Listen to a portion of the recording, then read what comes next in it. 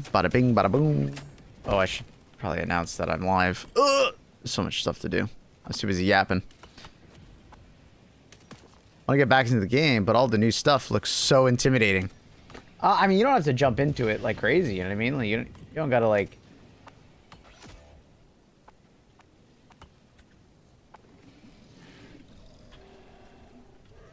Calling in reinforcements.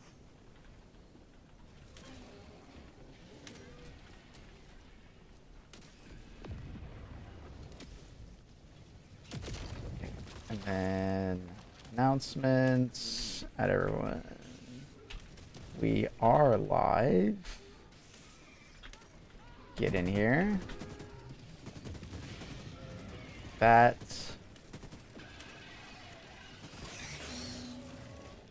Yep.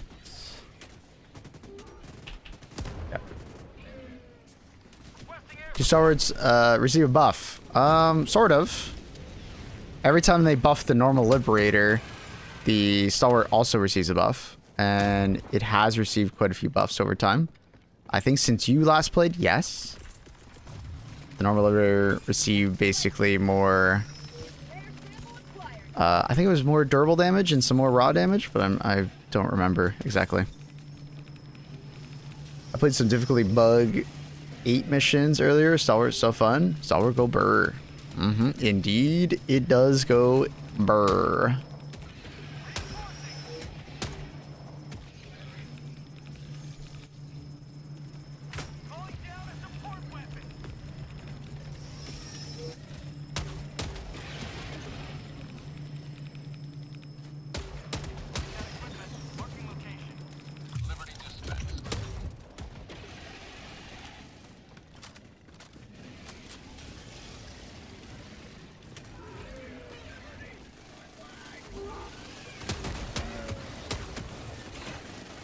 It's amazing how much more chill bug missions are than Cybersand.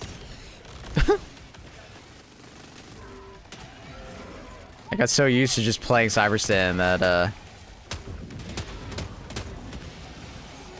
bugs in comparison is like quite the difference.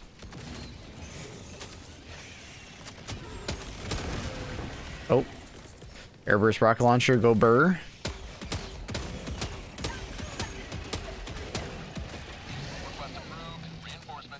This guy's cheating. Get out of the wall!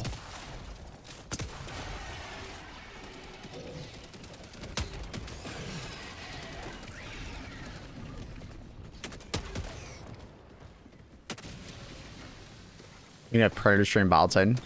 I'll spice things up.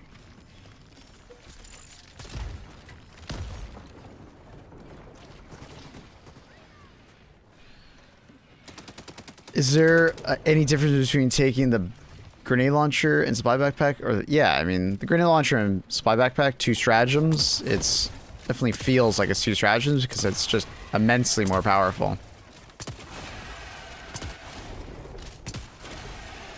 Belt fed versus like GL if you don't have any second equipment. Like belt fed feels very similar in many ways. But if you pair the normal GL with the spy backpack, it's pretty nuts. It's pretty OP. To the point where they might just revert the buff. We'll see.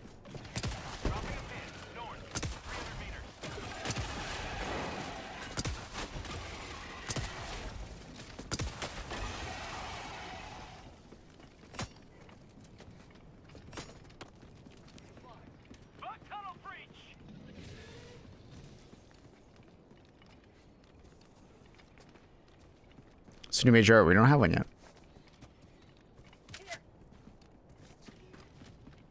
Found something.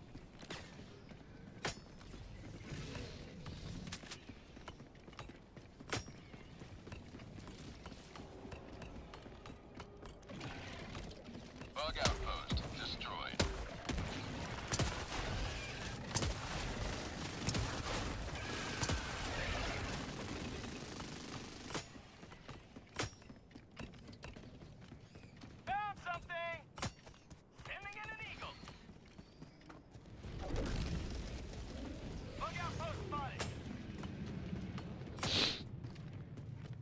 So the weapon is the same, but the versatility of the duo pulls it ahead. Yeah, basically. Like, they're not the same, right? At the end of the day, belt-fed grenade launcher is less impact per individual shot, but you get more shots, and they are coming out faster with no reload, right?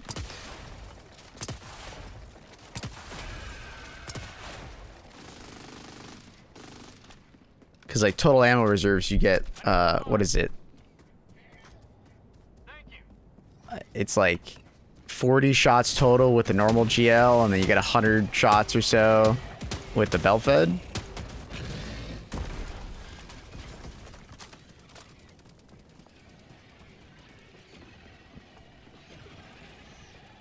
What's crazy about the regular GL is that, you know,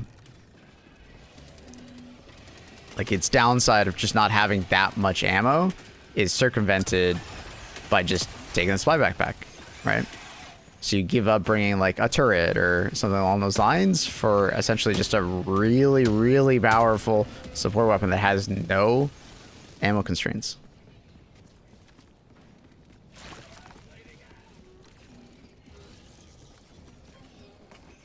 But changes I'd like to see made is like belt fed probably needs to do more damage per individual shot and have some more ammo maybe. One or the other, or both, I don't know. It would even things out a little more. Not sure what they're gonna do with the regular GL though, because obviously it's pretty overtuned and OP versus bugs with the heavy pen that they gave it.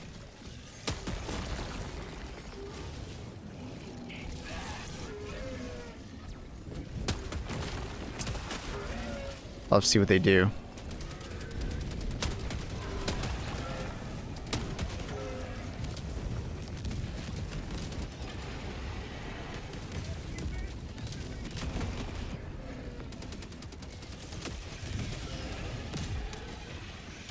You have medium or light armor? I'm light armor. Whenever I play bugs, you're gonna mostly see me wear light. I kind of rarely wear anything other than light on bugs.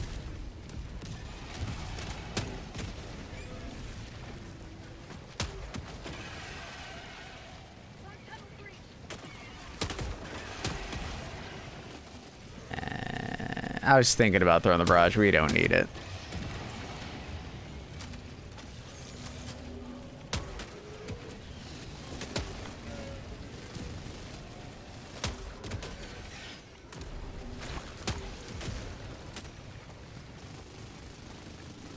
As perform versus Chargers and Battle Titans. Well, that's what makes it kind of OP at the moment. The GL heavy pen feels kind of insane versus run. Feels pretty insane versus like Battle Titans and Chargers because you just kind of like spam it and they're dead, you know? Which is why the GL genuinely feels OP when you like put on the spy backpack, because yeah, you gotta spam quite a few shots to kill a Charger from the front or Battle Titan from the front. But when your ammo is not really a concern anymore, kind of turns it into some insane weapon that can kind of do everything, right? It's like good at ad clear. Well, actually, it's like amazing at ad clear, and then good at AT as well. Kind of becomes like too well-rounded in a way.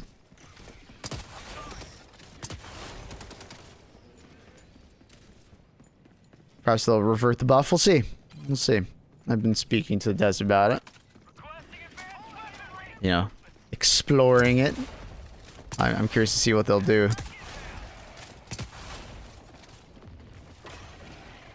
Weapon is a taser. It's called the Blitzer. It's called the Blitzer. Luna! When did you come and lay down? I was paying attention. I don't know where Luna went. I was literally like rubbing her belly like 5 minutes before stream. I thought she'd come lay down.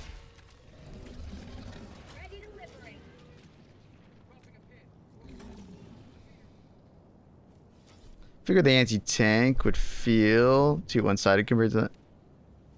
Requesting air support. Well, it's not anti-tank, it's only heavy pen, but yeah. For the buff to what? The grenade launcher? Yeah. Because the grenade launcher is like...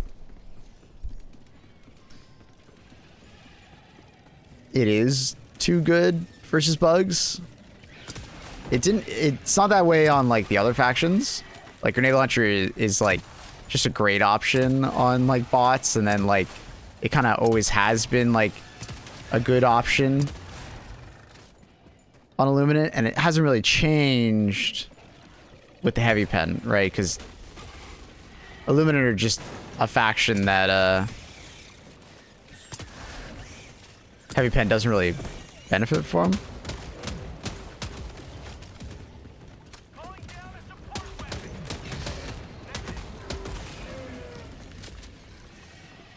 Requesting orbital.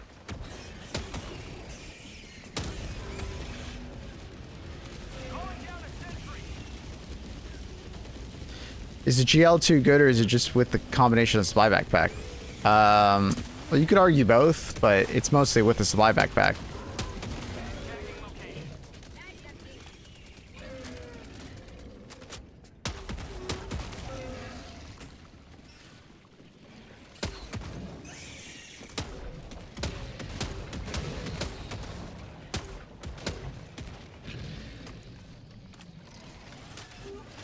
But obviously, you know, Arrowhead's in a weird spot where they might not be able to nerf it without causing like this massive outcry of the community. Even if it's, you know, justified for the game balance of between stratagems and stuff. Calling down a support weapon. So they're definitely in like a weird spot.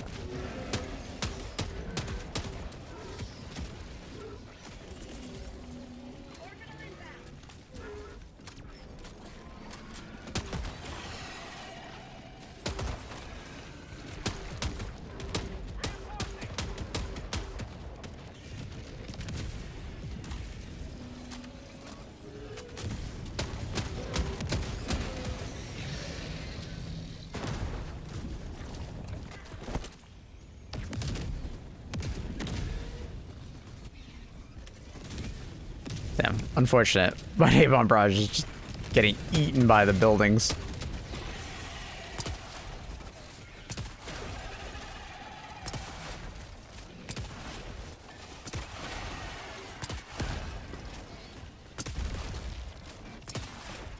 It's probably fine as a standalone, but if they nerf the spy backpack, it's gonna be a shit. Yeah, I mean they can't, right? Sentry.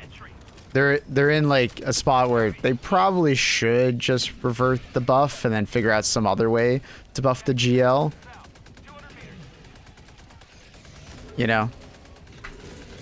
Because I think the belt fed is like a fine balanced weapon. It gets overshadowed by the GL though, right? The regular GL overshadows the belt fed because you can just supply backpack it. You know what I mean? Hi, Annie. Oh, Annie, I'm feeling quite hungover.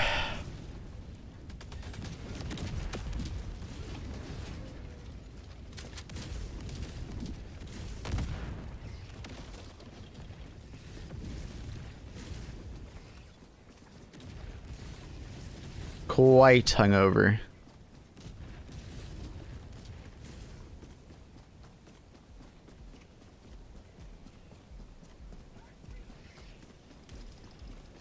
Oh, poor you. Why does it sound sarcastic? Requesting orbital. Drink more water? I have been drinking lots of water.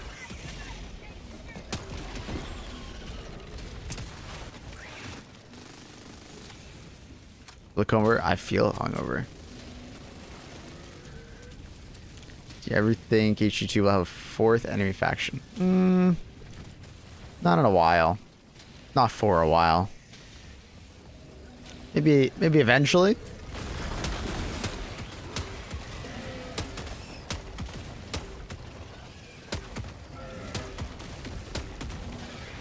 But if you look at things right now, I think they kind of have the cliche enemies that they need. And then from here, they just add like sub-factions to fill out, you know?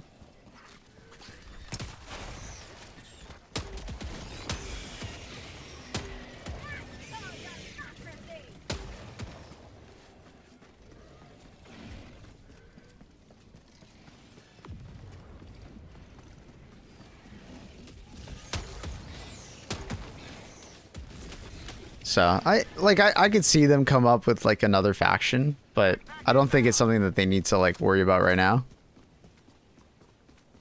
I think they need to fill out our current factions more, especially like Illuminate. Because right now, I'm gonna be completely honest, it kind of feels like we have 2.5 factions. Those I spotted ketchup everywhere on a shirt. That was around all over. Get the hotel to dry clean and laundry. Take your picture. Oh, picture. Oh no, Annie. That's unfortunate. The infamous ketchup mistake of 2026.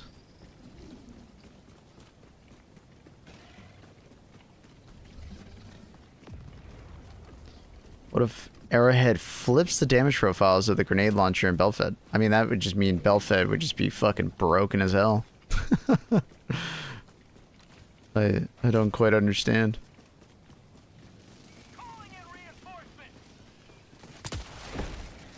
Damn, I just realized this team is struggling. Like we are just running out of resources. What is going on, team? I'm just trying to find this drill. Is that it? Talk to Habeas, what happened? Annie went to 7-Eleven, got a hot dog.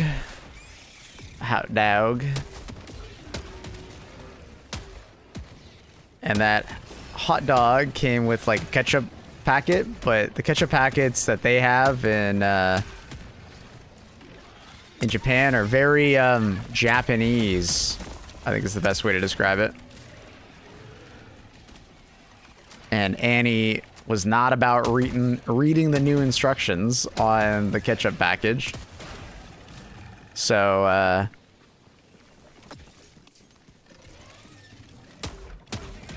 she was trying to force it open, kind of like a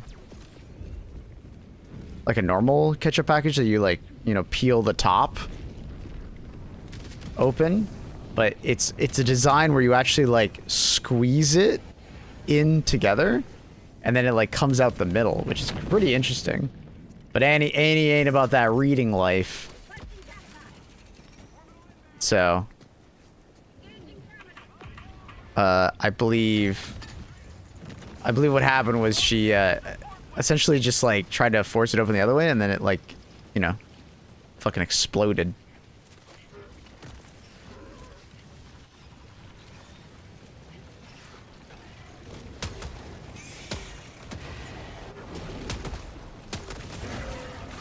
No, the double headshot. Unfortunate.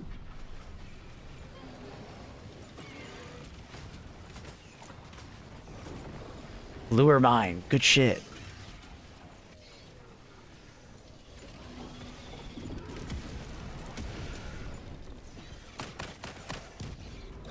Pretty common sense. Well, you just gotta understand that, like, design-wise, you're just used to a certain design and it looks like the previous design. It's understandable why she got distracted.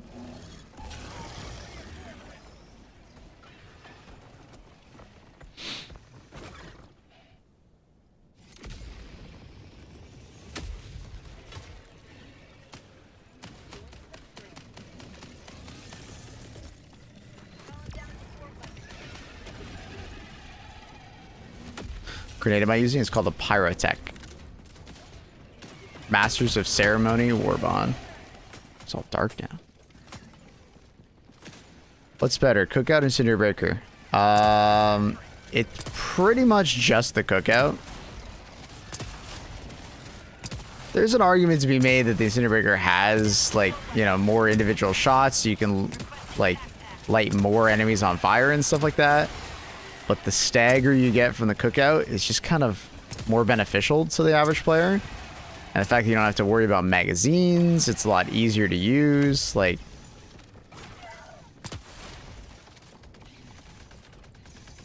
There's just a lot of benefit to the regular breaker. Yeah, I think the Incinerator Breaker also does more durable, which is cool, but when you're killing most things, you know, with, you know, fire damage, it doesn't really matter what the durable is. That's why I didn't kill him.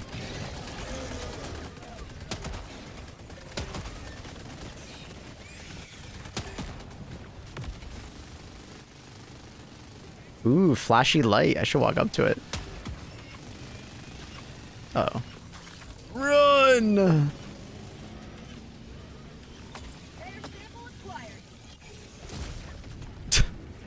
Dude, why do I just expect my teammates not to run away whenever that happens? I think it's the same guy died.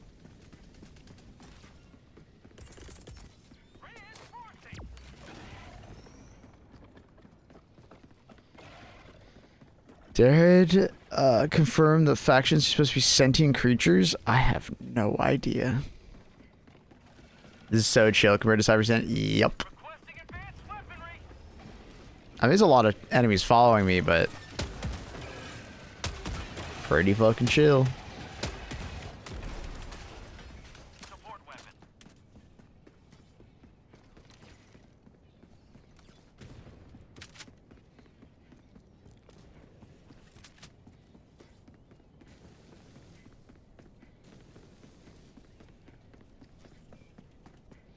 You look like a young version of Dan from Black Keys. That's cool. Sending in an eagle. Neat.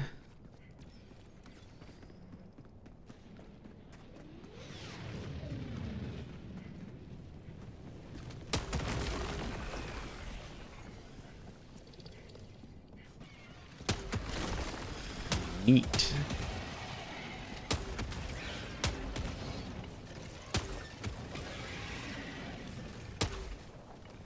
He dodged. I think he is sentient.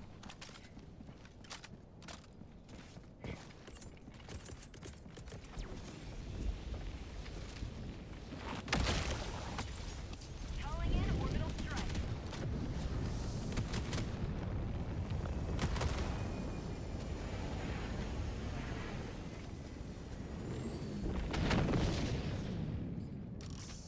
I haven't played Helldivers 2 in over a year since my PC went to a farm. What? Engaging terminal.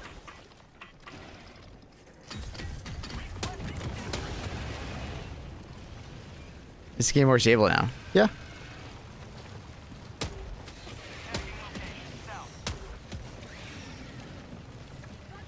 Calling down a sentry. How about a nice cup of liver tea?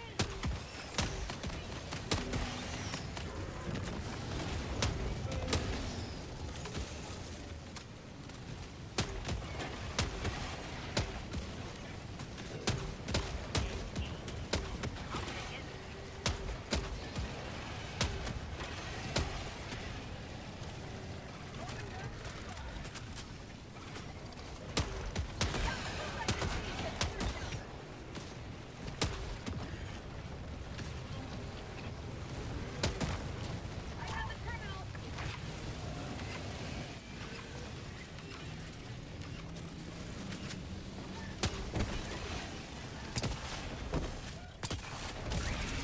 You have ignited the torches of liberty. What's up, John White? Bitcoin farm? Ooh, maybe it's a Bitcoin farm. My PC is now roaming in green pastures with other old PCs. Fair enough, fair enough. Grass-fed gamers, dude.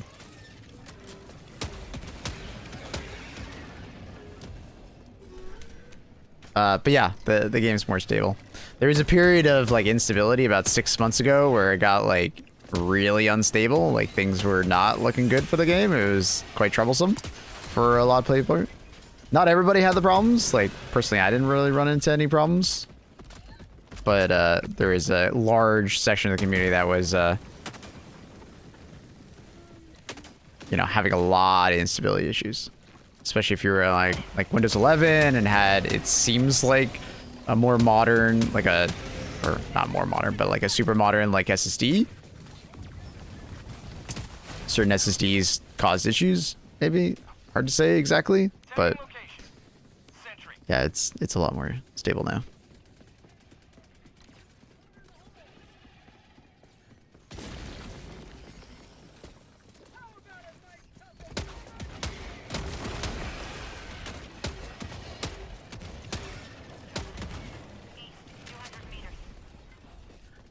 Good day, good day. How are you?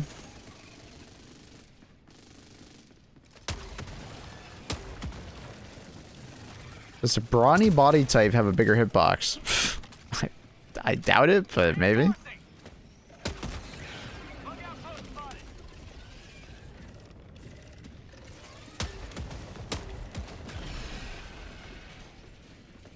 The gambling of claw machines. It's your brother that really likes claw machines, right, Annie? Yeah, I mean, the claw machines are basically like, they're kind of baiting you into thinking that you're not gambling, but you absolutely are gambling. It's one of those, it's trying to make you think it's a skill-based game, but it's not. Like it very much is like RNG. Ooh, Annie won a Kirby. Oh wait, I think that's Kirby. Is that Kirby? No. Is that Kirby? I guess. I think that's Kirby. Why did you fail the assault on Cyberstan? Why did I fail it? Well, I fucking just hate Super Earth, apparently. Apparently it's all my fault. I wanted to stick it to you, Zergs. Stick it to the man. What up, Yuri? How are you?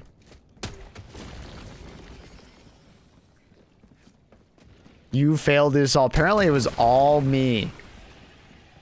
It was all on my back and I failed. I fumbled the attack.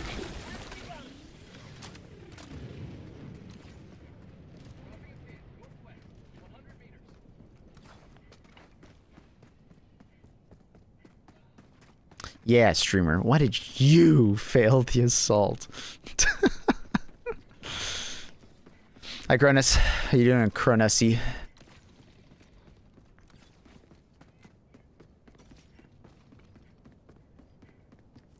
Why didn't you lock in? That sounds like treason.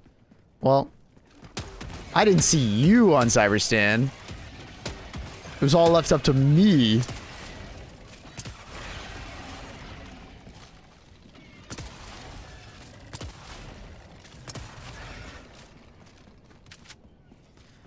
Last night, I was a few minutes Cyberstan, kept dying to the DSS. I died a couple times to it. I do feel like they should probably show the yellow marker on the ground for a bit longer before the shell comes down. Like, because there are some situations where I'm like, well, I guess I'm just dead now. Or, because it's the same fucking color as, like, the Vox yellow, I was like, oh, it's okay, I can survive that. You know? It's just a Vox rocket, whatever. It wasn't a Vox rocket. The fact that you didn't see me tells me you didn't even show up. How many Vox did you down? Thousands.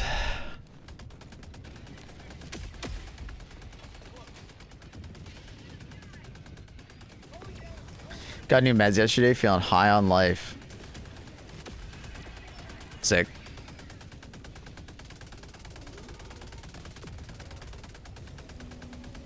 tell Cronus about Wiener. Annie, I'm not going to repeat the story 17 times for every person that comes in. Annie bought Wiener at 7-Eleven.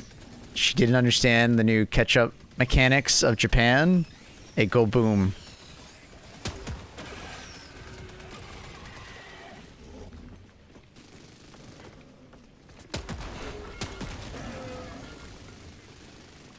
I want to hear it after Cronus. Fuck you. It go boom in her eye, yes.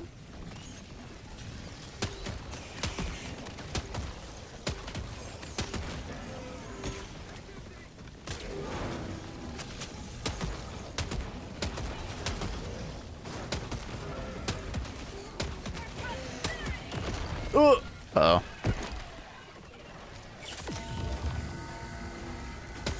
Teammates are trying to kill me. My teammates are trying to kill me. My teammates are trying to kill me.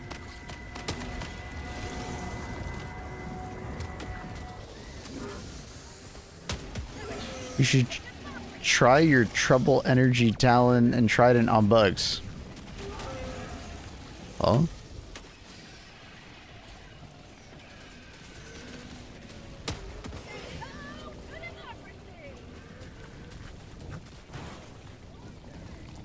So I have hearing aids. Weren't in. What'd you say? You guys are funny.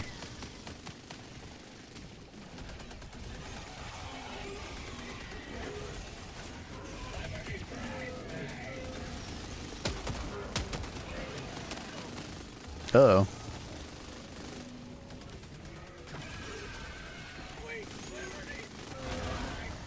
Dude, look at the maxi gun go crazy, dude.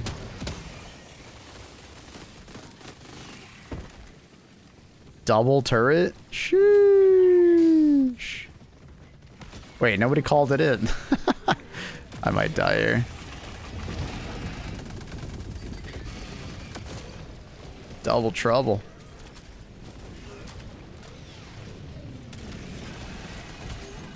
Do you have any regrets about contributing to the failures of Cyberstan? Apparently it was all my fault. Did you guys know that?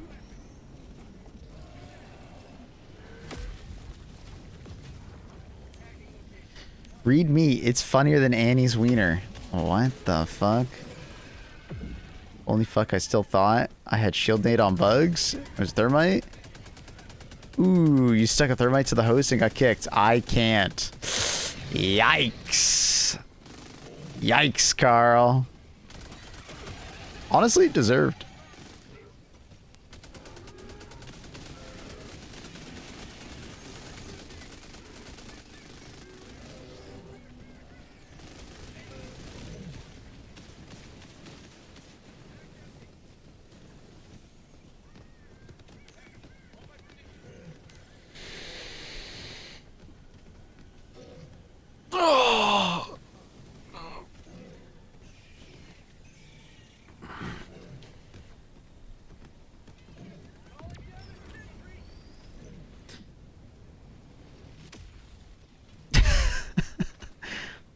I went to nerdy anime buildings. I saw anime nerds.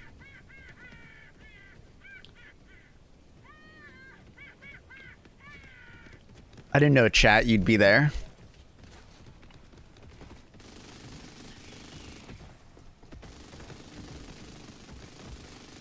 What's up, buddy? How you doing? Oh, he shook his head. He's not doing well, man. Oh, he's such a good boy. He's such a good boy. He's a good charger.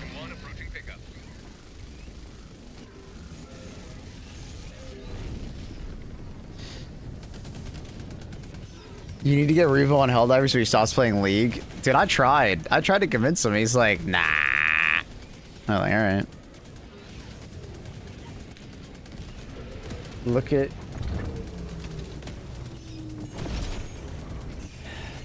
Yo, chat, which one's you? Pelican 1 preparing to depart. Shuttle launch in Oh my god, is that Blue Eyes White Dragon? Oh my god, dude. Absolute Yu-Gi-Oh! I only recognize Yu-Gi-Oh! I don't recognize anything else. Dark Magician, I think, was that card. Pelican 1 beginning ascent. Dude, I don't even remember the main character's name. I'm the fat one. Enhance. You will forever be remembered as heroes of this metropolis.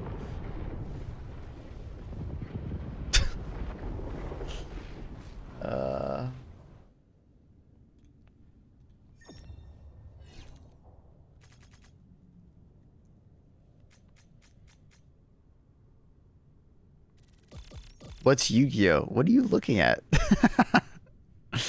Yu-Gi-Oh was a TV show and a card game that came out in the early, what?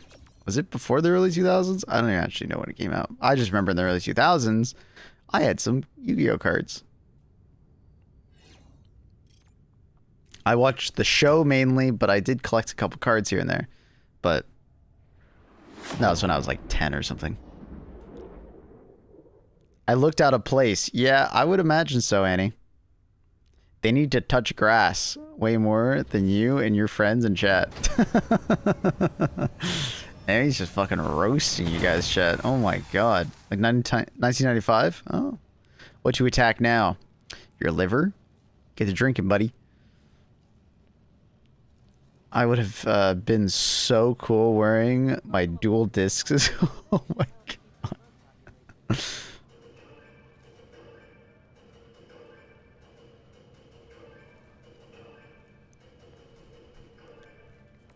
We're waiting for the new MO, so we're just kind of chilling, buddy. There's nothing really to attack. Just go fight wherever you want. Eldiver, the Super Destroyer is ready for your next mission.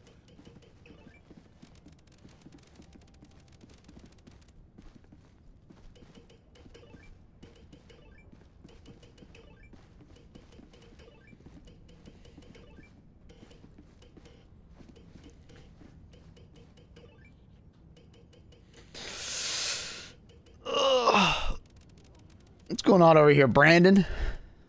Oh, they must all know each other or something. They're all like huddling around it. Let's all watch. Chat, cheer 'em on. Go Splargle.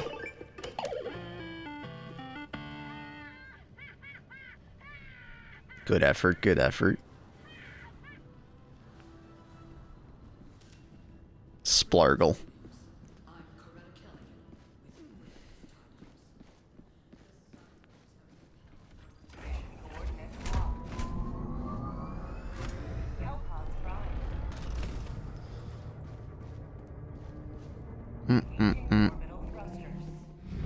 You went over there and they stopped? It's all my fault. Everything's my fault.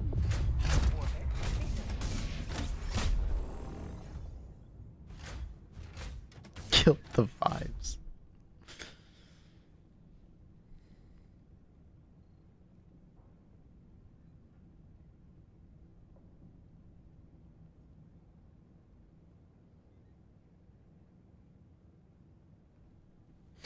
How was Pirate Game, Reese? I think you tried out. I think I saw screenshots of you trying it. How did it go? Give me the rundown. How did it go? I had the stream open. The beeping was distracting myself. Fuck. Well, see, Reese was right. I did ruin the vibes. Fuck. My bad. Apologies. Apologies, my amigo. It's all my fault.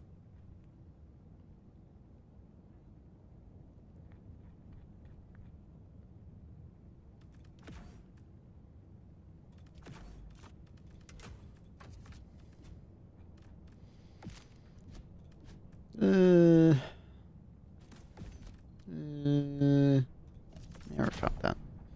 It's Saturday, so yeah, it's your turn to be at fault for everything. True.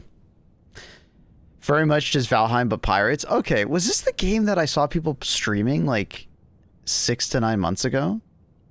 For some reason, I thought it was a different pirate game, but I guess it's just that one. My brother buys these cards, really? That's why he went? Oh.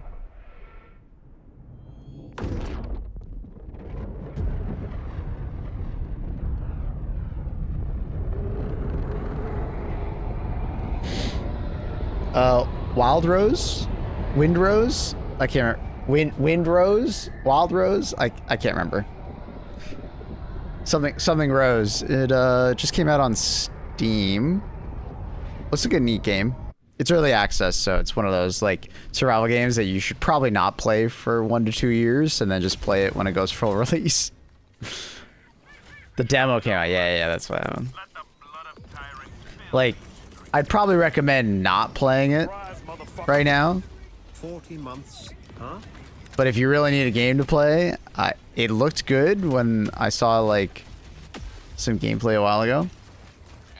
Hello, Blanc. How's it going, Blanc?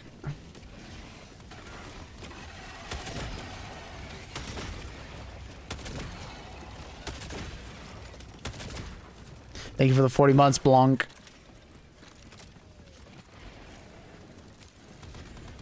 And he really just called you Blanky. Damn.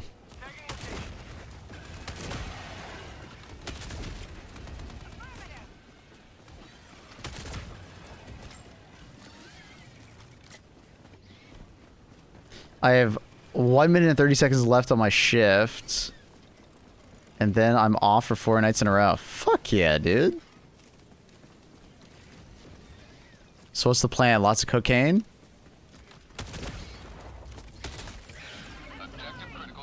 Cocaine in video games? Oh shit, that might hit the top and just land.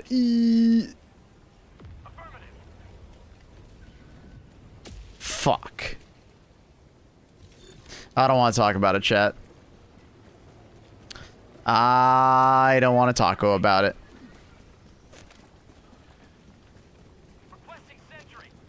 I mean, I could just spam the building with Epoch, but I'd rather not.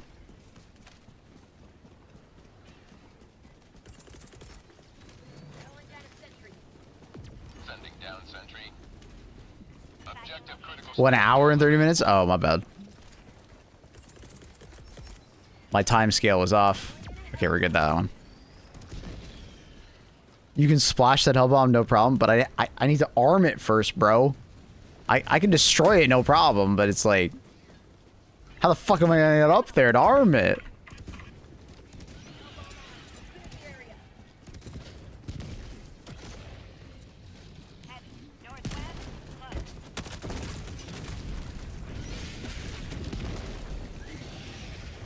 What the fuck is going on with my team? Are you guys good? Use the elevator. Dude, imagine you could actually go inside that building and like take an elevator out. That'd actually be kind of nuts. I don't know if it would ever work or be cool, like, worth it, but it'd be kind of nuts. A lot of height.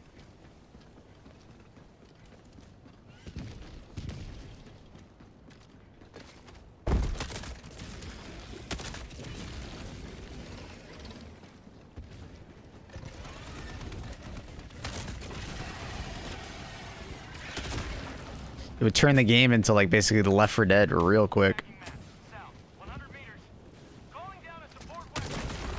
Annie, what did you say? Black redeemed ad time. Yikes. Annie?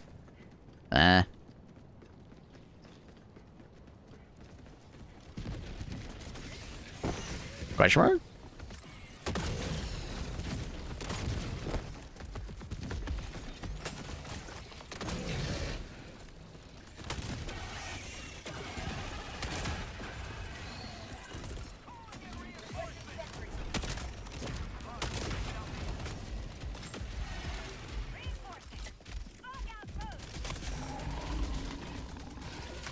Dude, that audio is just off. It sounds like the fucking Ball Titan's behind me. It's not. Newsflash.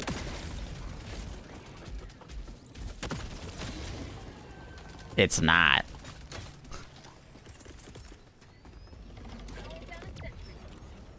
Objective nearby. Calling in orbital strike. How'd you like to taste some freedom?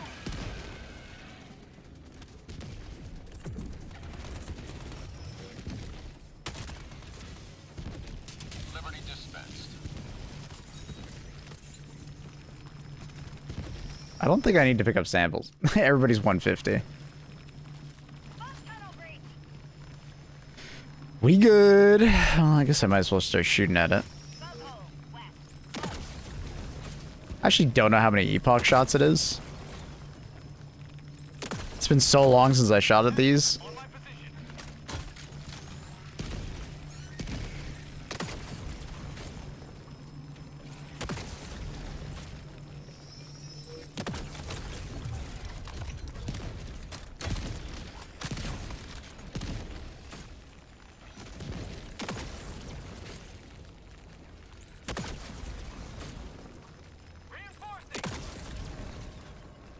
Alright, we're doing it for science. That's 3 mags so far. I want to know how many shots it is.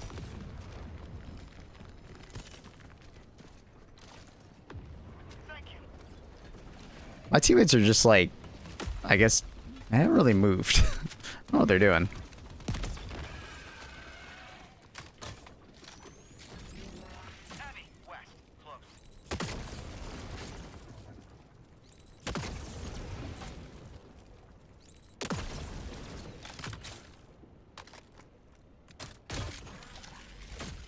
Four mags.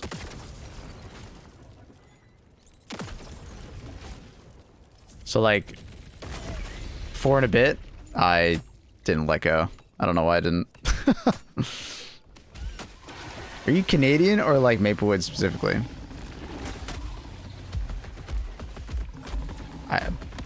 I guess both.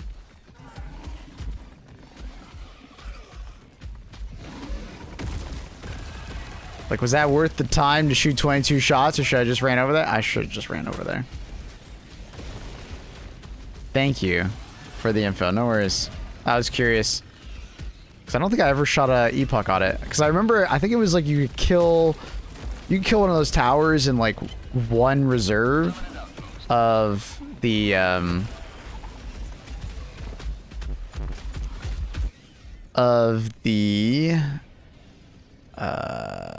what am I trying to say here?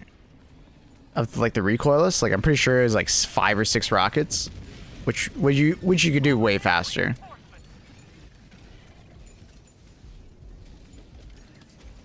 But 22 shots of epoch, that's fairly slow. Not worth.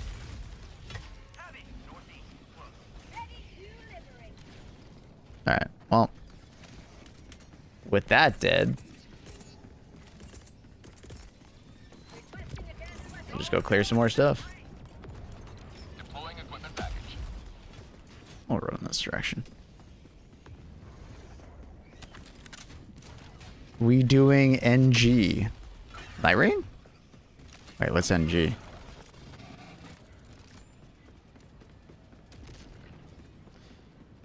Who would have figured the epoch would be so bad at towers? Just a damage per second thing, you know what I mean? Those towers are ridiculously tanky. Oh, Neo 3 New Game Plus? Ooh. How is Neo 3?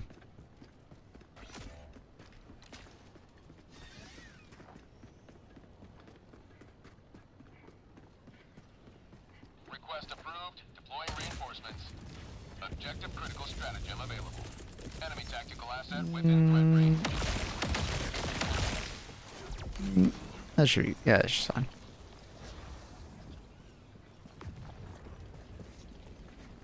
Heard it's good if you like punishment.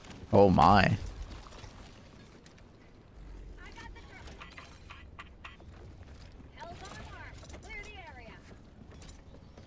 I want to go see Punch the Monkey. Hmm?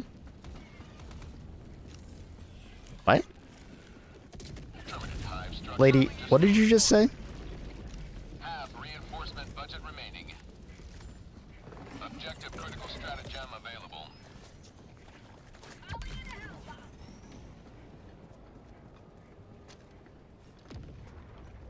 For someone who doesn't have many electric guns, what's good against flankers? Electric guns are like... Arc guns are actually just not good against bots. You might believe that just because like, oh, well, electricity will fry them. Nah. because most electric guns, what they do, arc guns, they aim like center mass at an enemy.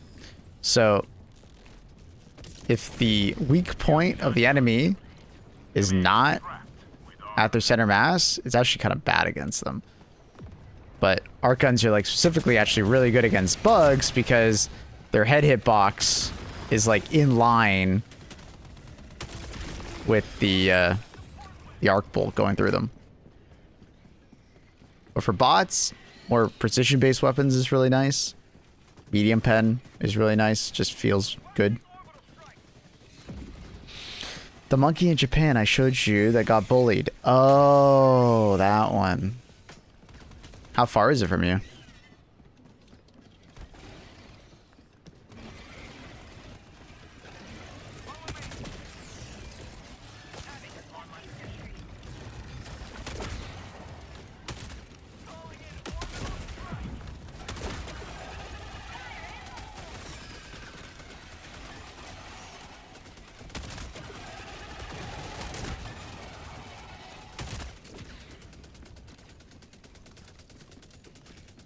You left or right-handed? I mean, I have two hands. I'm right-handed, but I do left-hand some things. Like when I go golfing, I'm a left-handed golfer. Like I swing left.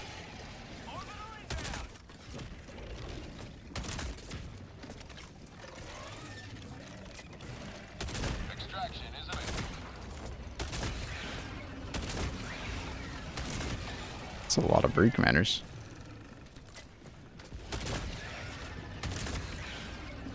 I swing both ways. Really? Interesting. Good knowledge. Good knowledge. Learning a lot about chat today. Any swingers in the chat?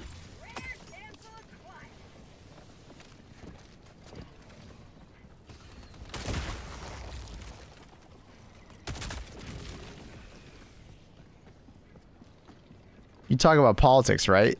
Me? No. I actively try to avoid all political discussion as much as possible. Sometimes I like fall into it, but I would rather not. No. Talking about politics on the internet is like, it's just stupid. Because conversations about politics quickly become irrational and just emotional. And people get very offended even just talking about it. Like if you share a different opinion than them. I mean, okay, to be fair, that's mostly a North American thing, but because there's just so much tribalism, but it does help elsewhere. You know what I mean?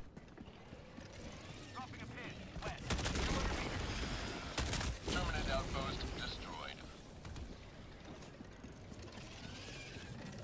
Politics and religion, yeah. Staying away from those.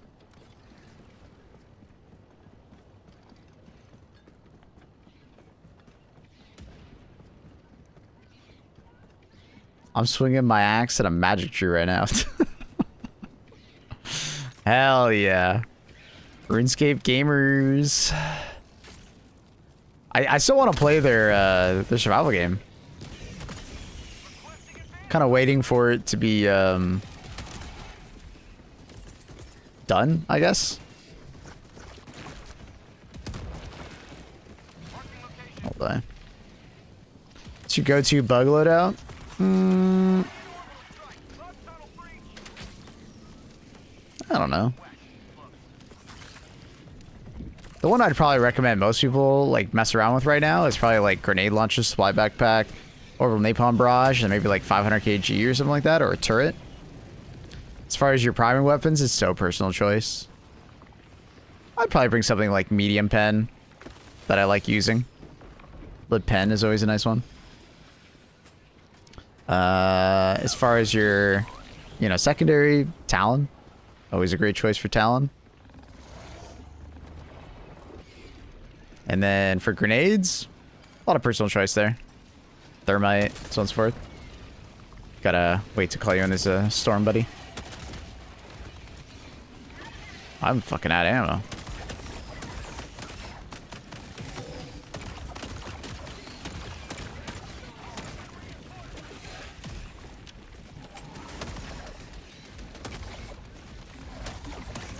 Dude, the sound is so messed up. It sounds like that Bile Titan's literally in my walls. What the hell? Watch out, F3. Turret's behind you. Watch out, F3.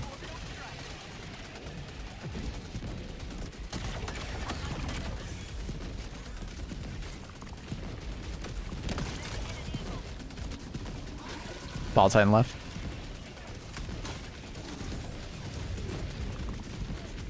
Extraction is available. I hit his leg. Whatever. He'll die.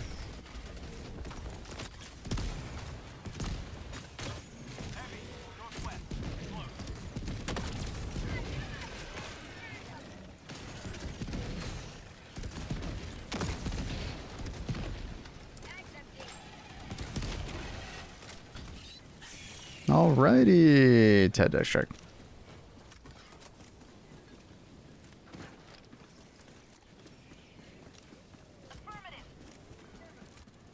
Tesla is so nice. I mean, Tesla is good. It's a fantastic stratagem. You just got to be aware of your teammates, you know, and make sure that they're aware of you. That's very important, or else Tesla will be not great choice. Yeah. Also, you got to be careful placing it so it doesn't get absolutely destroyed immediately by like a charger, right? So placing it high up so a charger can't get to it, or, you know, having something in your loadout to stun chargers so they can't get to it. Very nice.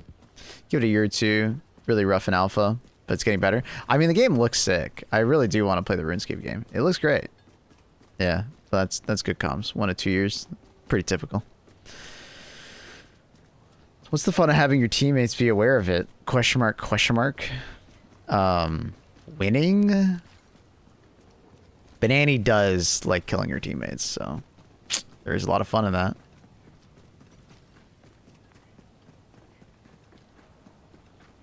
We got a campaign where we got to defend Super from cyborgs. That'd be neat. I strongly believe 777 is hacking. Soretta?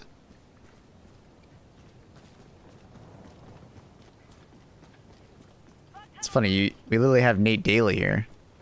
And you're talking about Soretta. That's fucking funny.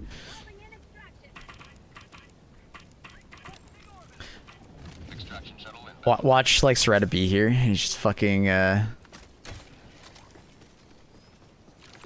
memeing. It's me, Mog. No, it's not. Prove it's you.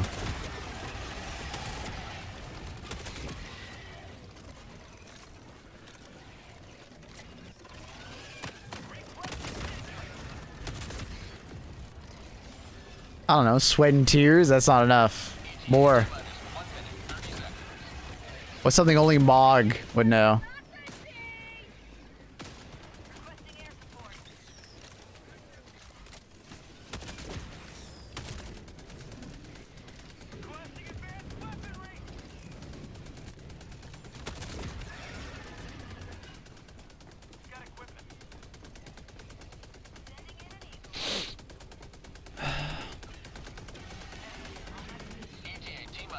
These are my fellow New World gamers, chat.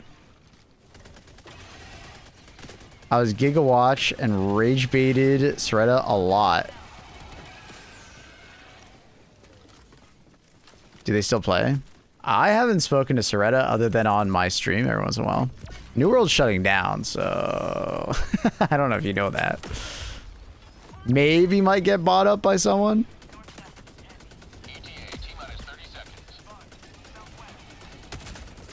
But it is literally dead game. I still spend a lot of time playing with Kevin. We've been playing a lot of Arc Raiders together. Obviously, there's Nate Daly. Revo. I play a lot of stuff with Revo. Blank was literally just here, but he fucked off. Pelican 1, preparing for touchdown.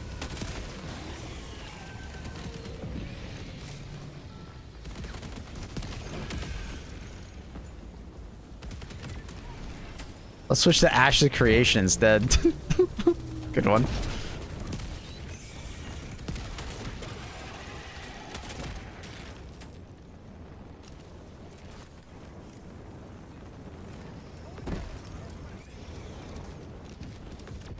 Can I get your confirmation number? Hey Walrus, how you doing, buddy? Pelican 1, preparing to depart. Yo, what up, Vectra? Reinforcement budget depleted. Cyberstan looks strange. This is Tyranid Extraction complete. Or Terminid Stan? God damn it. I'm thinking Space Marine. You have proven beyond doubt the mettle of the Helldivers. But it's good to see you, Mog. I missed you, man. How have things been for you? Missed your ass. Mog was an absolute gamer in New World chat. He was ruthless, but he was like, we had never heard him speak, so he was very mysterious. Very mysterious. Like the story of like New World was basically just like I was playing it with my very like casual like Destiny friends, and I kind of took New World very seriously. I played it a fuckload. I did like I think it was like a 12-day stream where I'd sleep on stream, wake up, play New World, sleep, play New World, so on and so forth. I think I was like on our server. I was like I think 5th or 6th to max level. I played it way too much, and I didn't expect to care about the PvP side of New World, but the PvE side of New World was so lame and boring.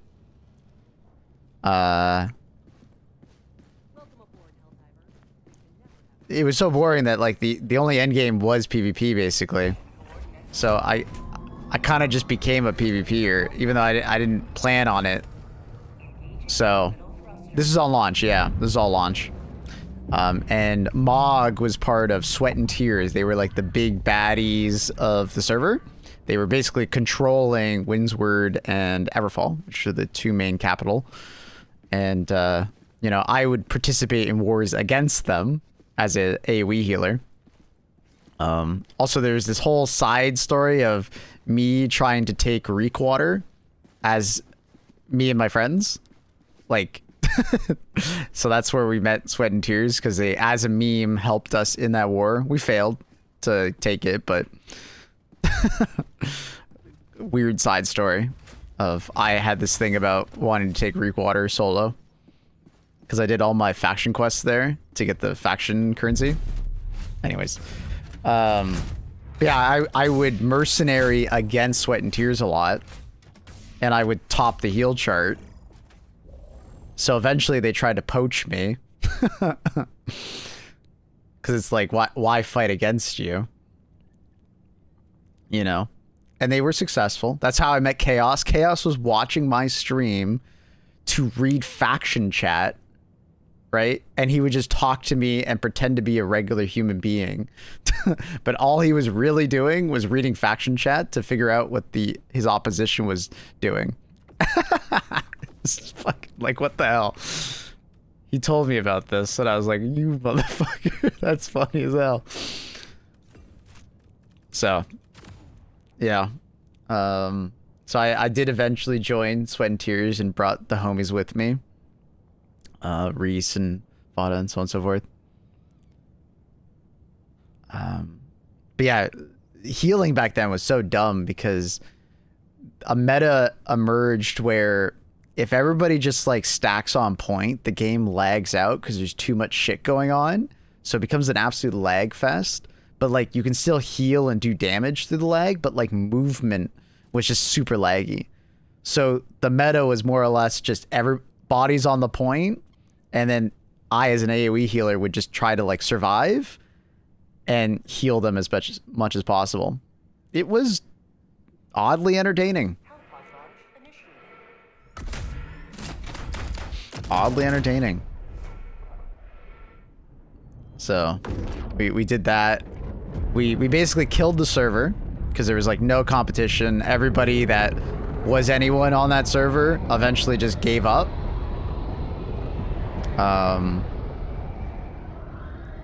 And you know, we looking for content wanted to swap servers because at that time they were offering server swaps for free. And we decided to swap to Valhalla, which was arguably like the PvP capital of the game on the West, for the West, for anyone on NA servers. Went there, tried to attack Everfall, failed miserably because they really were the PvP capital. Their meta had developed so much faster than ours. Absolutely fucking wrecked. Like, it wasn't even fucking close.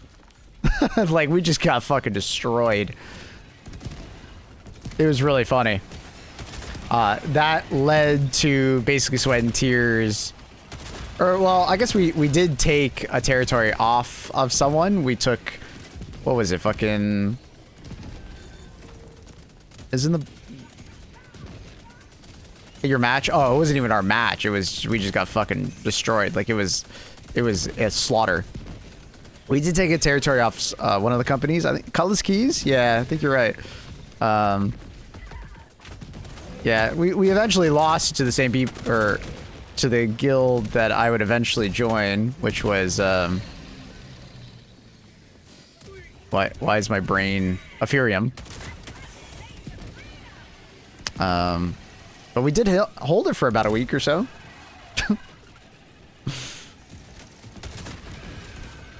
Yeah, so... With that, what happened was we lost that, and then it was, like, game over. But I was still playing with Kevin and Cornell, a couple of my friends, and we were doing like OPRs, and it was fun. But we eventually, the leader of one of the companies that was like one of the big baddies, Ethereum, found my stream and noticed how well me, Soretta, Kevin were playing, and essentially poached us to come join them.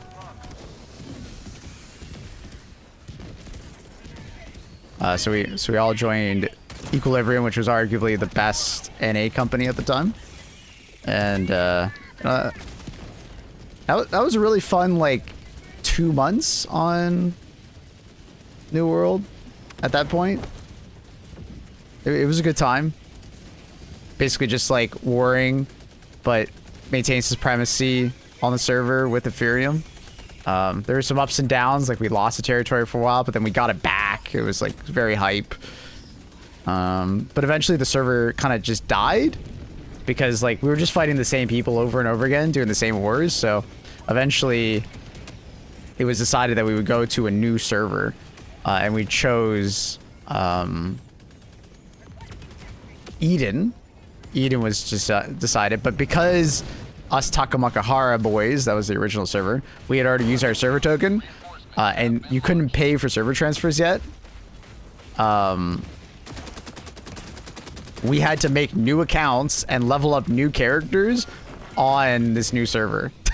And we did this within the course of a week. We hit max level, and we got like max gear within the course of a week, just so we could war on this new server.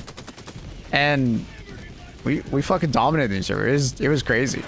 It was a very defensive-sided game at the time, so it was really hard to take points. But I was sort of poached by a friendly company that was from Valhalla named Aggression, and then there's some drama of like, who am I really with? Am I with Ethereum or am I with Aggression? It was odd. Eventually I would move away from Ethereum and go with Aggression and then just do Mercenary Wars, but yeah. Annie I met on Eden. I met Annie on Eden. I think it was like after a war or something like that. She came into my stream while we were doing like a I don't know, an invasion or something like that, and we just started talking. It was during the height of COVID. Yeah, exactly. It was fun. Like, I don't know. New World was obviously like extremely scuffed and bad, but I had a great time. I have fond memories of it. The you know, the streams were hype whenever we did a big war. Like we had like thousands of people watching. It was sick. It was really fun. We played it. I continued to play New World for another like, you know, bunch of months. But basically what I was is I was a mercenary with my 2 accounts. People would message me. They're like, hey, we got a war at this time. You down? And I'd be like, yeah. And I'd log in, do the war, log out. They would pay me in gold to show up. And I did that for a couple months. But obviously because I wasn't really playing and I was just logging in, doing a war, logging out, you know, the meta, you know, moved away from me and the young bloods came in. But I had fun. Eventually a fresh start server started. I think it was like a year after release. And that was fun. I did that. The fresh start server was actually a lot of fun because all the PvPers decided to go on one fresh start server. So we all joined the same server. And that was really fun. That was a good like month as well. Very competitive month of gaming. It's a good time. I was lonely and wasn't thinking. Farming Lazarus 1,000 times for the staff that was bugged and impossible to drop. It actually wasn't bugged. It was just so fucking rare that like so few people got it. Because there were instances of people actually getting the staff. It was funny because like a month later they made it like ridiculously easy to get that staff. It's kind of funny.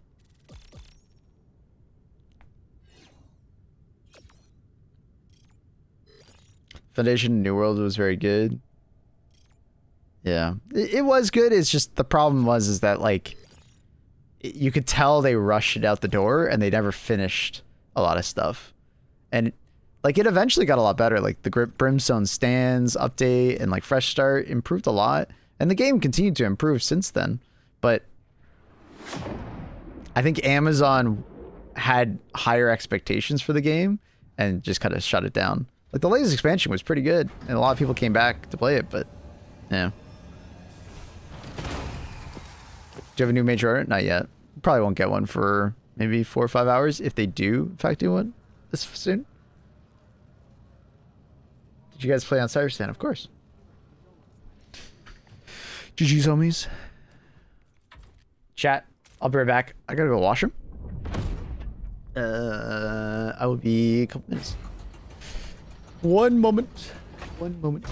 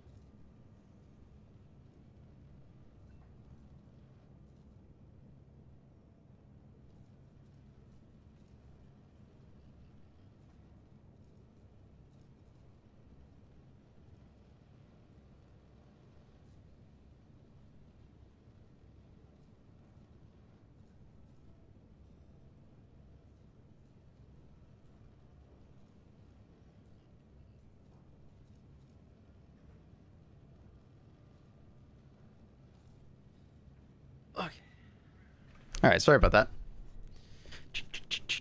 Yeah, New World was like kind of came out at the perfect time. You know, it was like peak COVID, so like everybody was like quite lonely, and it was like Allied destroyer has it was a fun MMO. Like, I don't know, it's unfortunate it was rushed out, but at the same time, because it was rushed out, it came out during COVID, which was really big for the game. Like, I genuinely think it would not have hit the same peaks if it wasn't during COVID. But, you know, obviously it would have been nice if it came out complete. But yeah. Fun game. No regrets. There's so many friends that I got out of that game. It was awesome. So many friends. And I still play with many of them, so. Allied destroyer has joined squad. 'Twas a good time.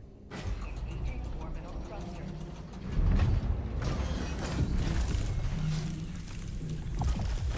I unfortunately met Revo. we all unfortunately met Revo. I am the best. 54344. Damn right he is.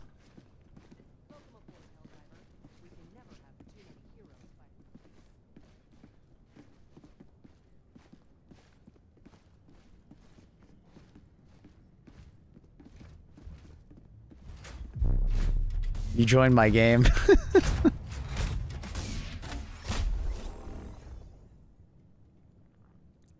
Ooh, nice, a flag mission. Fun. What do I feel like running?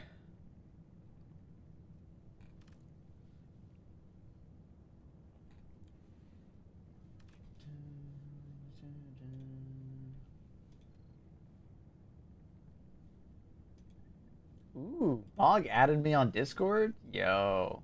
It is the real Mog.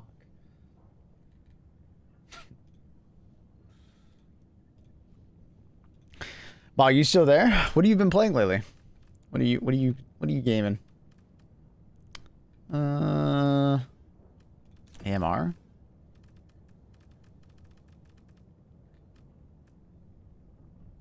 Yeah. Sorry, 1 second.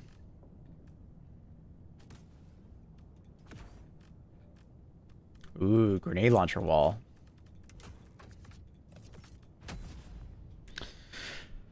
What up, Tim Tam? How are you?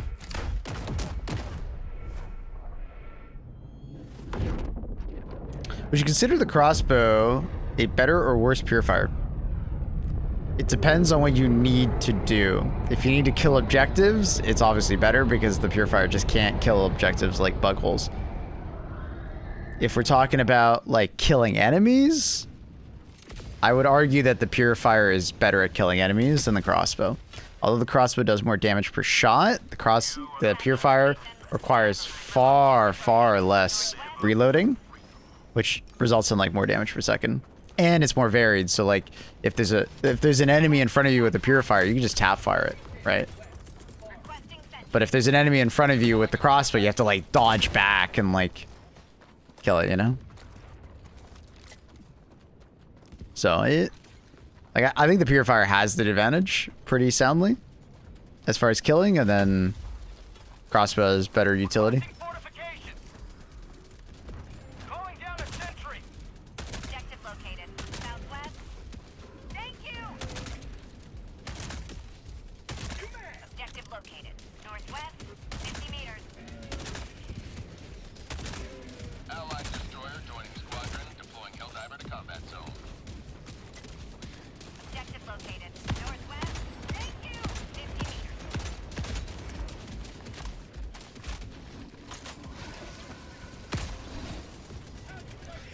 Man, I genuinely feel bad for Battle Titans when I play against them.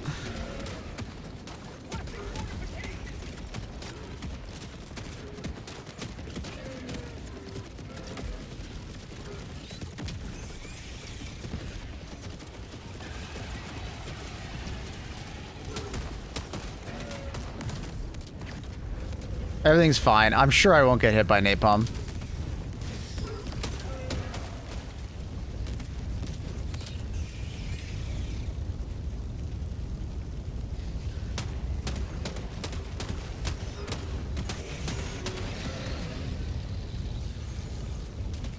I can't fucking see anything.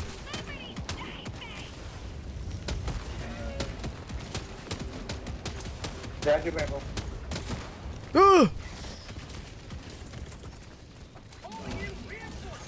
Dude, that turret like 50 miles away from you just killed you. That's crazy.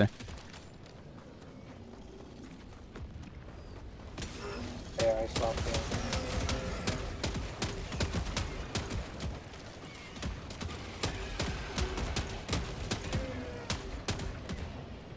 Even Barrage makes the game kind of boring. Oh, I agree. It's too good. Dude, how long is this bug breach? Holy shit.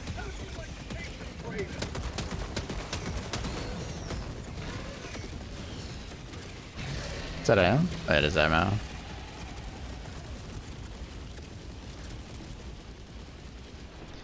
Did both the last MOs fail? Yes.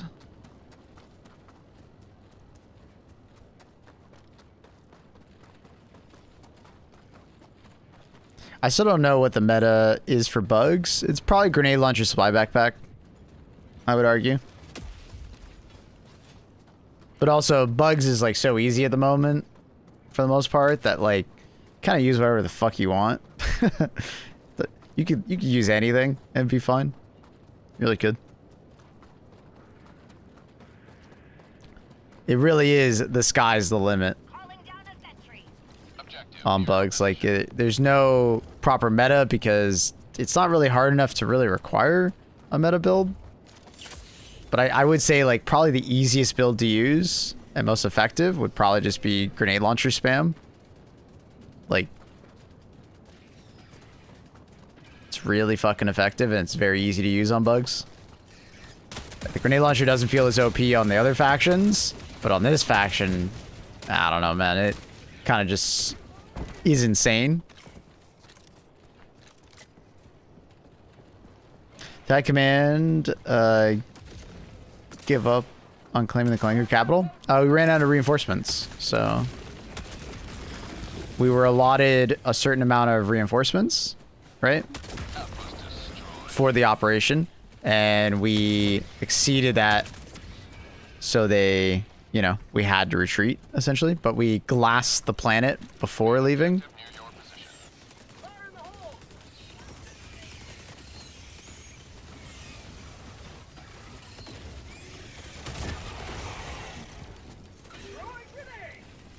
Fuck is this flag? Oh, it's by Dynamo. Helldiver, you are moving outside the mission area. I miss being on bugs, I'll be honest. Bugs significantly easier, but it's like, it's the comfy faction. I just enjoy killing bugs. I purposely died in Maple's games so we would lose. Damn, Annie, you're so brave. You're just so brave.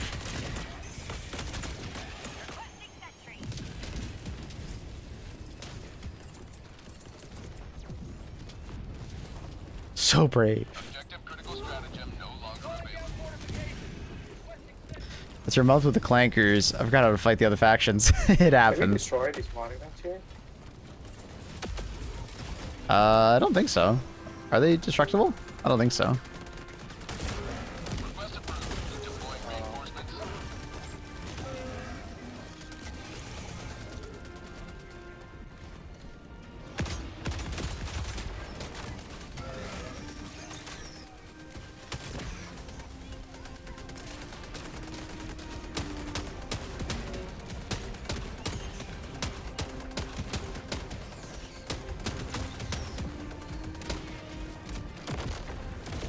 He did. He did. Oh boy, that was really close. I'm surprised I'm not dead. Bugs are such cakewalk. Compared to what we've been dealing with, yeah, they're such a cakewalk. Oh. I guess It was closer. You gonna play Arc Raider sometime? I've already arranged to play with Takibo and Mr. Pips on the 24th. So like 2 or 3 days. I just don't see really much point in playing now.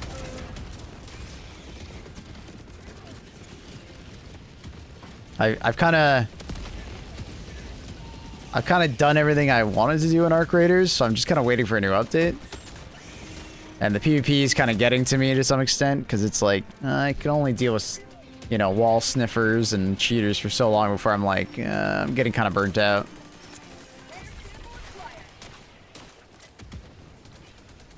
So, with the new expedition coming, I'm excited for that, and then we also have, like, the new map condition and stuff like that, but... yeah. I'll be really busy, though, the next, like, month with, like, a bunch of different games, though. Because we have, we have the Arc Raider update, and then on the 26th we have Space Marines 2 update, and then we have Marathon's open beta / like server slam, whatever they want to call it, and that's coming out then. And then we have Toxic Commando, maybe I'll try out on, I think it's the 12th. And then there's Crimson Desert, which I want to try out on stream. So we'll at least play a day or two of that on stream. So lots of different games, man. Lots of different games. What's a wall sniffer? A wall sniffer is when in PvP combat in third person, you would like sit behind a wall and you just peek around the corner. You know what I mean? And then you just sit there, and you sit there, and you sit there, and then you wait for someone to peek or like peek you or push you, and then you peek out. You pre-fire them, pre-aim them. It's lame. Toxic Commando is literally just World War Z in first person. It's World War Z in first person with some SnowRunner vibes. They also make that game, so it's basically both games like meshed together. It was all right. I played the demo. It was all right. I'm not like over the moon for it, but I think we'll probably check it out at release. That's why I wanted Arc Raiders to be FPS. It is what it is, because like Arc Raiders just wouldn't have been nearly as popular if the game was first person, right? Because third person is definitely more accessible than first person, right? Just kind of, it is what it is. Like, I would love for the game to be first person, but at the same time, I understand that like it just wouldn't have worked. It wouldn't have worked in first person, right? It would have been not as good. And it's something that you kind of get used to some extent, because it's like, well, third person combat, you just kind of accept it for what it is. There are flaws to it, but there also are benefits of, you know, making it more approachable so people want to play it. But I am excited to play Marathon because it's first person. And it's also more action-based, you know. Like, there's a lot more going on in Marathon combat.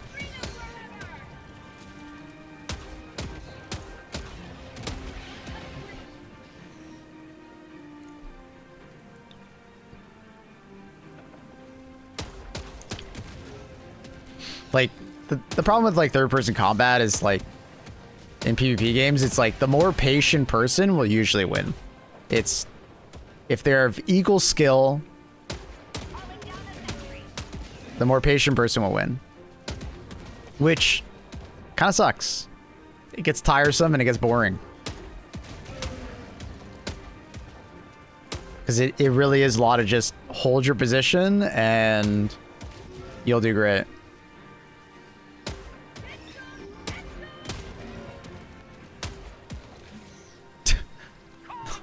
Dude, there's no enemies spawning. It's so fucking easy compared to box. Yeah, it's ridiculous. Did that guy just like rage quit because we didn't realize him? I risked and he just had to wait 2 seconds for the spawn to land. Oh, that's weird. Maybe he crashed? He's on the other flag, I think it's good on his own, and he died. Oh. I hope he didn't. Maybe that's why you guys aren't getting the spawn. Yeah, that's true. Also, maybe it might have bugged out. I didn't realize he went to that flag. It could bug out if we have 2 flags going at the same time. I hope it didn't.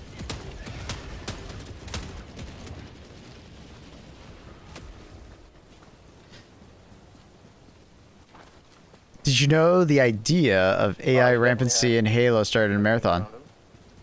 Yeah? It was their first game. Mm-hmm. Tactical asset near your location.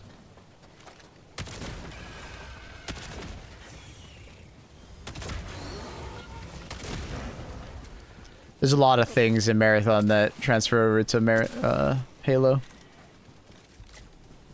Narrative-wise, and some gameplay stuff.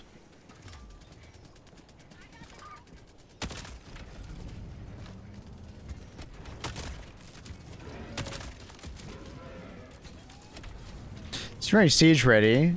I've rediscovered how fun the double freedom is.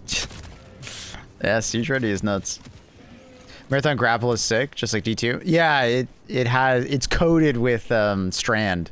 It definitely looks a lot like it. What's in the update for Space Marines 2? It is the new Tech Marine class. I think they're also adding like a new map. I'll be honest, I'm not going to really cover that much of it if there isn't drops. If there's a drops campaign, I'll probably stream the Space Marines 2 content quite a bit, just because it supports me as a streamer a lot. But if it's just the Tech Marine class, I don't know how interested I am in like grinding it just because it's Marathon.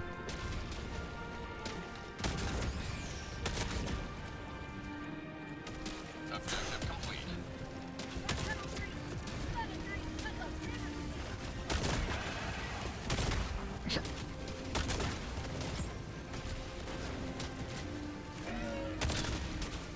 Okay, now no, like I said, I'll be playing on the 24th with Pips, and I'll probably be playing it until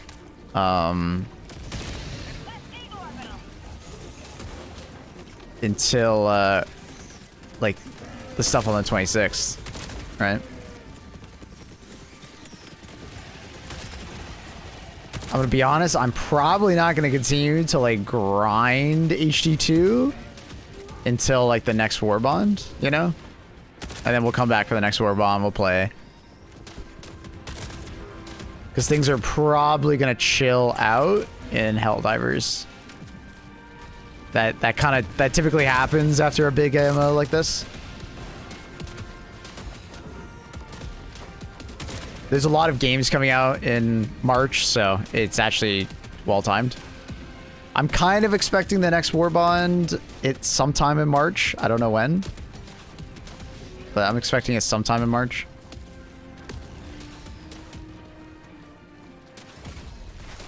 So we got so many games to play, chat. I'm excited.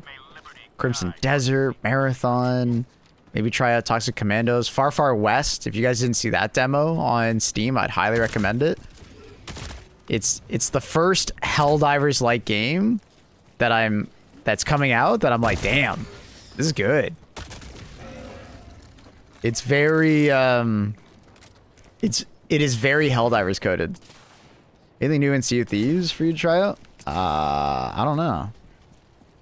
I haven't played Sea of Thieves in years. I love the game. I really enjoyed playing it. I think didn't I play with Soretta? And you, maybe? You're like mentioning it. I'm like, I'm pretty sure I played with Soretta. Or you.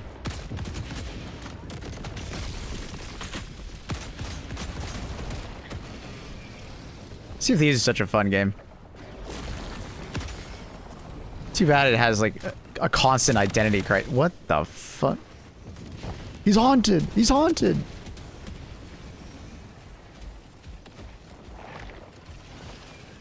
Which game is HD2 coded? Far, Far West. I can show it after this game. If you guys remind me, I'll show you guys on Steam. There's a demo out for it that came out the other day. Very impressed. I missed the last demo that there was. Oh, he exploded and killed me. Staring too close. Oh, dude, that's right. Yeah, and Horizon. Speaking of Horizon, there's also the new Horizon Hunters game. That's like Night Rain meets Monster Hunter. That looks good. I'm very excited for that game. I don't know when that's gonna come out.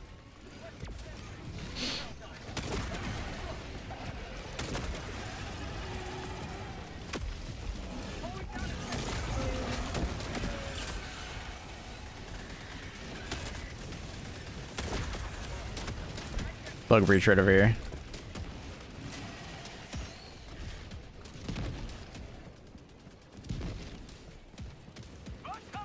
Yeah, Horizon Hunters looks good. I'm excited to try that game as well. I really enjoyed Monster Hunter Wilds after not really being a huge Monster Hunter fan. Like, I played World, but I didn't love it. How the fuck did these Spears get so fast?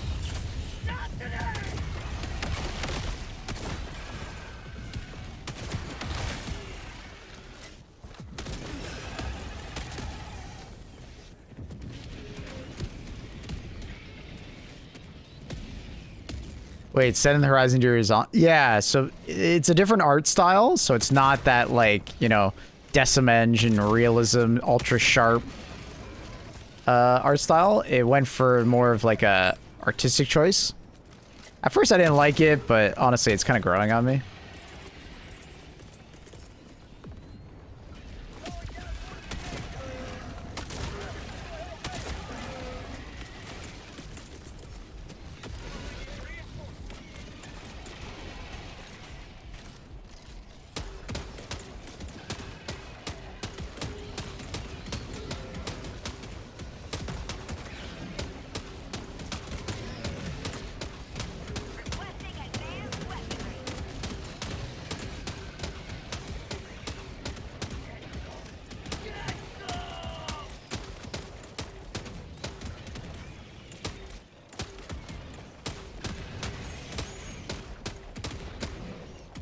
Hella long bug breach, man. Holy. Deploying equipment package. You may proceed to extraction when ready.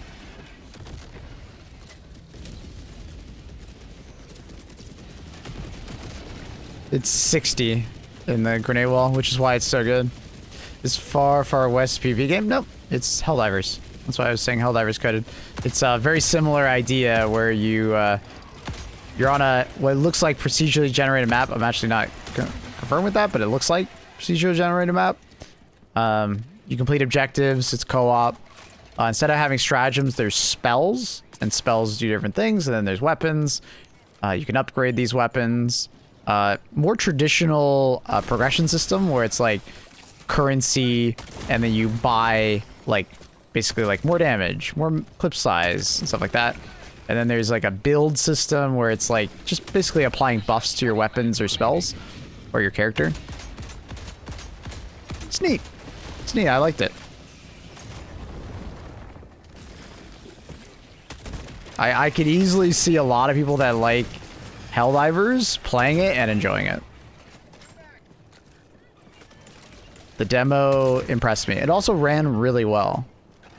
Obviously the graphics are like Sea of Thieves like, so it kind of makes sense why the game just kind of just runs better, but definitely not going for the semi-realism.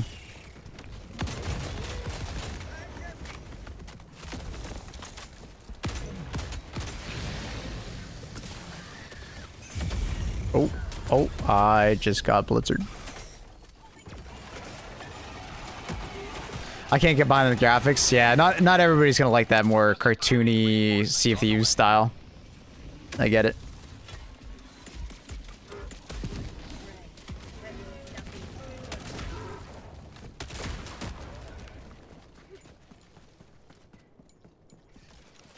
I definitely prefer the look of Helldivers over Far Far West, but Far Far West was really fun.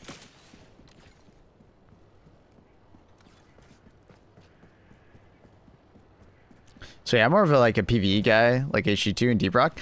It feels somewhat similar to Deep Rock as well. Especially if you like the art style of Deep Rock, you're probably gonna, you know, enjoy that.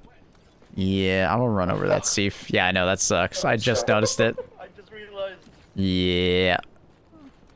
Unfortunate.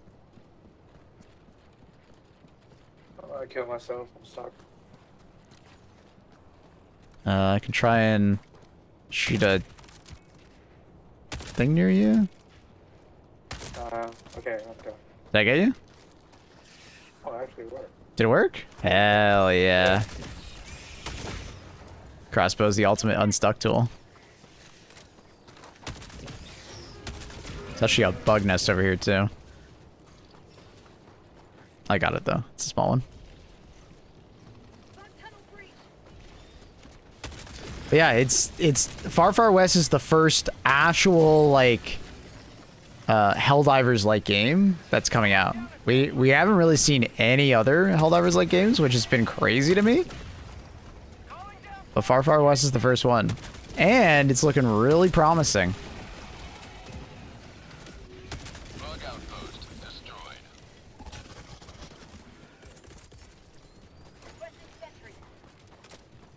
Deploying sentry. I'm just running away from that bug breach.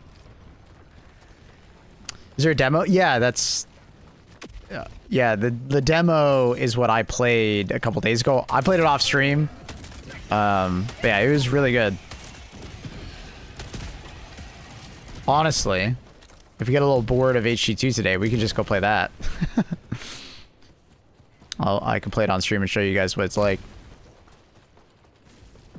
Because we have been playing a lot of HG2 lately. So I'm kind of down to show you guys what's up. Hell, I could actually make a video on it. Just kind of thought about that.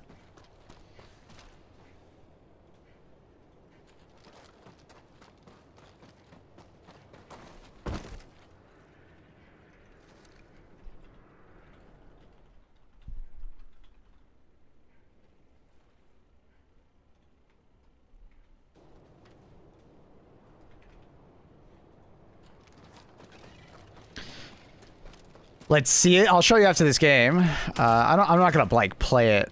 I want to play some more HG2 today, but we can like maybe in like a couple hours we can play some Far West if you guys want. Tactical asset near your location.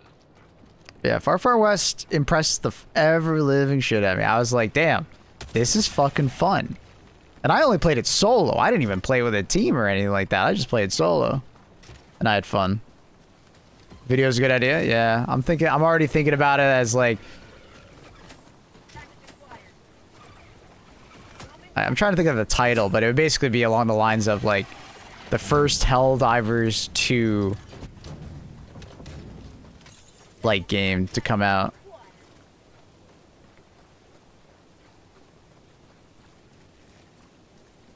I don't know what the title would be, but something like that. The game I'll be playing when Helldivers is on or between updates, you know. Far West. Try to talk about it as much as possible because I feel like a lot of people just haven't heard of it, which is fair. They haven't really. The Helldiver killer. Dude, that's way too clickbaity. I can't do that. What makes Far West like HG2? Very similar gameplay loop. So you. You jump onto a map similar to HG2, where it seems to be procedurally generated and it's like a large open world.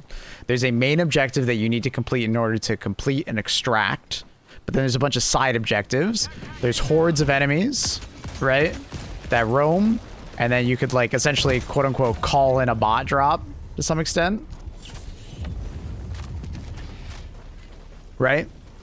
When on that map, because there's things searching for you and so on and so forth. Bunch of difficulty options. As far as like gameplay, primary weapons, and then instead of having like support weapons, you have spells, and you can equip 2 spells or I think 3 spells at a time. With also a utility, so which is kind of a grenade. Bunch of different weapons, secondary and primaries. It's cool.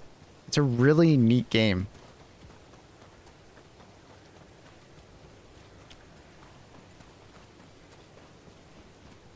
But it's definitely like faster paced. It's more arcadey.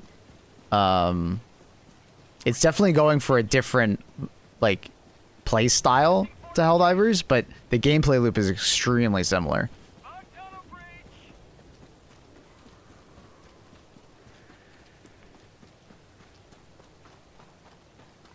Very similar.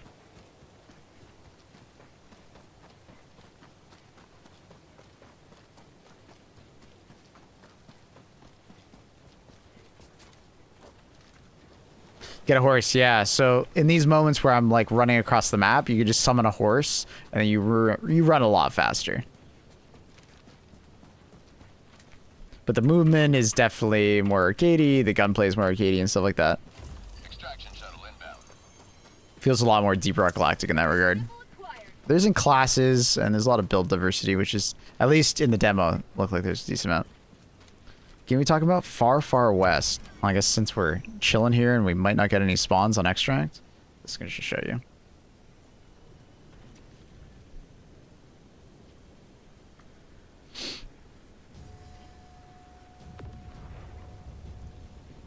ETA T-minus 2 minutes 30 seconds.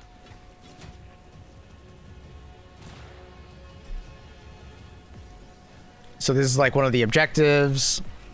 It's co-op.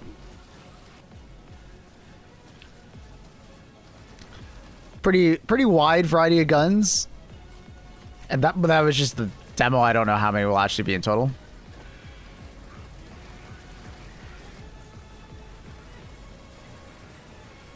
I don't think it's like a Helldiver killer or anything like that, but at least from the initial like demo, it's good.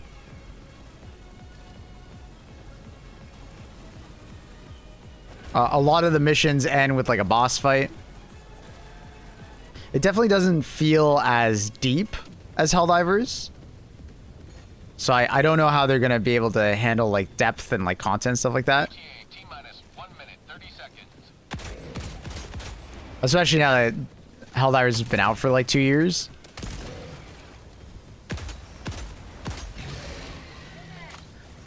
So I don't think it's going to be like some kind of like, you know, Helldiver killer or anything like that, but it was fun. It was neat.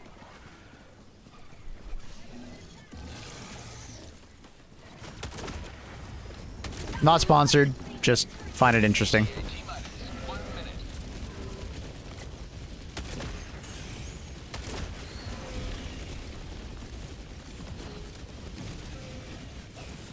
Yeah, it's only on PC for now, but I could see it like being one of those games that they port over.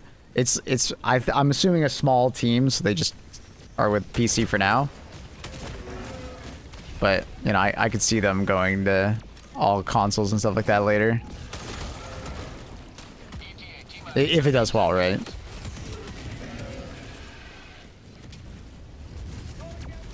Uh-oh. What lands first? 20 seconds. Oh, it's actually good. No, it's good. It's good. It's good. We're good. We're good. Easy. ETA T-minus 10 seconds.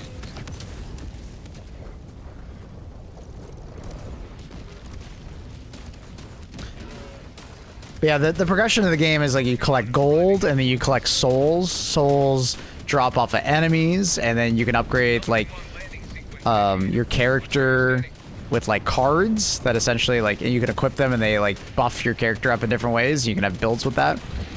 Or you can buy cards for your weapons to have unique ones. Like, you know, one of the basic ones was like, when your magazine is fully empty, reload 50% faster. You know, things like that. There's also more of a roguelike component to Far Far West. While you're playing and killing enemies and stuff like that,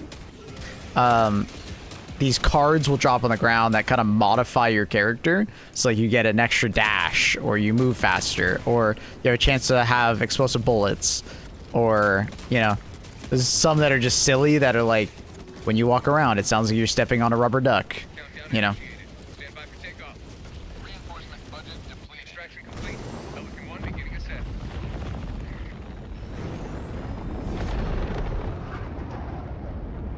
Victory was never in doubt.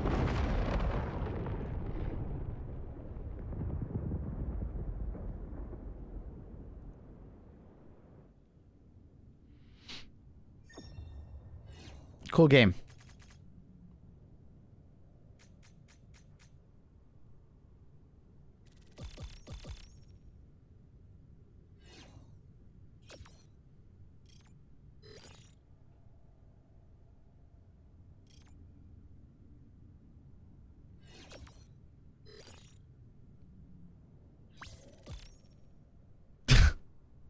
Really, Carl? Oh, I didn't know I was a mute. Maybe they just stole my voice.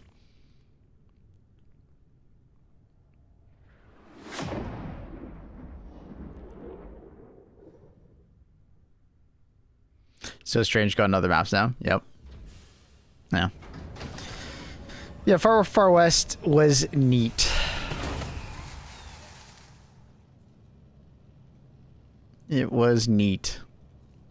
No release date yet. It just says 2026. But highly recommend downloading the demo and trying it out. GG's. Allied destroyer has left squadron. I was wondering why you were saying meow a few times. You funny guy.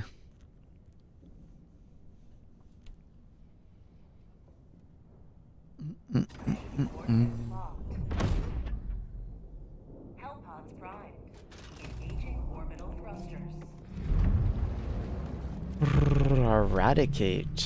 Eradicate. Orbit synchronized.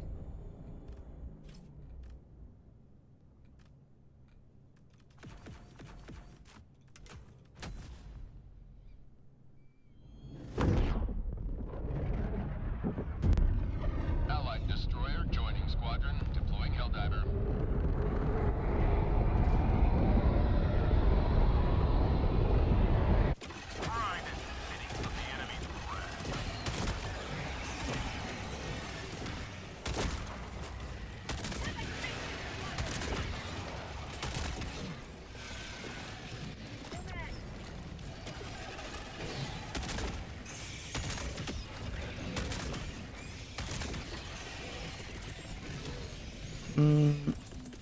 Helldiver, you are moving outside the mission area. Allied destroyer joining squadron, deploying Helldiver to Turrets. moving outside the mission area.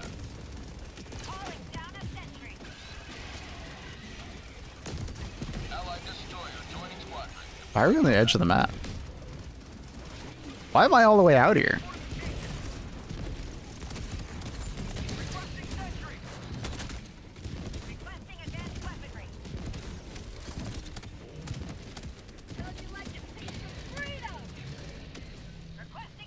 Did you watch the funny Aston Martin crash out?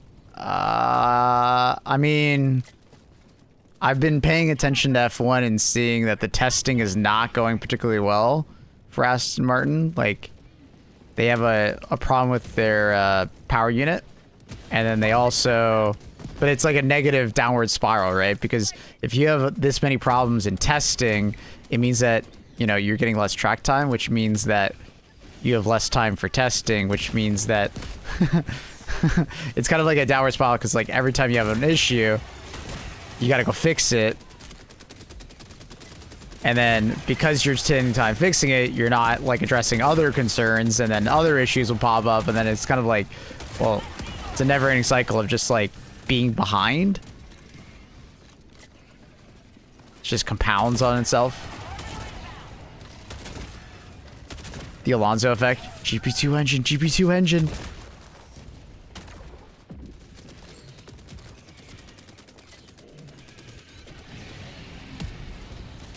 I mean, Alonso's always had like bad luck with Honda in general.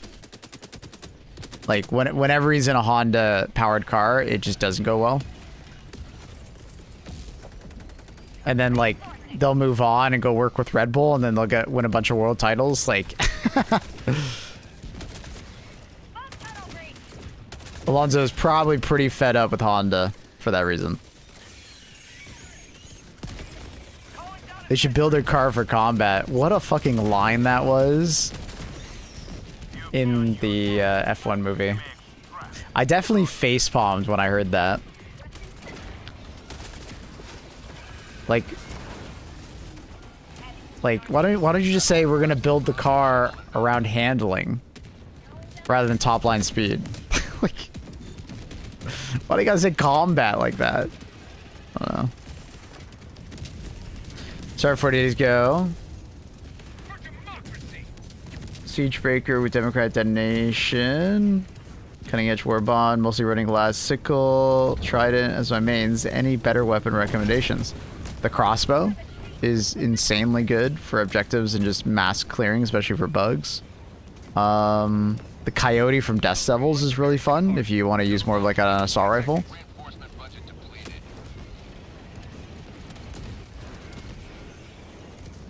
Extraction complete. Aston Martin are Honda engines, yeah, right now in F1.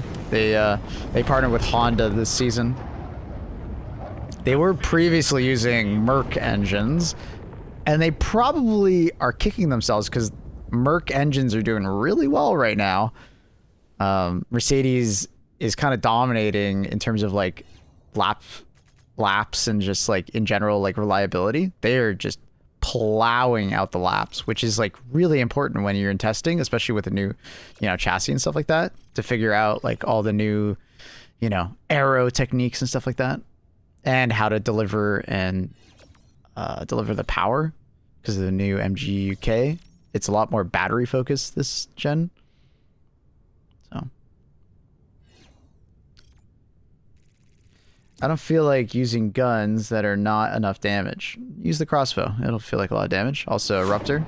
Very good. Weird. Have they ever done their own engines, or did they only focus on body design, suspension, and such? So in F1, it's very hard to develop the engines. They're not like just making like a motor car. Like it takes like half a decade to like produce a good engine that's competitive in F1, right? Like it's incredibly hard. It's not easy at all. There's just so many optimizations and things like that. It just takes so much time to get there, right? So usually there's quite a few teams that just buy from like bigger teams, like Ferrari makes an engine, Mercedes makes an engine, Renault makes an engine, or at least used to. Are they still making engines? I don't even know.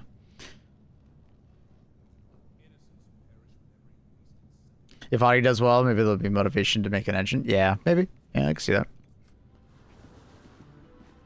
No Renault? Gotcha. I guess they used to. Alpine just has a Merc. Yeah. I'm just remembering of what they used to. They used to have the Renault engines. Red Bull's a Ford engine, don't they? Yes. Yes. It's mostly a Red Bull engine, but I believe Ford is helping. I don't know how much Ford is doing versus Red Bull. Because, like, Red Bull technology, like, they have their own, like, engine department that, like, they actually, like, they've done a lot. Because they essentially, when Honda quit, they kind of took over their facilities.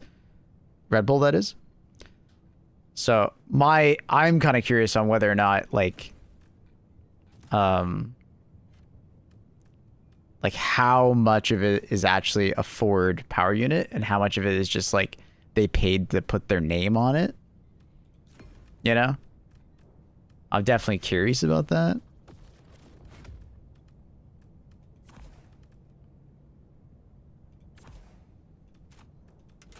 I still don't understand the relationship. It's so weird. I saw a story about like the shipping parts back and forth between the offices in different countries. Yeah, F1 is very confusing in how they do it. So to go even deeper on that, it's not just engines that you might buy parts off of other teams for. For instance, like Haas F1, they have like an office in the UK, they have an office in the US, and they have an office literally just down the road from Ferrari, because they actually buy a lot of their parts off of Ferrari, right? So a lot of their car will actually not be designed by them. It'll be designed by Ferrari, and then they buy you know, a bunch of things, right? It might be like suspension, so, you know, certain parts of the chassis, like, but like some things will be just always designed by Haas, right? Like aero bits, wings, and so on and so forth. But the more like mechanical parts will be bought from Ferrari. What do you think the Ferrari spinning rear wing? Very funny. I wonder how much it actually benefits the car.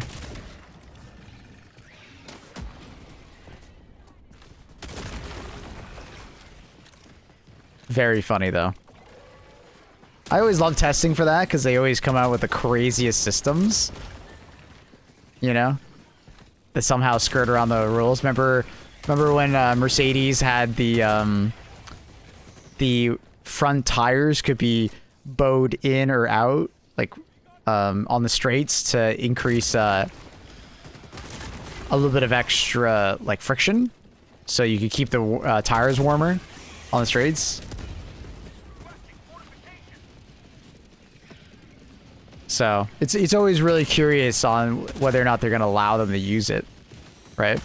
Like that's where like the double diffuser came from with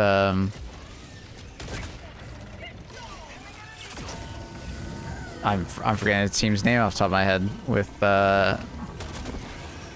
Jensen winning the title, formerly or later being called Mercedes. I can't remember the name. Whatever. But like, yeah, Braun. Thank you, Braun F1. So it's always interesting to see what they'll allow and what they'll not allow. Like, are they just gonna all copy Ferrari? It does seem like it's one of those things that other teams could copy pretty quickly. Doesn't seem that technical.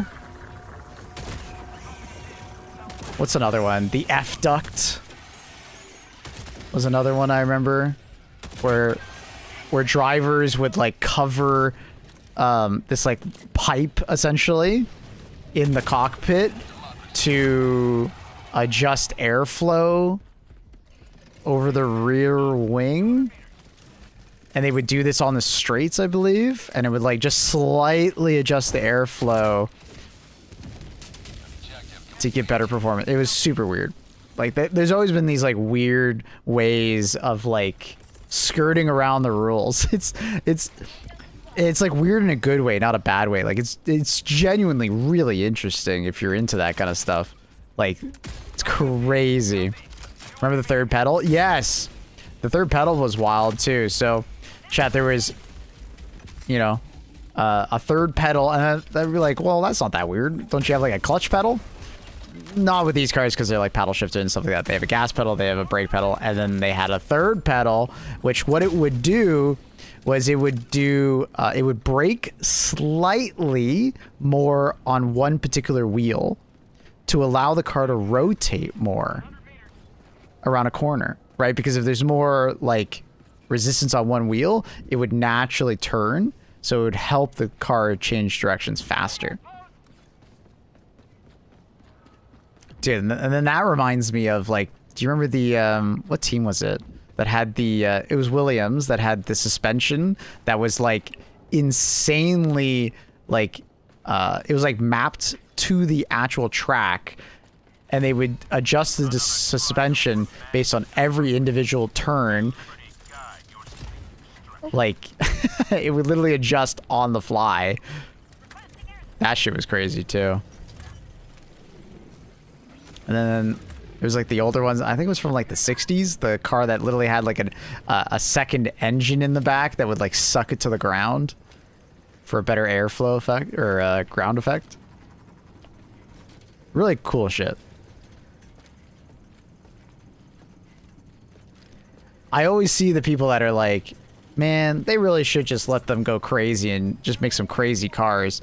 But the problem is that if they do that, like, we already talk about how, like, oh, man, we hate it when Red Bull is just, like, you know, out in front and they're, like, you know, and nobody can compete with them. That would happen, like, 10 times more, chat, if they just went crazy. The best teams would just be even more ahead, you know? They beat death boxes too. Yeah, that's another one. So the regulations are there to keep driving close, but still spur on innovation, right? And optimization. Innovation and optimization. So this year, though, I feel like they kind of fucked up. I think it's pretty clear that they went in the wrong direction when it's coming to stuff. Like, it's pretty disappointing that the new cars are basically just like Formula E with an engine. Like, it doesn't sound very promising, man. If I'm being honest, it doesn't sound very promising. For spec series like Le Mans, 24 hours NASCAR. I like both. I like both. I like the idea that, like, you know, there's a technical side, because I find the technical side really interesting.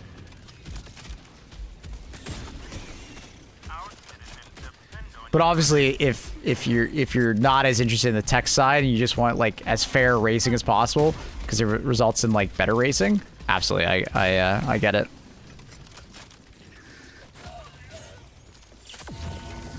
New cars are Formula E with like vroom vroom noises. They have an engine that recharges the battery. That's what it kind of feels like.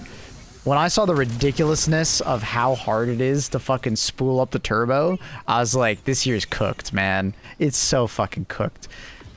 So typically, you know, if you know anything about cars, a turbo needs to spool up in order to like add, you know, power to the engine and so on and so forth. But like, they are so like cooked in terms of the design. Cars have to sit there for about like 15 seconds or so, depending on the, it seems like depending on the car it's a little different, but basically they have to sit there for like a while, just full throttle spooling up the turbo, or else when they start the car, like from a racing start, it has like no power off the line. It's like, if you know anything about turbo lag, it's like that, but like way worse. It's so silly, man.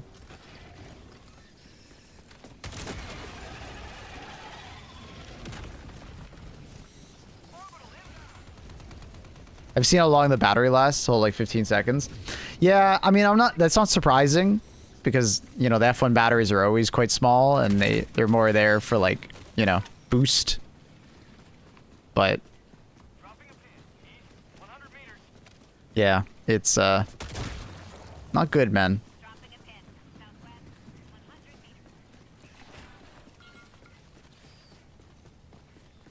Yeah, it's I don't know, man. This season of F1 is gonna be like a clown show.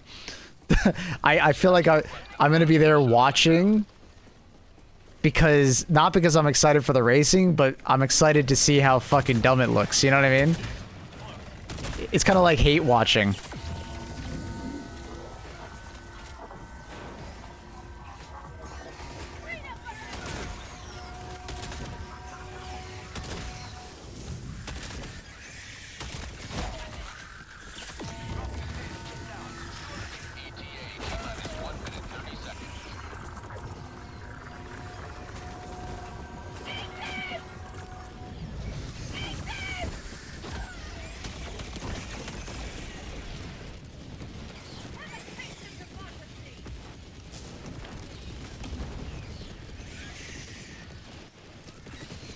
Alonso and oh, dude, Alonso and we were talking about that earlier. Alonso and Honda are like cursed. They're literally the definition of like a cursed pair up. Because like Honda has done well in F1. They have many situations where they've done really well and built like the best engine on the grid on certain years, right? And then like every once in a while, Honda comes back and like forgets everything they knew previously, and they just don't adapt to the new regs well, and then they make a shit engine. It's crazy, and it's most likely going to happen again this year. It's going to be another GP2 engine situation.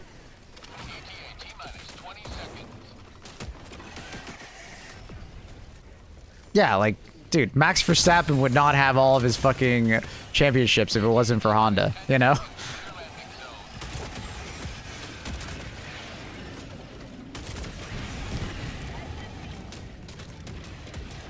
So we're gonna watch the men's hockey game in 30 minutes. Who are they playing? I probably won't. I'll probably just watch the highlights after. No spoilers, chat. Pelican 1 landing sequence initiated. Watch where you're standing. This is this the semifinals or the finals? Because I think they just... This is the finals, right? I'm assuming against the US? Or is it semis? I thought they just did the semis yesterday versus, or not yesterday, but the day before? I don't remember. Versus, what's it called? They were playing against... My brain will eventually remember. Because Czechia was quarterfinals, and then... Finns, yeah, they were playing against the Finns. And then now it's the finals, US versus Canada.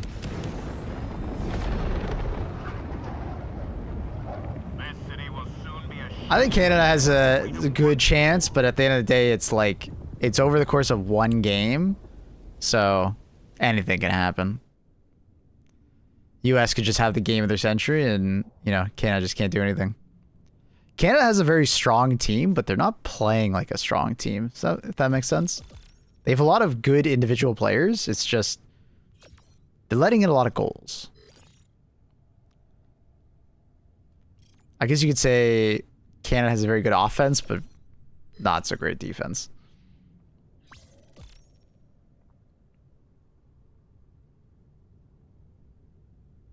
Czechia gave you some trouble. Yeah, when they had 6 skaters on the ice.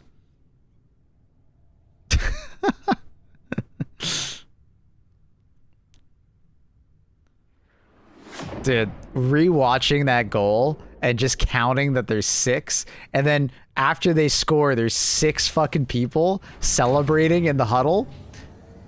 That is comedy. How far in advance do they know about powertrain changes? It depends. This one has been planned for several years. But it kind of depends on the changes. Like this particular, like this era has been known for like 3+ years. They've known the regulations, or at least roughly.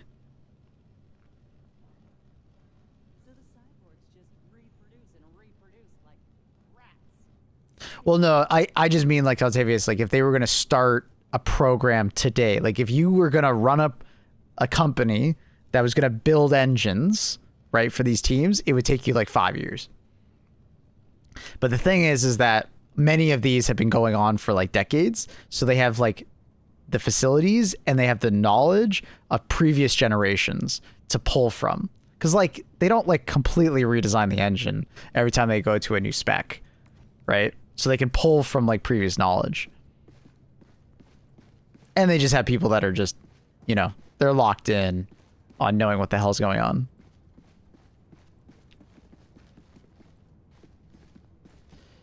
In the Olympics, hockey coaches can't challenge. Well, the Canadian coaches didn't realize it until 20 minutes after, when social media was blowing up about it, Walrus.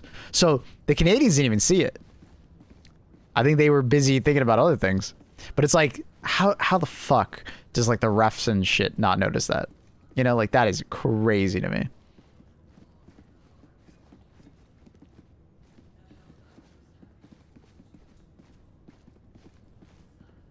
How do you not notice that there's 6 people on the ice fucking like celebrating? Like craziness.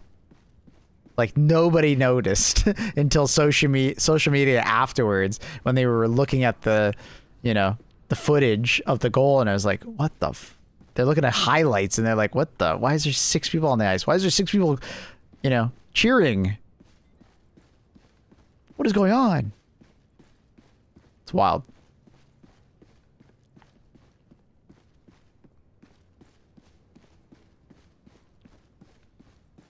The bridge is yours, Hellknight. But anyways, Octavius, so in this situation, Honda's been away from like kind of engine production for a bit, so they're kind of like getting back into it, if that makes sense. Like they were making engines with Red Bull, but Red Bull basically took over the project some years ago. So Honda's kind of just coming back to it. And obviously it's pretty, you know, pretty clear that they're, they messed up some stuff.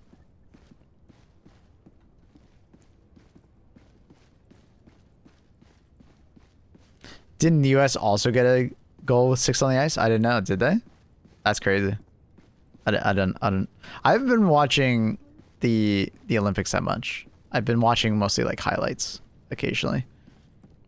I don't know. I haven't really cared about the Olympics in some time. Helldiver, take command. When I was younger, I would pay attention to the Olympics a lot, but I don't know. As I've gotten older, I've paid less and less attention to it.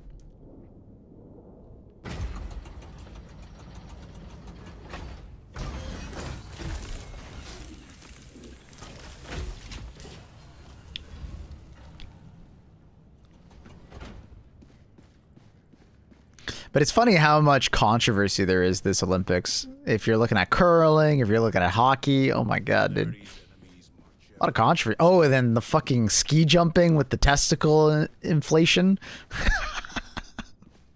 Oh my god, so much drama. Oh, and then even beforehand, the US trying to bring ice agents. Bruh. What time do you go to bed and wake up early? I usually go to bed at like 7 p.m. my time and then wake up for like 2 a.m. my time. I'm trying to think of the last time I watched it regularly. It was like, I want to say the London Olympics I watched quite a bit. Maybe? Hell. Fuck, it might have just been the Beijing Olympics when they were in like the Summer Games. Might be that far back, honestly. Coordinates locked. Hellpods primed.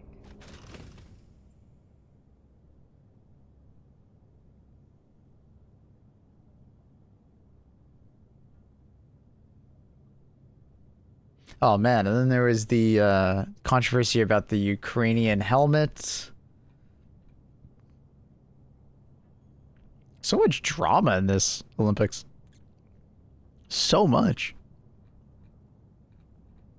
I feel like previous Olympics didn't have this much controversy. Maybe I'm just forgetting. Oldham, who won gold, is from Newmarket, Ontario. That is so close to me. That's cool. Nuke Nursery, eh? I'll just do the old meta.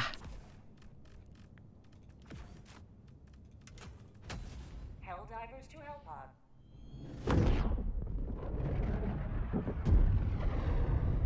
Oh, dude, the curling drama is so funny. And it's like, I don't even think it would have been that specific, like, or that big if, like, the Canadian wasn't such an asshole. Right? So uncharacteristically Canadian. You know what he reminds me of? He reminds me of those people when you, like, accuse them of cheating online, they, like, just get really angry about it. Instead of taking it as, like, a compliment or anything like that, they're just, like, so angry. I do wonder if he knew he was doing it or not. Because it seems like it was just something that Canadians all were doing, and the coaching staff was just not calling them out on it. I do wonder, like, how far you can go back into curling, you know, curling championships and stuff like that, and, like, see it, like the Canadians doing it. Because it all comes down to, like, the coaching staff not catching it. Because I bet the players don't even realize you're doing it to some extent.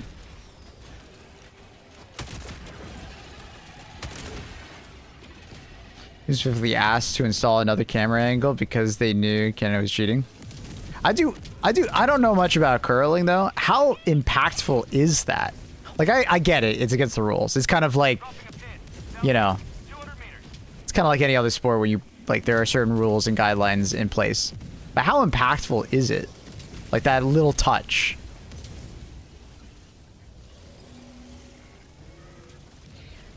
I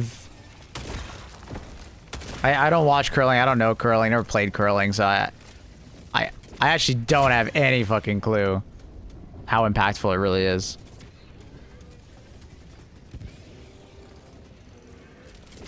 There's controversy around Canada. The last Gold Cup football tournament, it was revealed that they were sending drones to spy on their rivals.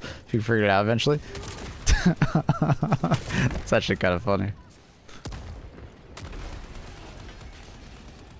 Curling rule is similar to how, like, Canada's women's soccer goalkeeper got a foul for, like, holding the ball for more than 15 seconds. I don't know anything about football, but gotcha. I was kind of impressed that, like, curling doesn't have a better system at noticing that. Like, I know that they have some kind of, like, sensor inside the rock that, like, it can tell when you let go of the handle. But they don't have, like, a sensor for the entire thing. It's only the handle. It's in their blood as far as I'm aware. Whoa, relax.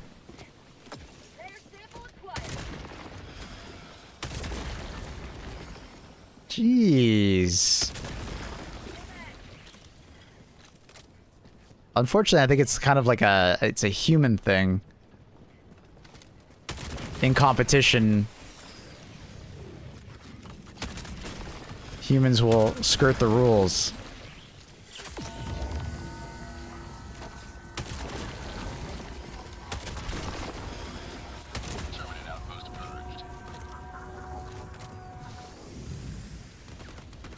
Because unfortunately, it doesn't matter what sport you go to. There's a commonality of that. You suck at cheating. We all do it far better and don't get caught. Based.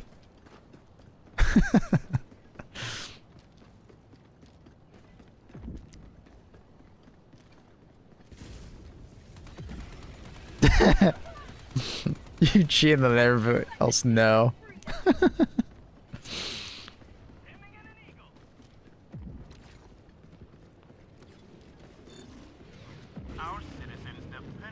Basically, it gets the rules, but no one calls it, as it's, like, very minimal.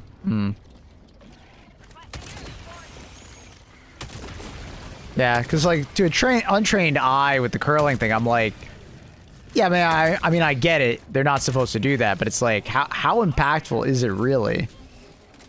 Like,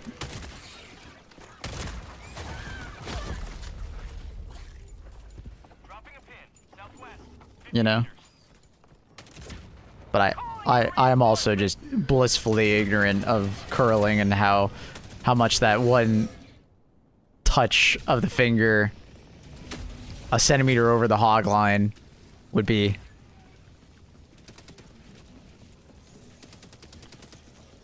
Or the start of the hog line. That's another one I don't understand. Why the fuck did they make the hog line so fucking big? Because it's, like, easier to see? It would seem like a weird one to me.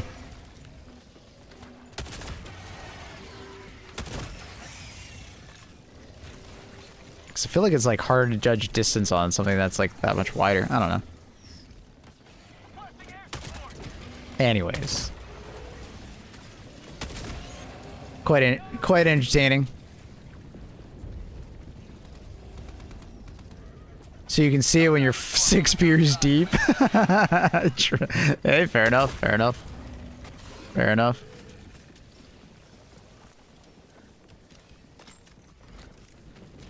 I do love the internet's reaction to it, though.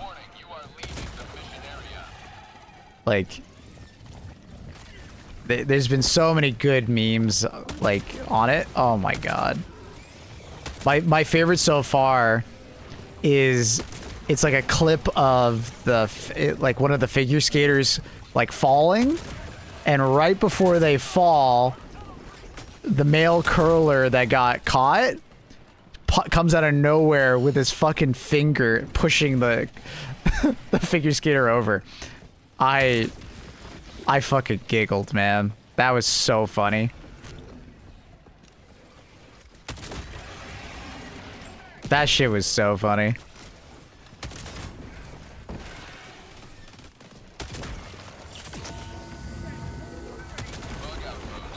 Damn, there's so many alpha warriors. Holy fuck.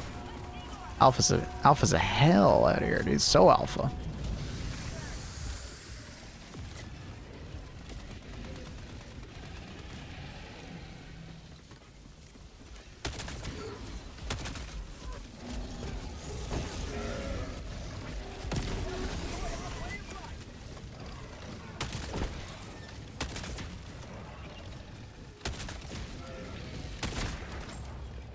So we lost Cyber's in? We did. We did.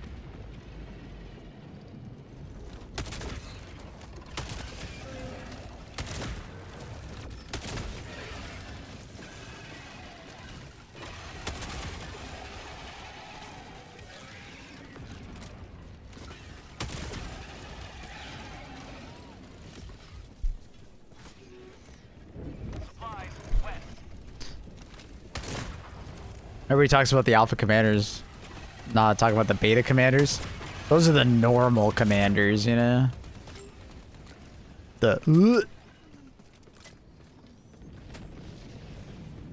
So what can we do better now? What do you mean?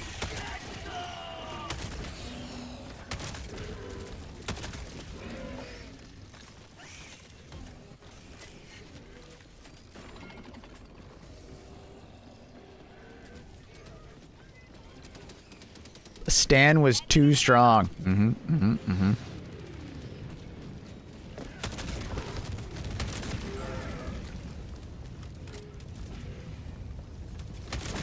Good old Stan. Requesting orbital.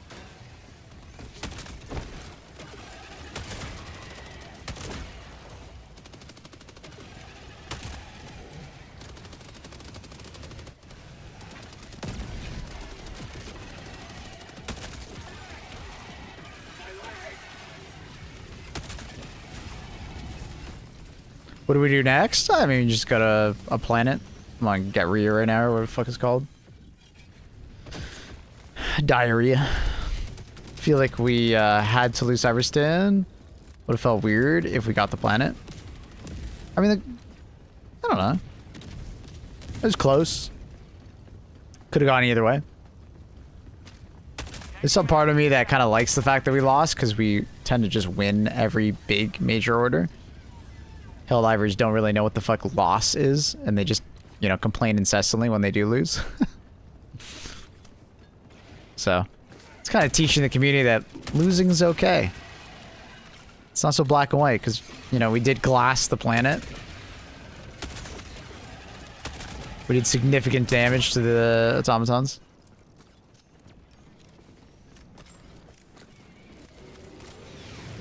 Orbital inbound. 1955 Toyota. Oh, dude, I read about that one. I don't watch Rally very much, but I did read about that. Oh my fucking god. Why did you throw that there, bro?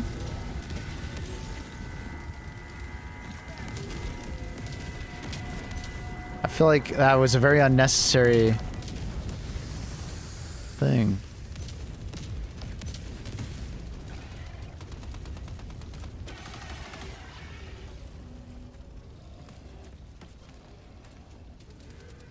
Sending in an eagle.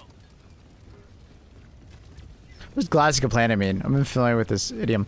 I don't know where it first popped up. I think it was 40k, might have been Halo. I don't actually know where it first popped up, but it's basically from orbit launching a fuckload of like nukes or high explosive shit onto the surface of the planet, effectively, you know, ending life on that planet. That's the goal, at least. 40k, yeah. So, just think orbital bombardment on a planetary scale to remove, you know, anything on there. Why can't we just turn into a black hole? A lot of resources to do that. We would have to, like, mid-war stop going for Cyberstan and, like, go collect a fuckload of E711. We can't just, like, turn any planet into a black hole at any time. We need to collect a lot of resources for it.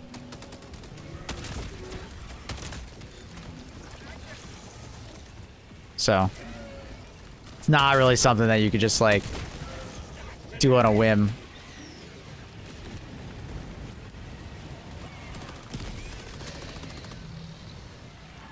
But also from, like, a narrative standpoint, just black holing every single fucking planet, kind of boring.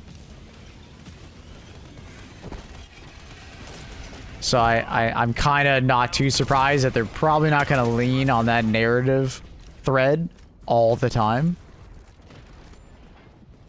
They're probably just going to use it occasionally. Plus, if you black hole the planet, you don't keep the planet. True. Yeah. You're denying resources to yourself. True. True. True. True.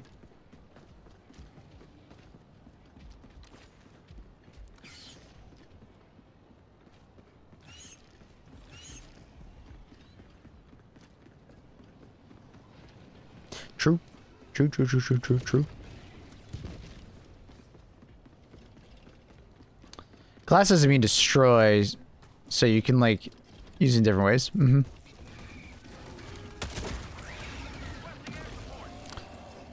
The Cyberstan War was lost. Yes, we did, in fact, lose. At the 11th hour, it was, like, really fucking close. And then Arrowhead threw a dispatch out there, like, oh my god, there's some Seaf that are being surrounded on this particular mega factory location. They will be fully wiped out if they're not rescued. And people read that and were like, oh my god, we must save them. So that kind of got people off the ball. And it was basically a 0% chance of winning at that point. We didn't have, like, amazing odds prior to that, if everybody just focused on Transcendence, but the odds were good enough that it wasn't worth going back and helping the Seaf, in my humble opinion.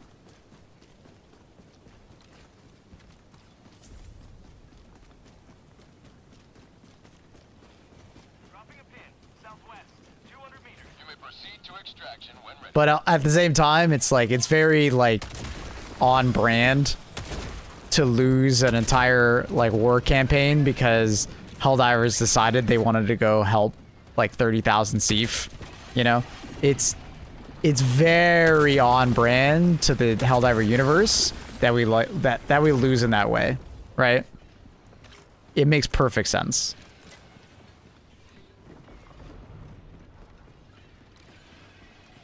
Like, perfect sense.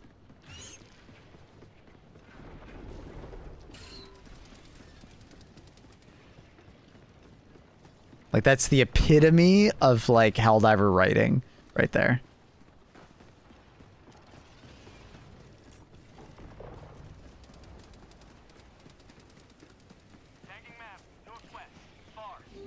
So I think we've done everything. I think we've done everything.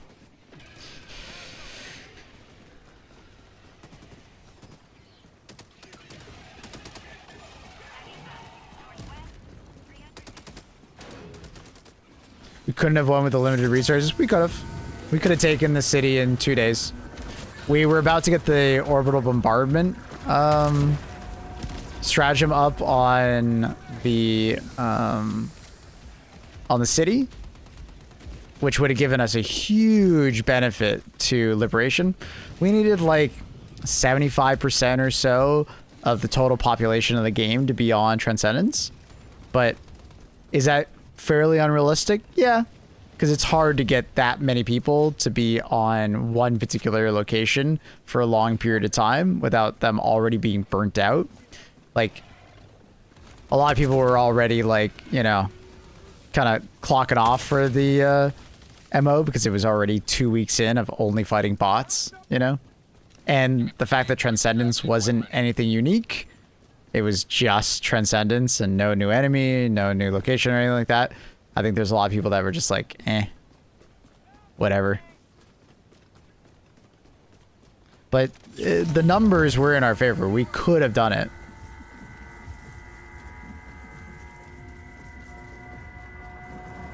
It's just we needed more coordination. But the opposite happened. A lot of people were on random locations on Cyberstan. There was a bunch of people like just off of Cyberstan in general, like doing other things on the, bot front and stuff. Like, I'm not even going to blame the bug divers because it's like at the end of the day, like I get it. We've been playing against bots for 2 weeks straight. Having a vacation on bugs, is understandable. But yeah. The Thief Directive basically just was the nail in the coffin. It was slim, but it was possible for us to win the operation. ETA T-minus 1 minute, 30 seconds. Because I don't think Transcendence ever really saw more than like 60% of the population on it. Which resulted in us only getting like, I think at most like 1% per hour before the Liberation buff. Which is not terrible. It's pretty good. But with the Liberation buff, we would have skyrocketed in Liberation per hour. We basically would have had like 20 hours of Liberation bonus. So it would have been down to the wire, but it's theoretically there. It's so dumb we lost millions of Helldivers to save 30,000 Steve. If you get upset thinking about that, I would not look into the lore of Helldivers and how we got to the place we are now. That's the silliness of the writing. We could have only won if like most low-level players stopped playing and like most players went to the capital. This is why I didn't like the reinforcement system. It punishes MO progress because people were interested in playing. Can't blame them. Yeah, I didn't like it either. The reinforcement system should have only been for Cyberstan. And it probably should have been weighted differently depending on what difficulty you were on. Like, it created this toxic environment of two factors. One, players are being real fucking assholes about people going and bug diving because bug divers were affecting the overall population of, revives. And then second thing is like people were getting really toxic about people just wanting to have fun and play the hard difficulties. Like, it was annoying as hell having people come to my chat and be like, why aren't you turning down the difficulty to 4? What are you doing? We're gonna fail the MO because of you. And you're a content creator, so you're like, you're making it worse. Like, bruh. If I would literally just rather turn off the game. I would rather turn off the game than go play on level 4. Like, it's just, that is not fun, man. Like, I don't care about the MO that much to, like, sacrifice my fun or enjoyment of the game just so a small percentage of my progress is, like, better, right? Like, it's just, that's just, dude, come on. That is, like, gatekeeping fun from the community. So, I do think ultimately Arrowhead should learn from the reinforcement system that caused these issues. I think it was neat, but they could have implemented it better. Like, and it's like 2 solutions, I think, to fix it. The revive should have just been only for the bot front, and specifically, like, Cyberstan later. And the second thing, like I said, they should just normalize it based on, like, if you're doing level 4, your death is technically a little bit more impactful than a level 10 death, right? Just, like, equal out the scales a little bit, because obviously you die more on level 10.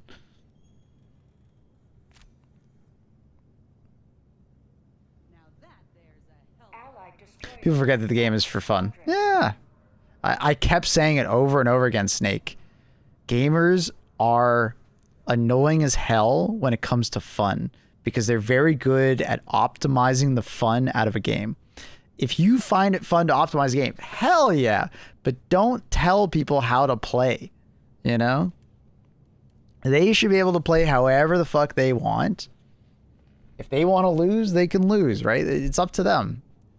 But just don't be a dick about it and like guilt trip people into like, you know, into playing the way you want them to play. Like that's so ridiculous. That's why I get always so like, I always have to take a pause and like talk to someone in my chat whenever it's like, man, those damn bug divers aren't helping. I'm just like, bro, shut up. Let the bug divers have fun. Many of them are probably Cyberstan enjoyers, but they're just taking a break. Engaging orbital thrusters.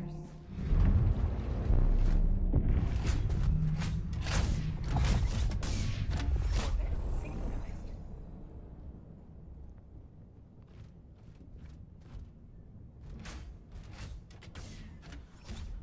I was maybe okay with losing when I got with like the dying on like, yeah.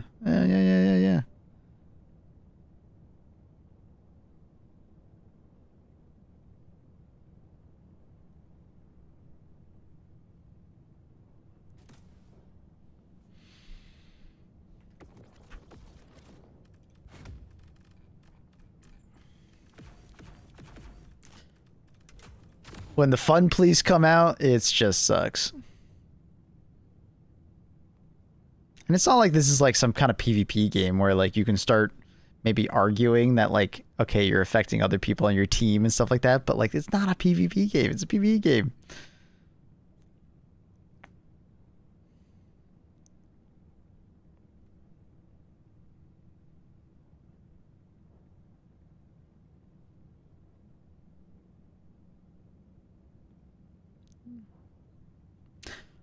It's just disappointing when people play like that, you know? It's just disappointing.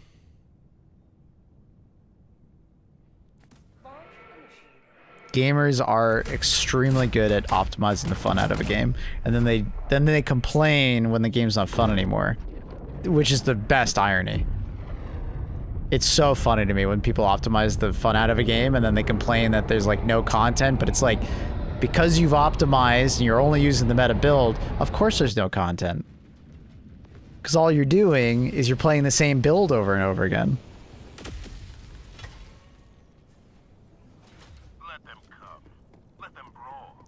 Let them face the insurmountable might of the Helldivers. Many people think we have to have 95% of the players on the major order. Nah, yeah. Like, people do think that for sure. But you can tell Arrowhead usually balances MOs around needing, like, 60 to 70% of the population.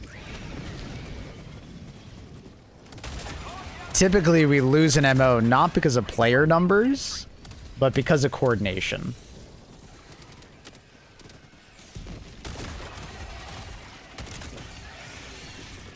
The people that are doing the MO are not, like, you know, coordinating in as tight a group as is probably necessary. You know, but that, like, that's the point of Helldivers, is the chaotic, you know, the chaotic like events of an MO, right? That's kind of what makes Helldivers really unique, is that like there isn't just a giant red arrow like go here. It's a mixture of like, well, some people might think this, some people might think that. Some people just want to have fun.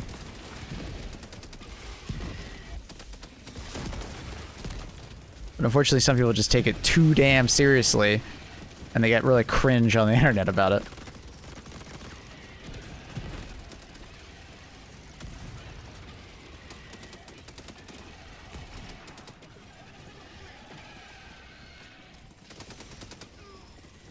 Skill issue IMO. I've used like 25 different stratagems in Transcendence. Deploying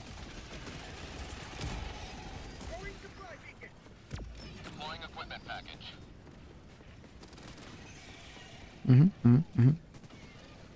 Maybe Arrowhead should straight up divide the war into 3 funds with like separate percentages. No, because I don't think that's the right way to deal with it, because we're all one army. And just like you would have like different separations of like resources in an army, it makes sense to have it the way it currently is. But also, I kind of think that the Helldiver devs kind of enjoy our discourse. As long as it doesn't get too toxic, I think they kind of enjoy it. Because it means that more people are talking about the game. And there will always just be disagreements in the community about what plan to do and what plan not to do. That's just... like... humans love drama, and this is kind of one of those, like, you know... allowing for some drama to happen is kind of, like... good. It can't be too toxic, right? It needs to be like spirited discussion drama rather than, you know, fucking suck.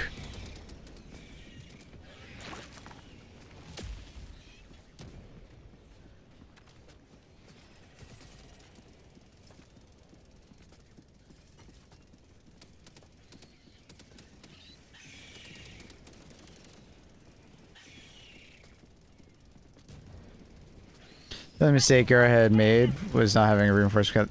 Yeah, like we said, like they definitely should have. It should have just been the bot front, honestly. Our citizens depend on you for their safety.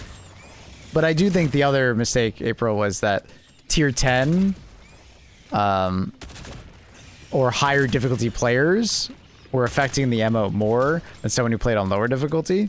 So it resulted in a situation where like people are being incredibly toxic about dying in higher difficulty missions.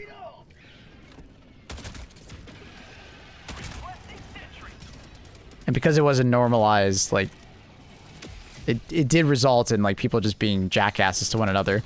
Like, why aren't you turning that difficulty to 4? You should be leading by example, streamer. And that was not a good thing. That's something I personally ran into.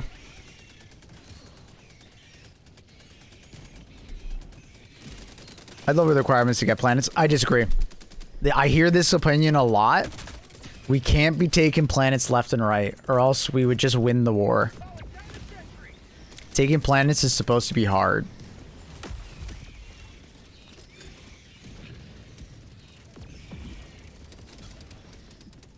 Some planets are easier to take than others, and the way it's done is that the community needs to work together to take planets, and that's how it just should be. There's always been this, like, group that wants to feel more impactful.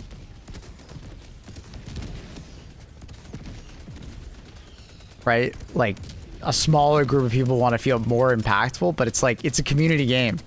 So, taking planets and doing this kind of stuff is community driven. Like, the way I've explained it in the past is that Helldivers is literally democracy. It is every time you decide to dive on a planet, you are voting on what is to happen in the game. It's democracy personified into a video game. Because every time you dive somewhere, you're voting, right? It's like you're voting in an election.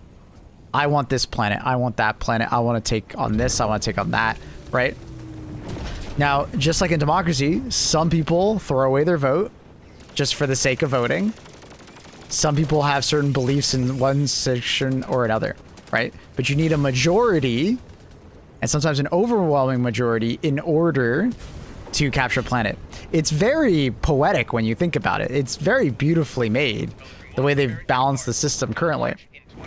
But there's always groups of people that are like, I want more power as an individual. Right?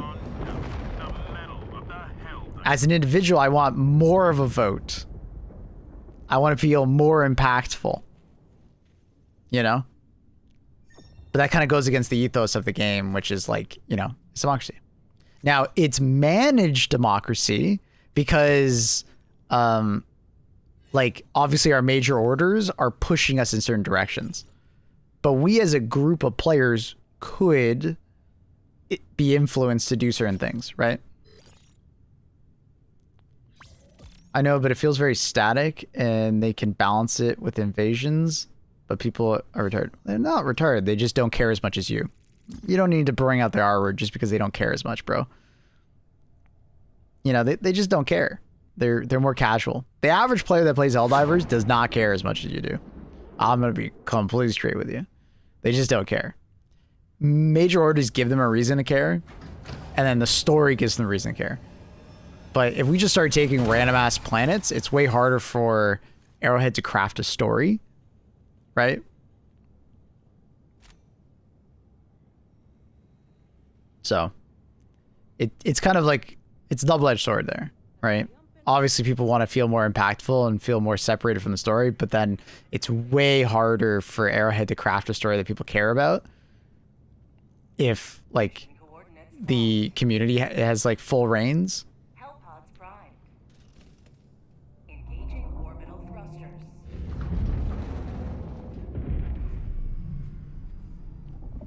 Funny enough, reality, to some extent, you would benefit a lot if this game was way less popular. Because individuals like yourself would feel way more powerful. Helldivers definitely is like a... If the game was less popular, people that are like yourself, that like really care about the MOs and so on and so forth, would be more of a majority and less of a minority. But because it's like this game is so popular with the masses, like, you know, you will often just, you know, the vast majority of people just don't give a fuck. And they're not retarded, they're just, you know, they just don't care. Or they care, but only about the major order or like sweeping things, right? Or they'll see some like good, you know, post on Reddit and they start caring. But personally, I really like the way this game does it. But I'm also in the camp where I'm like somewhere in the middle. I do care about the ammo. I do care about the overall Archie story. But at the same time, I want to have fun, right? So I usually tend to sit in the middle for these kind of discussions because it's just like, you know, do I really care if Cybersand doesn't get taken? No, not at all. I'm curious about where the story leads next. If anything, winning would be more boring. Because we always win our major orders when it comes down to these like really big invasions. We always win. Like, it's kind of boring if we just keep winning.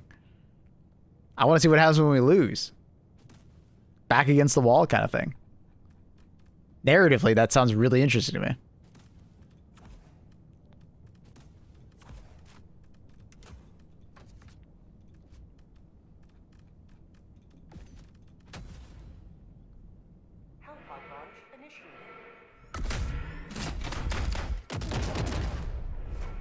I have a weird work time. I tend to play on low populations to max effect. Is sure? Yeah. Yeah. Playing at this time of night, you definitely have way more impact than someone who plays during prime time. Hi, Annie. How you doing, my little duck?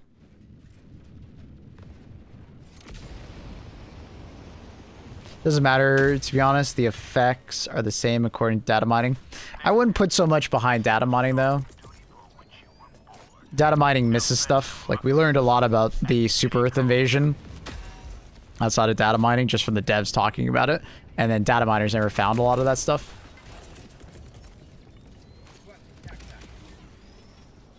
It's branching storylines, right? Because we also don't see what's going to happen in like multiple months from, and what the lasting effects will be, right?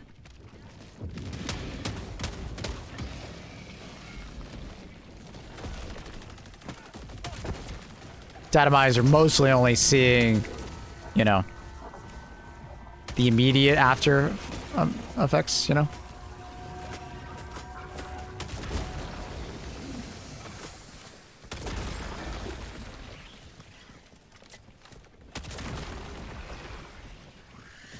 I went to Starbucks. Annie traveled halfway across the planet to get Starbucks. Let's fucking go.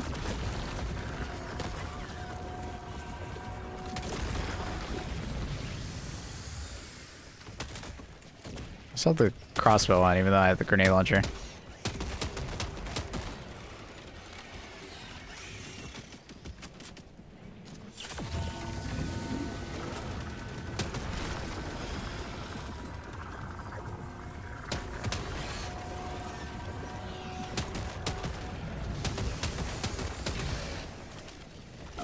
No, this is social at Starbucks. It was Sakura lattes. Is that like an anime thing?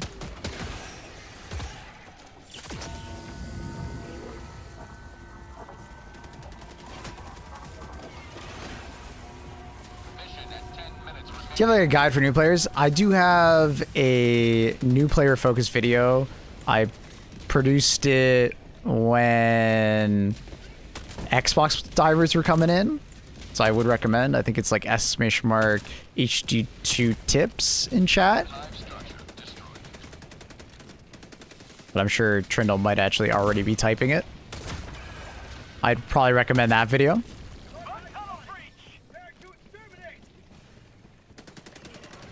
Special Sakura latte. I don't know who Sakura is, but sounds good.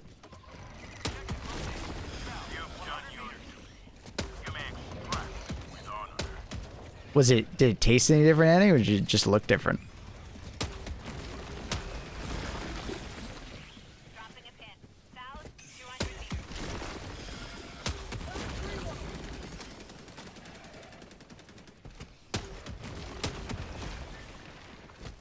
Bug outpost destroyed. God, Maple, uncultured. What the what do you mean uncultured? Who the fuck is Sakura? Explain. Is there a new major order for bugs, Mabel? No, not yet. We're still waiting on the next major order.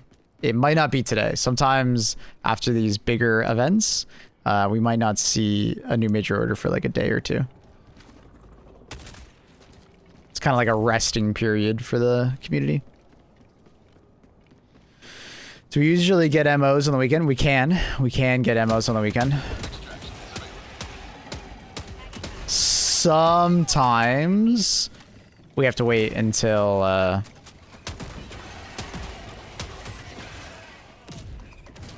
you know, Sakura equal cherry blossoms. Oh, here I was like Sakura, like a fucking anime. I thought Sakura was like an anime fucking name. That's funny. Oh, like a morning period, sure. Weebwood. I mean, if I was a weeb, I would have known that. Huh?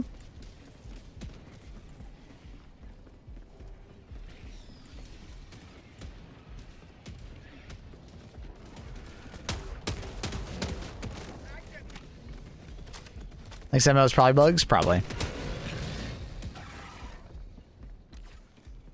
Could be illuminate, but probably bugs.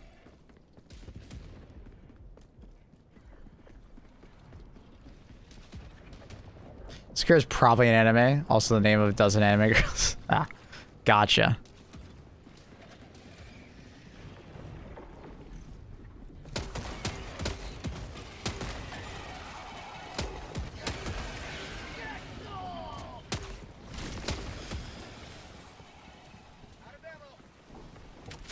Come to Egypt, Annie. I'll show you around. Okay, I want, but no hot air balloons. Yeah, don't let anywhere near a hot air balloon. She's already hot-headed. Sorry about that, buddy.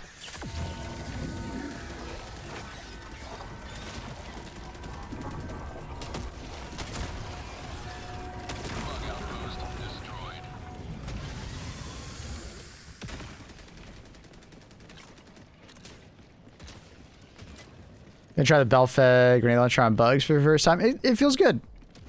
It feels a bit underpowered at times, just because it like you get used to like only one-shotting a lot of shit with the normal grenade launcher, and then like it takes like 2 or 3 shots to kill something that usually gets one shot. But the fact that you don't have to reload is really nice. The DPS is really fun. It's a very fun weapon. It just feels a little undertuned. Extraction request confirmed. Shuttle inbound. So on level 10, the tactic is to run away from the bugs and killing holes seems... I mean, that's just one of the tactics. You could fight everything if you want, but we're doing a blitz mission, so... You don't really have to stand there and fight everything, you know? It's the type of mission we're doing also, right? Cyber Stand gone, I don't think you can dive on it unless you already had an operation that was, like, saved.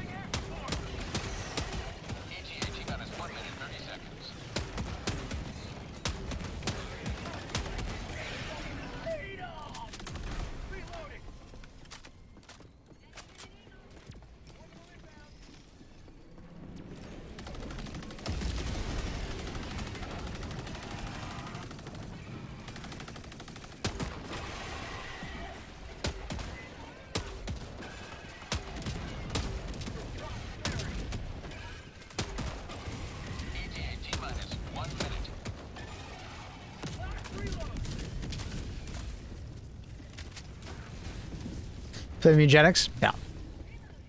Have not touched it. I'm not much of a turn-based strategy gamer.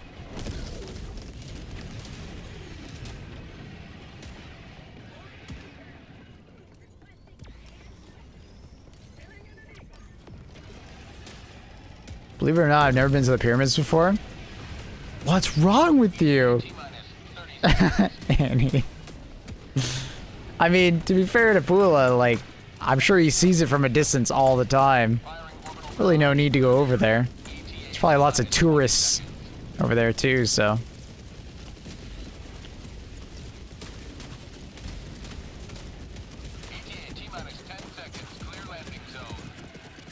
I also don't look Egyptian. What does that mean?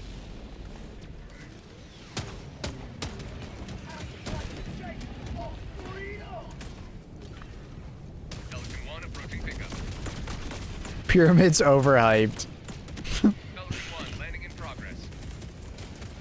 What were those pharaohs thinking, dude? They were overhyped.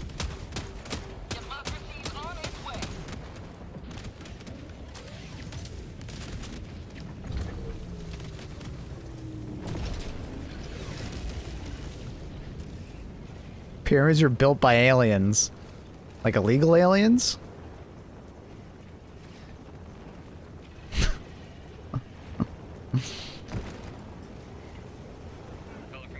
Like 100 kilometers away from Cairo.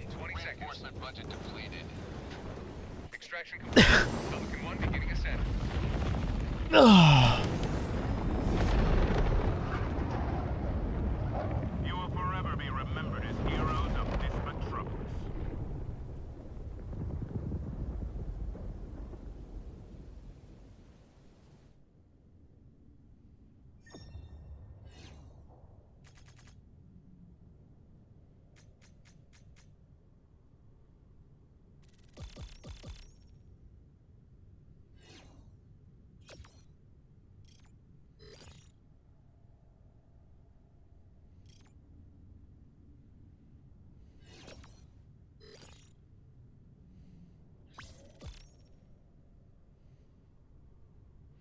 Long hair and all. I don't look like most Egyptians.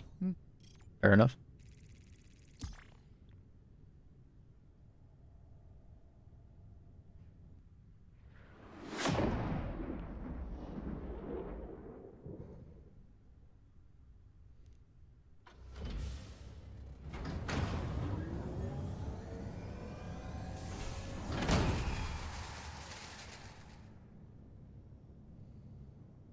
Allied destroyer has left squadron.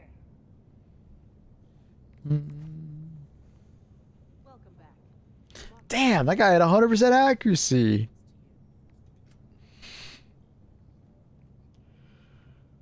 New dispatch? Ammunition rationing due to the sheer amount of ordnance required.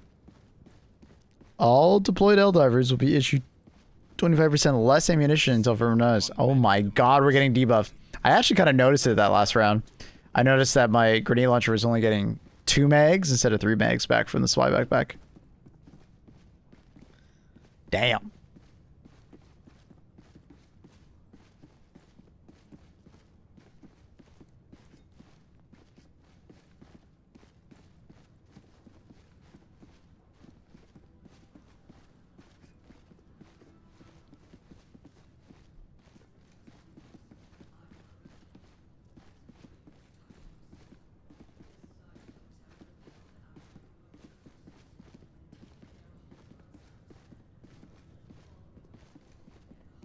He's such a nerd. He would sit with those people and play Pokemon cards. No, I wouldn't. Annie, I haven't played Pokemon cards, like, games in, like, it's like 2 decades. And even then, I think I played it on, like, a handful of occasions. I actually did not like playing, like, card games. At all.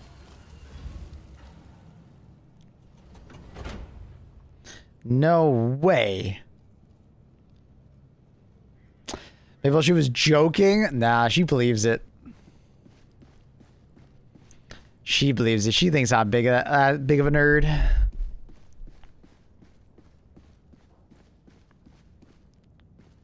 No way would I do that. Rapidly approaches.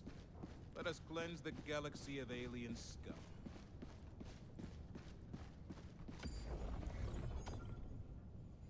He's a closeted weep. You would fit right in with those nerds I took pictures of. I would? Why would I fit in? Engaging orbital thrusters. Mm-hmm.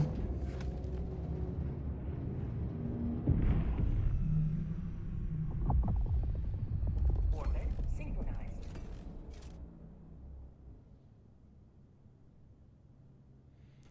Show if I can show the nerds. I don't feel like showing it. It's just a bunch of nerds sitting on tables, foldable tables, playing Pokemon cards.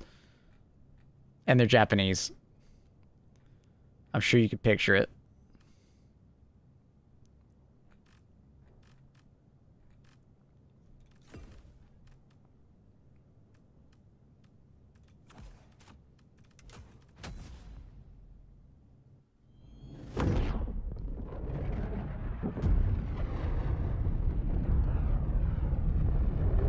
Do you drink coffee? Not very often.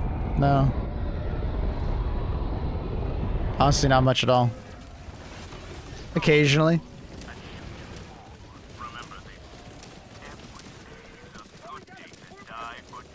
Should I go up to them tomorrow and ask if they play Helldivers? I'm sure some of them probably do.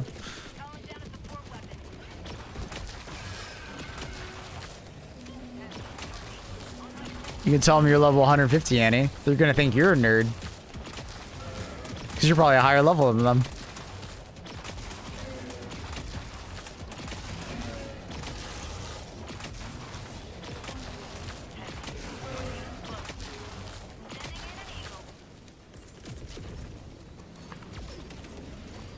Allied destroyer joining squadron, deploying Helldiver. Requesting air support.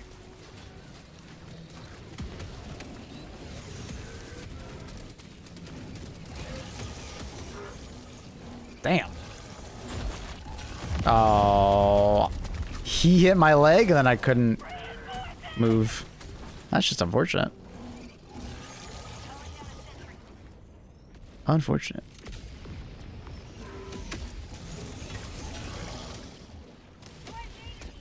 Calling down a vehicle.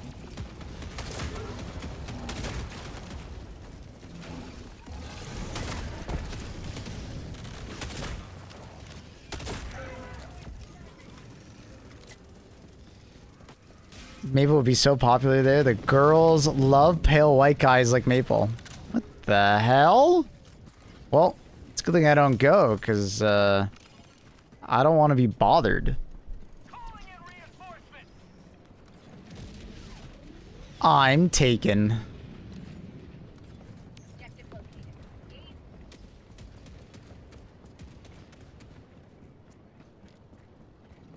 I was talking to a very, very tall German guy in the Pokemon store. Set near your location. Uh-huh. How'd that conversation go?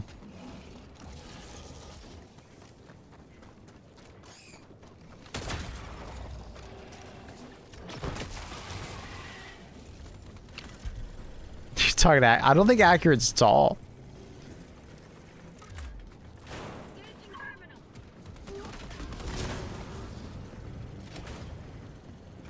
Tagging map. North. 100 meters.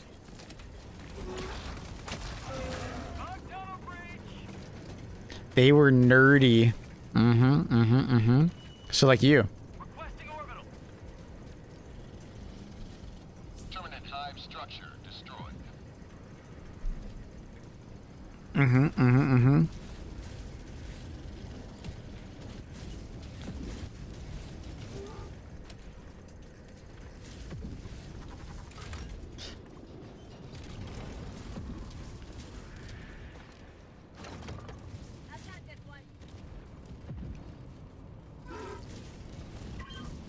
I never really heard of that, Pula, where like Japanese people are said to be like super like racist, other than like historically that was the case because they were a very isolated society.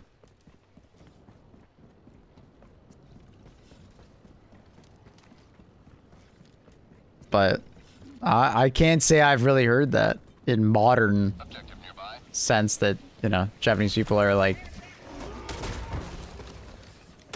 I'm sure there's some like resentment against like people that are like tourists, but that's just a common thing in like all societies, right?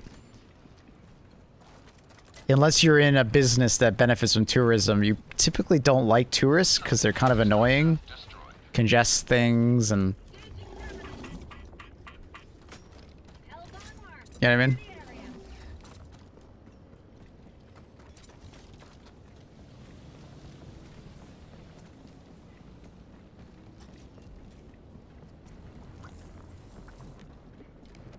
Objective complete. China, Japan, and Korea are a triangle of hating each other. Yeah, that is different, right? Like, they have, like, historical reasons to hate each other. Terminate hive structure destroyed. Your great Helldive Mole music playlist. Thank you. Annie made it. She did a great job.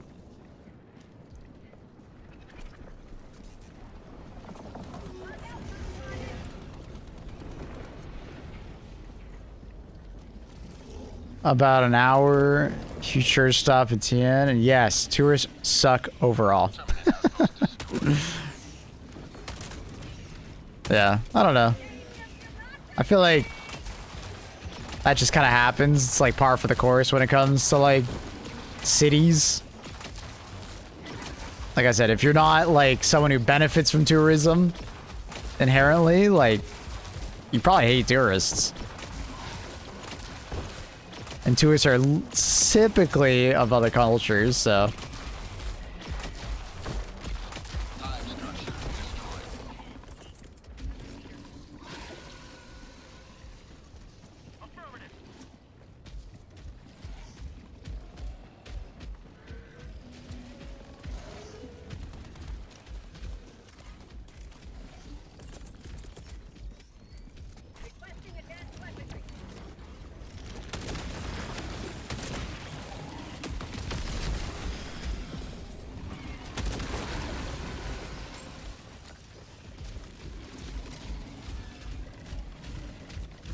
I think I might have just adopted some Ball Titans.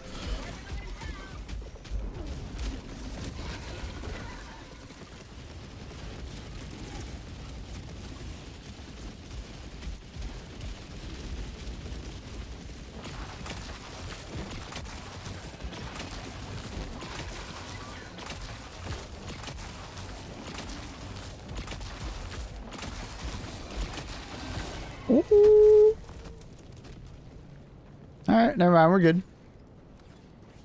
Gatling Barrage weakened them enough that it wasn't that big of a pain in the ass.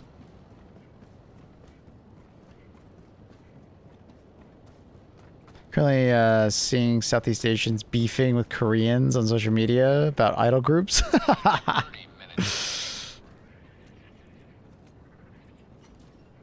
Enemy elite, southeast, close.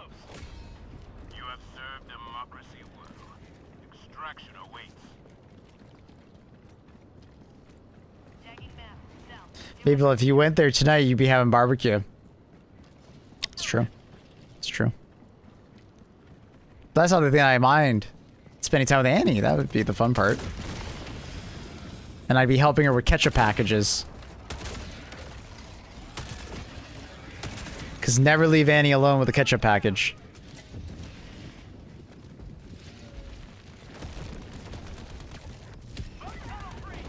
aren't you putting your head in?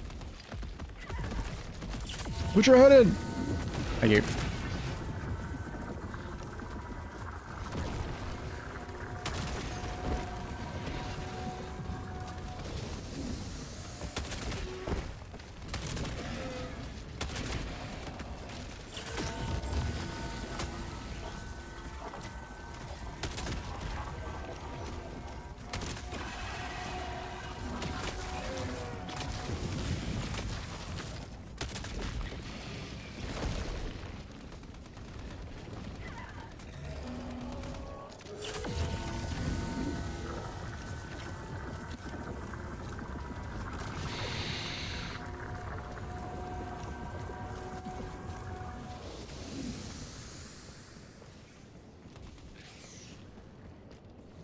Reinforcing.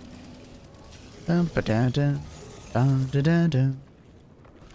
Request approved. Deploying reinforcements. Sorry, Canada has just as dangerous wildlife as Australia?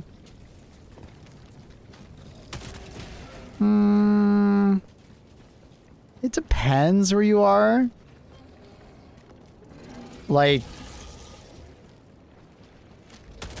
Bug outpost destroyed. like we do have rattlesnakes, you know, and they're quite deadly. And then we have like bears and stuff like that. But for the most part, bears won't fuck with you. Rattlesnakes shouldn't fuck with you. And they have an alarm system on them. So it's pretty hard to get bit by a rattlesnake. Polar bears and such, but like they're just so far apart. Like the chances of you running into a polar bear is like fucking so low. You have to go so far north also. So I don't know. I feel like the wildlife in Canada is like extremely tame. Like there's grizzlies out west and stuff, but like it's pretty hard to run into a grizzly, I feel like. I mean, there's black widows in, you know, Canada, but, you know, how many spiders do you guys have in Canada? I feel like the only one that would be a worrisome would be like a black widow, but I've literally never seen one.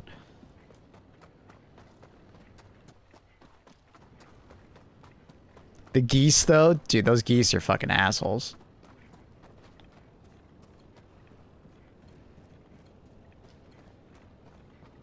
Don't fuck with the geese. I mean, definitely you don't fuck with the geese, but they're not gonna, like, hurt you.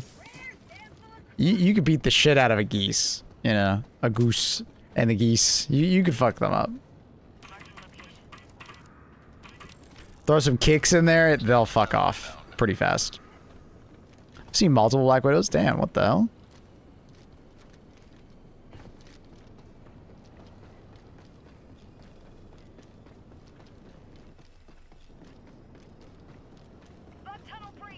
Europe is the tamest place in the world. Our current issues are the humans. Yeah. Not much wilderness over there in Europe. ETA T-minus 1 minute 30 seconds. Thinking about it, we don't have much diversity when it comes to animals. Yeah, I feel like in Egypt it's mostly just like insects. And then like just, you know.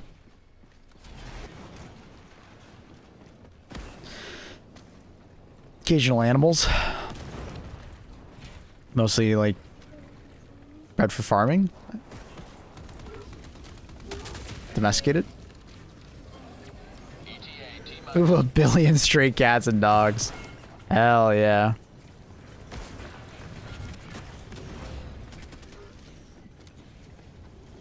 How many insects here? Oh, really? Okay.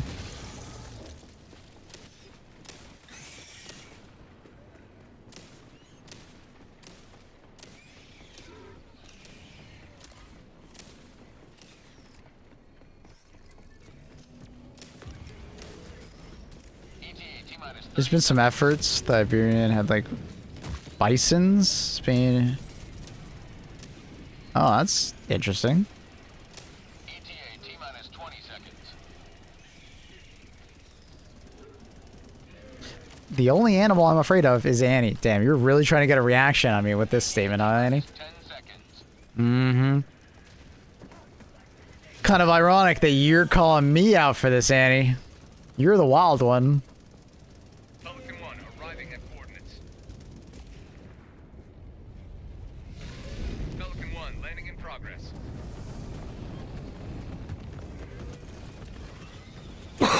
Pelican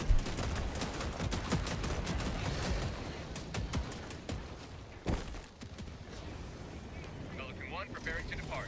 Shuttle launch in 20 seconds. Reinforcement budget depleted. Extraction complete. Pelican 1 beginning ascent.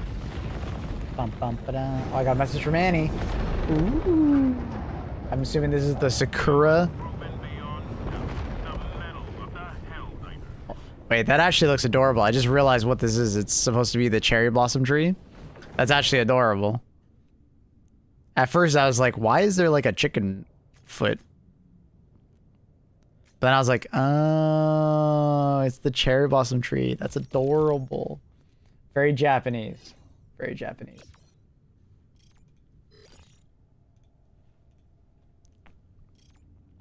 That's cute.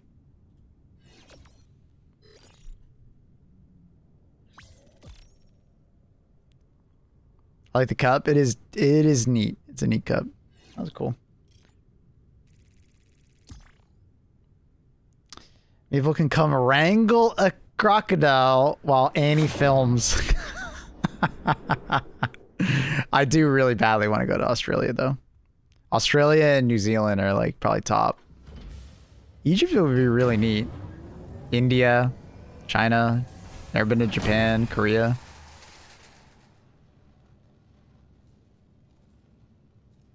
I want to spend more time in Europe.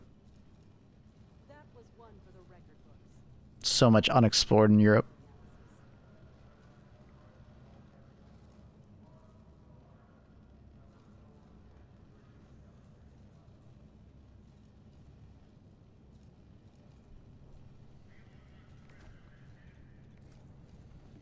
Allied destroyer has left squadron.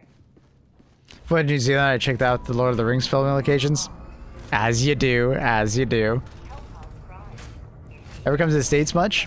When I was younger, my parents brought me to the States quite a bit. I don't remember very much. I will be completely honest. I spent a decent amount of time in Minnesota because I had family living there. Currently, I have family that also lives in San Diego, so I've spent a fair bit of time down in San Diego. Even as I was older, I like lived in San Diego for like 3 months, a couple months. And then I've been to a convention in Orlando. And yeah.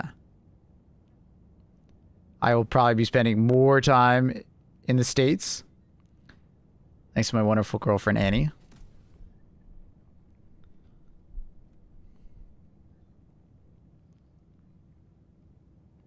Orlando? I mean, it was a convention.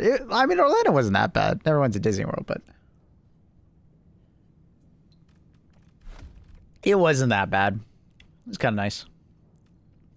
I hated the fucking... Okay, I'm allergic to Orlando, though. Or at least Florida. Ragweed, I think it is. I didn't know I was allergic to it until I stepped off the plane, and all of a sudden my sinuses fucking... you know, closed up, and I was like, what the hell? So yeah, that was definitely really surprising. I had no idea that I was allergic to it.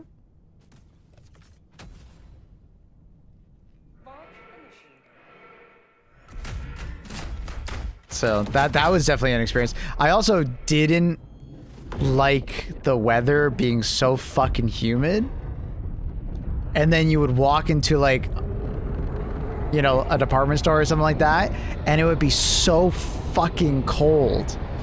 I didn't like that because you were probably sweating outside, and you walk into a department store, and I was actually genuinely cold. I didn't love that like back and forth constantly, because like obviously we have a AC in Toronto and stuff like that, but like they don't crank it nearly as hard. Like, we just have climate control. We don't have, like, freezing. So because I went in, like, the middle of the summer.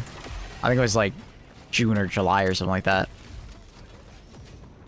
Yeah, I hated that. It was so... And then the Airbnb we were staying at basically had the thermostat, like, locked at like really low temperature. I literally was wearing a sweater inside the Airbnb that we were staying at because I was literally getting cold. Like I like turning down the temperature like at night and stuff like that. I like sleeping in cold, but like, dude, I hate walking around a cold house. I don't want to feel cold.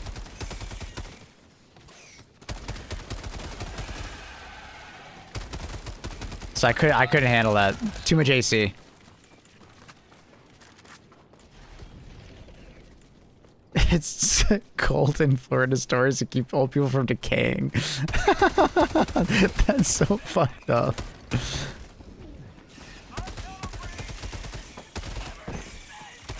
San Diego was much drier heat, which I definitely prefer. Would occasionally get, you know, humid due to like the ocean, but I don't know, it was nice. I like San Diego a lot. I would much prefer that, like, living in San Diego than Florida. Much prefer. I like San Diego a lot. The people were really nice. They were chill. The environment was nice. City was nice. I like San Diego. Yeah, we went to a lot of really nice restaurants. It was great. A lot of, like, Mexican places, and I love Mexican food, so I was at home. Orbital barrage incoming. Stand clear.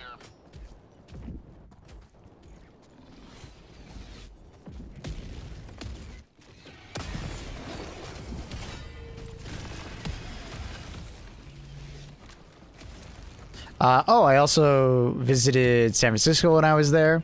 San Francisco was nice. Very gloomy, though. Because obviously you're in the Bay Area, a lot more rain and stuff. When I was there, dude, it was raining, like, I think the majority of the time I was there. But the Bay Area is nice. I definitely got to experience the homeless population. Just walking around downtown, like, San Francisco and just seeing shit on the sidewalk, that was crazy. I'd never experienced that before.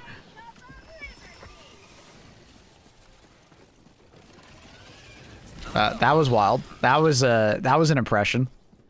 That was definitely an impression. I mean, the whole city obviously wasn't like that, but I definitely got kind of unlucky just running into a fair bit of that in some parts. But I really liked it. I brought my running shoes, and dude, running up those hills was crazy workout. And then I loved that that park that was on the west coast. Like in one day, I like ran across the entire city from the east to the west. It was awesome. I spent a bunch of time in that park, on the cliffside. It was great. I was mostly exploring it by myself because my cousin was working at the time, but he met me for some awesome Indian food in the city. It was great. It's fun. It was a really good trip. It was one of those, like, find yourself trips because I was extremely depressed and, like, lacking direction in life. So it was a really good find yourself trip. Now, unfortunately, when I got home, I was super depressed. But I have fond memories of the trip itself.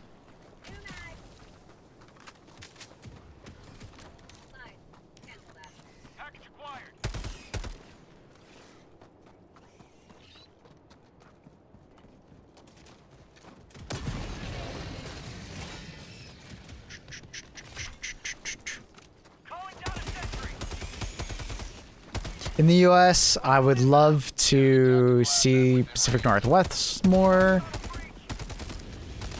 Colorado. I think go to Miami would be neat.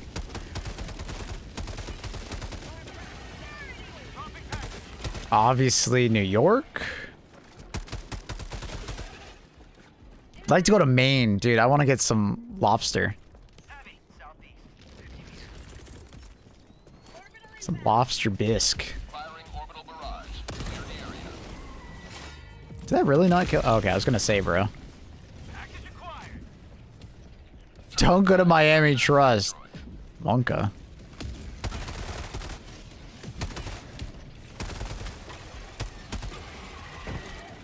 Hello, Mr. Moose. How are you?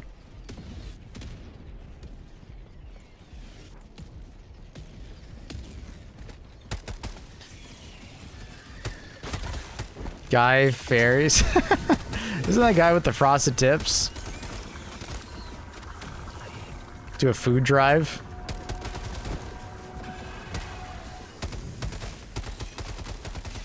Have a heart attack at the end.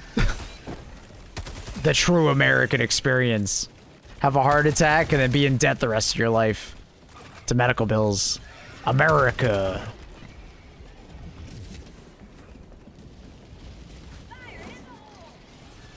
Sub-objective in your vicinity.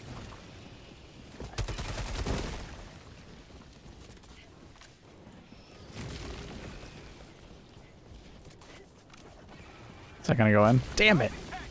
I fucked it up.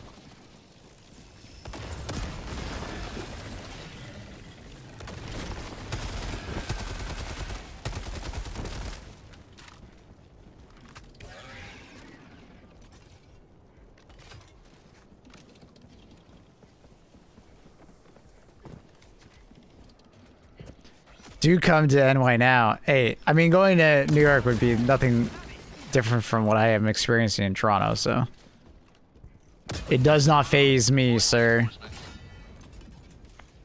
In Tennessee, you have Dollywood.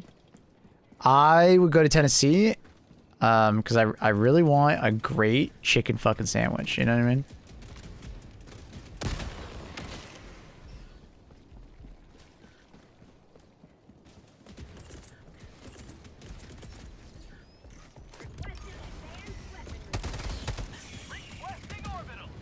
Terminate outpost. Destroyed.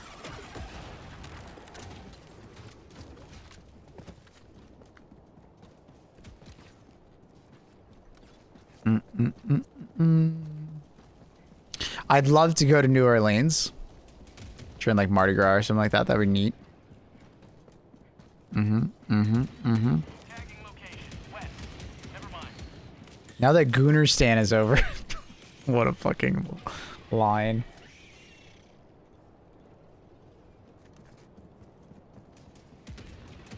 Goonerstan. Oh, Jesus.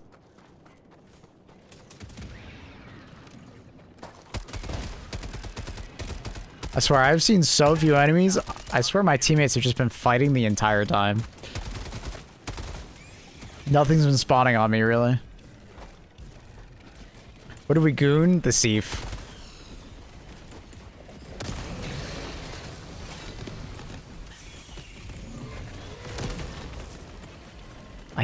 I missed?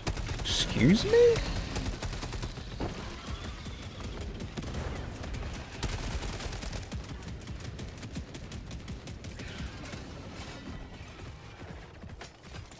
Package acquired.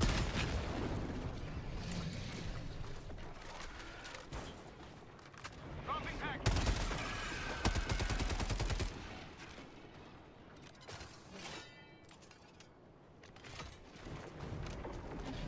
Luminate is the best faction to farm SC. Catch up. Why Illuminate? Illuminate are great for farming SC. Because typically there's like a colony map. And the streets you can drive around really fast in. And if you want to just enjoy the game normally, while also farming SC, it's the best faction to do it on. It's also the easiest faction.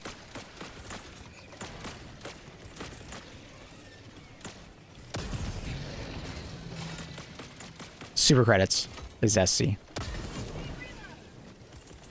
at 30 minutes remaining.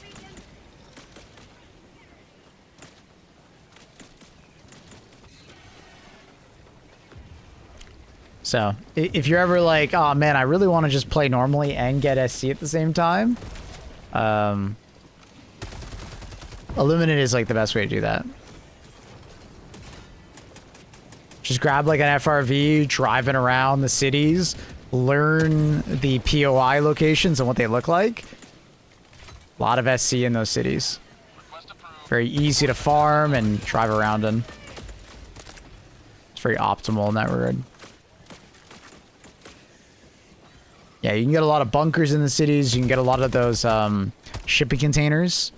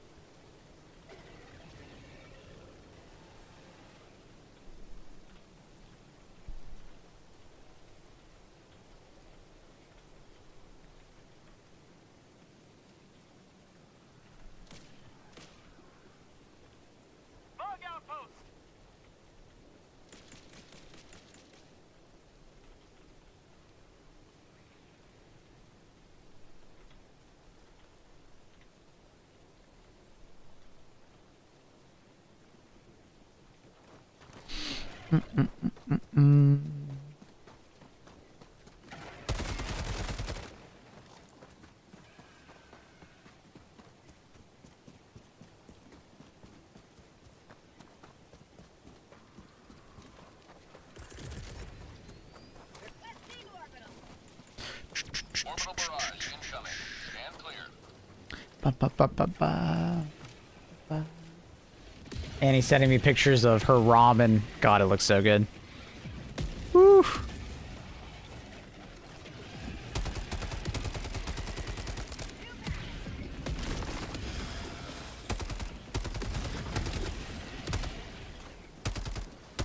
Requesting sentry.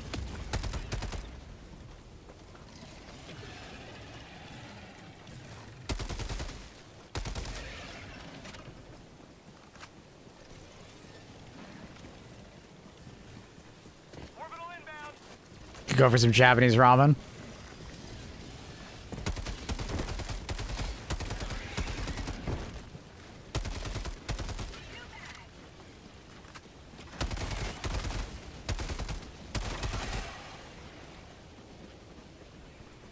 I go over some pho. I more feel like pho right now than ramen. I want something heavier.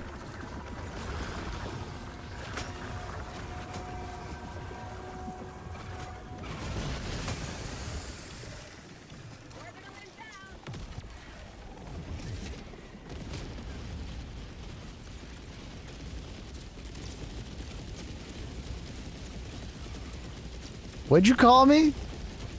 Some pho? You ever had Vietnamese pho? Or pho?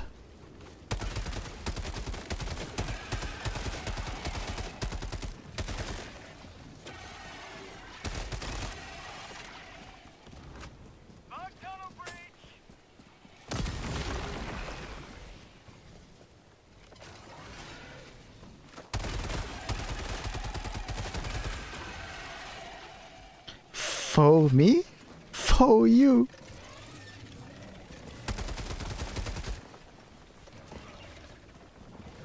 No fucking way.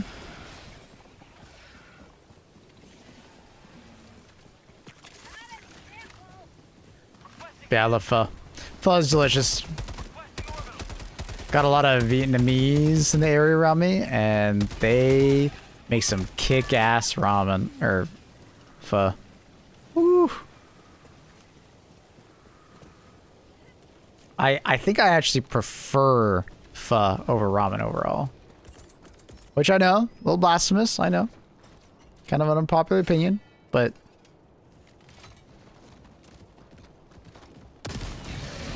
boy, do I enjoy pho.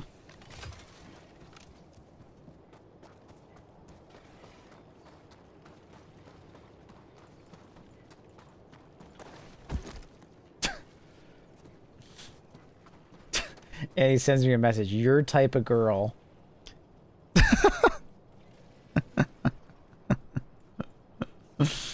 Fucking absolute anime enjoyers. She thinks she's so funny.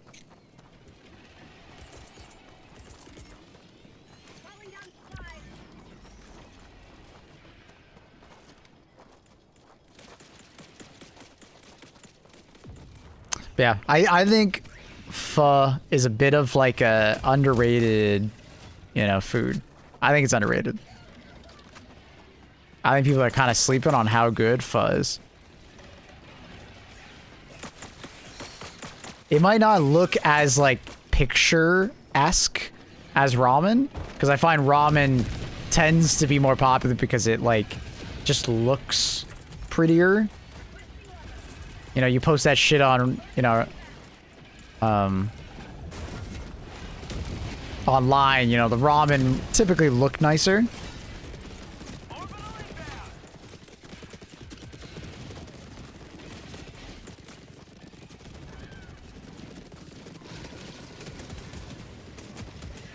But like I think the Vietnamese are onto something, you know what I mean?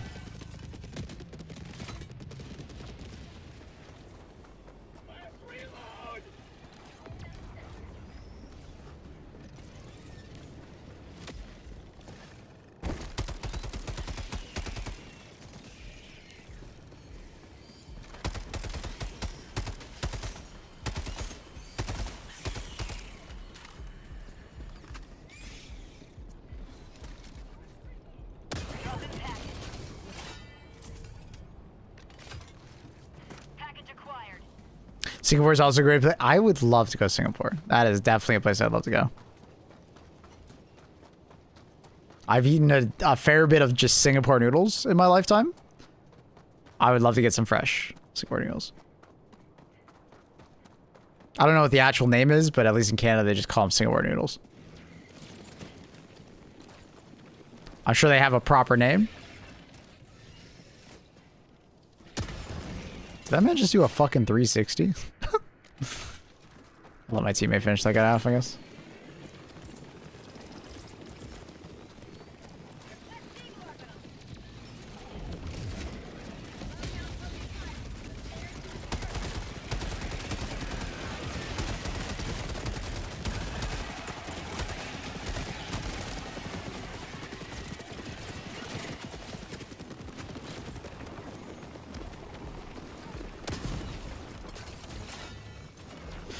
Amazing place. Very humid when I was there. So pack accordingly. Fair enough. Fair enough. Basic on the geography of the place. I'm not surprised that it's very humid. That's awkward. Oh, I'm dead. Ugh, not dead.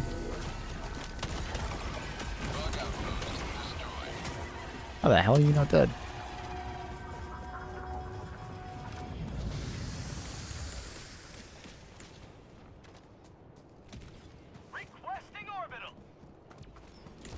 What up, JKR? How are you? Just got this place that sold pho. They would just have like it ready for you in 3 minutes. Huge place. Place I go to is the same. Sit down. They give you a menu, and they give you one of those like piece of paper that you can like jot down like the code of what you want. They don't even speak English. It's great. You just order, and then within a couple minutes, it's ready for you. It's fucking awesome. You're basically just waiting for the noodles to be ready. How come you're on the bot front today? Because I've been playing bots for the last, 2 weeks. My brain is not wanting to play more bots.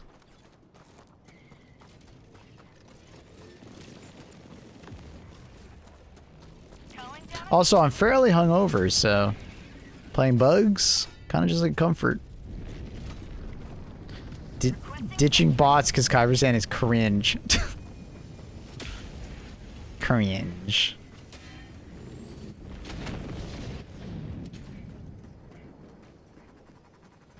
Da-da-da-da. Mission at 20 minutes remaining.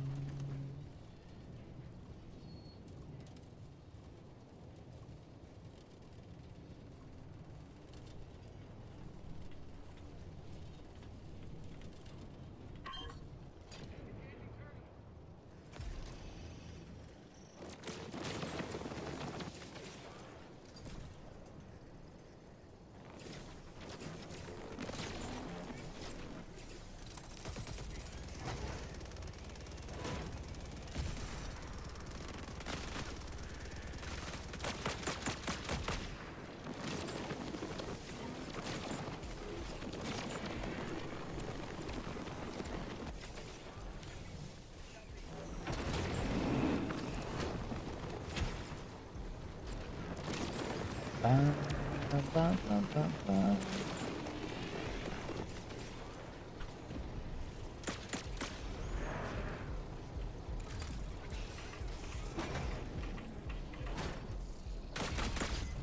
triumph for managed democracy. May liberty guide your safe extraction.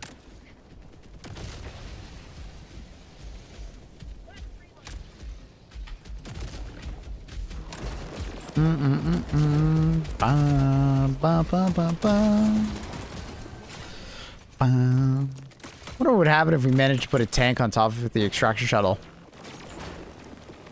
Honestly? Don't know.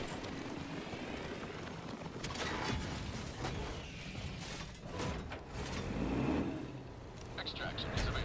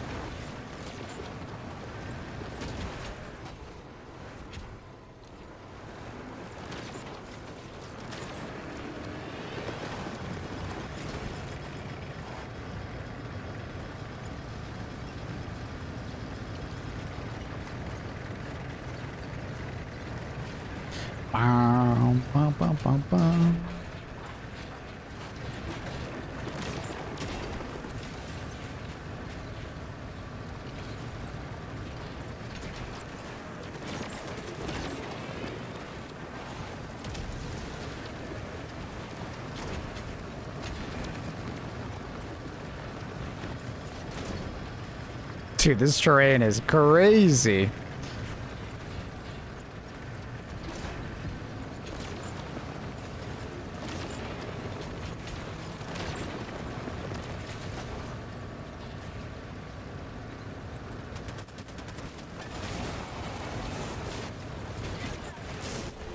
Huh. Thought I'd break through that. Thought I'd break through that building, I'll be honest. Extraction is available.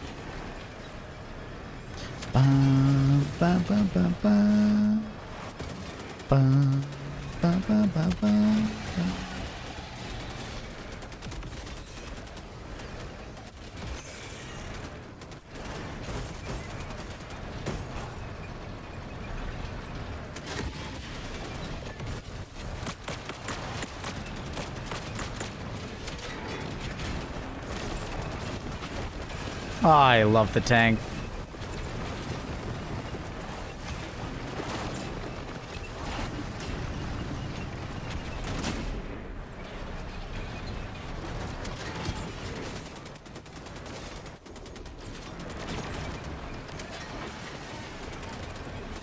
Extraction is available.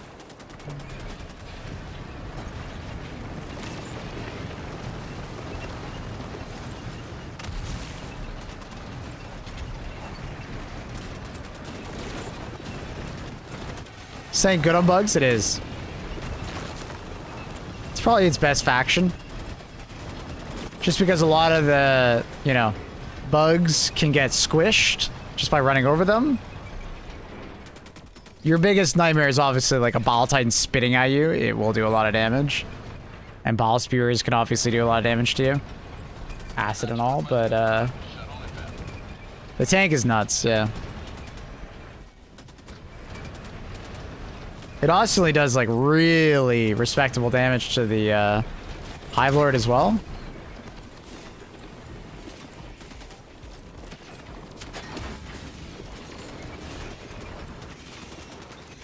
Tank is really strong against aluminum. Yeah, just be careful of harvesters, but yeah, it's really strong. I think the only faction that the tank sometimes struggles on is bots, but it's like up to the driver to just place it correctly. If the driver is good, the tank is really good on bots. Cyborg's a little different because Vox engines are fucking OP.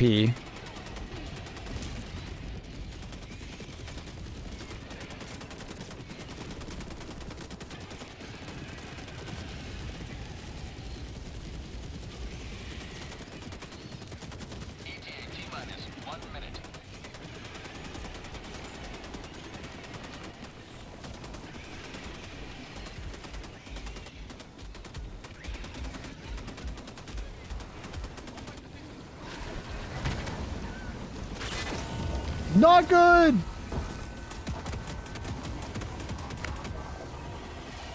Unfortunately, I wasn't paying attention.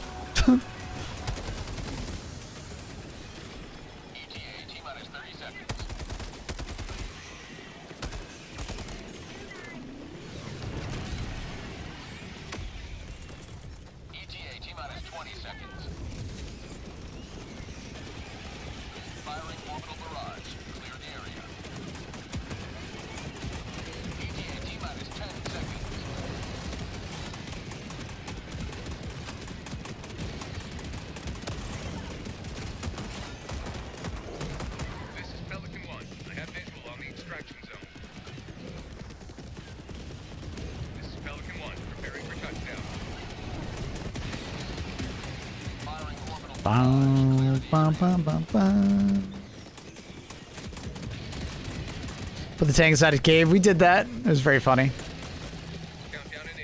Obviously, it wasn't particularly great, and it was not exactly easy to use, but we did do it.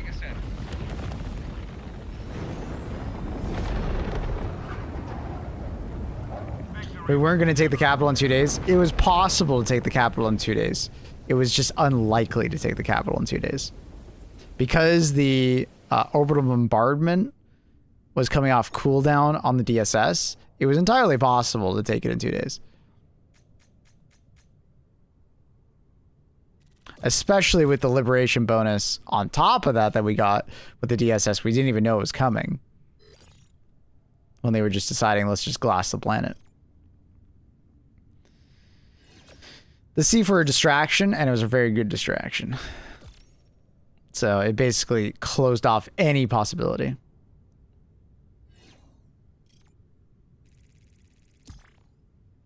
But theoretically, if everybody stopped going to random cities and all went to Transcendence, people stopped playing on random bot worlds around the bots, and we got the liberation bonus, it would have been extremely close. Would we have not run out of revives? We could have done it before that. Like, we didn't even need the bug divers in that situation. But what really nailed it was just the fact that Transcendence was just another city. And we'd already been fighting against cyborgs for so long. I think a lot of people were just burnt out. So a lot of people were just deciding to just go to, you know, Illuminate or go fight against regular bots or go to different cities because they didn't want to deal with, you know, Jet and Incendiary. Want to go fight bugs. You know, people are just getting burnt out. It's kind of just like morale in an actual war. People just, you know, just getting burnt out on it. If Transcendence actually was a different biome and there was like some kind of like insane enemy on it, I think people would have been more willing to go to Transcendence, but because it was just another mega factory, I think people just didn't really care.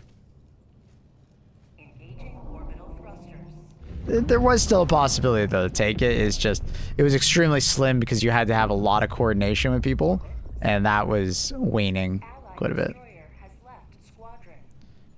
The Sieve were just like this kind of like cop out. The Helldivers have been forced to withdraw. The cyborgs, along with the automatons, have launched a counteroffensive. Concerning reports indicating Counteroffensive. constructing megafactories on other planets. Mega factories on other planets? Wow. Wow.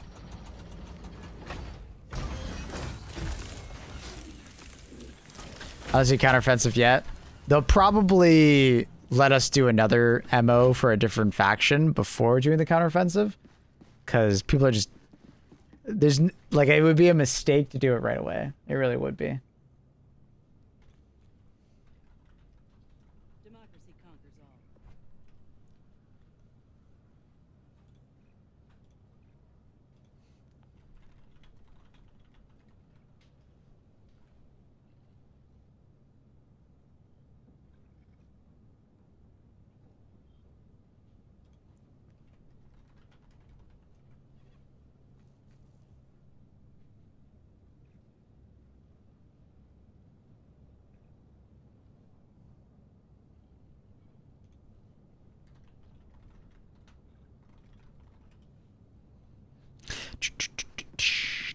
It might be anecdotal. I ran into more bugs causing difficulty during the Cyberstand campaign than bot difficulty. Roof dwelling Vox engines can suck it. Yeah.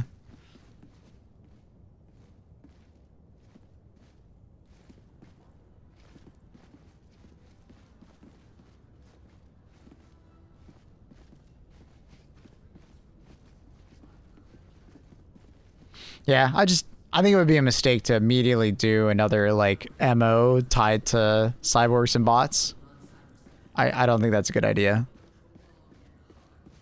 That's a recipe for disaster. Gamers are gonna keep playing against them and not realize that they're burning themselves out.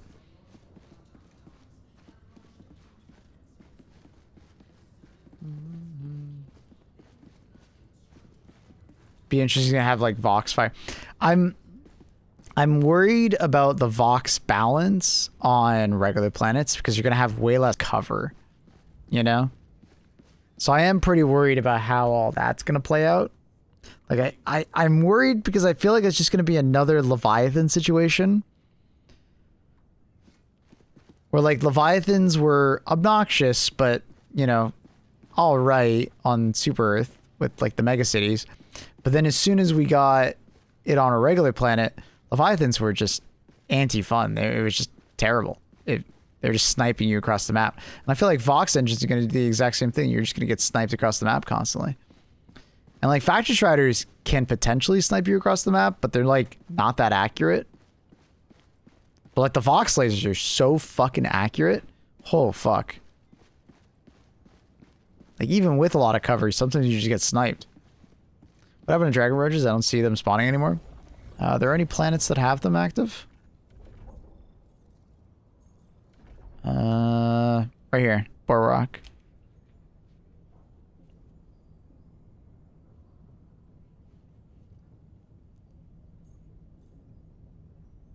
Hey, well, good morning. Good morning, dude.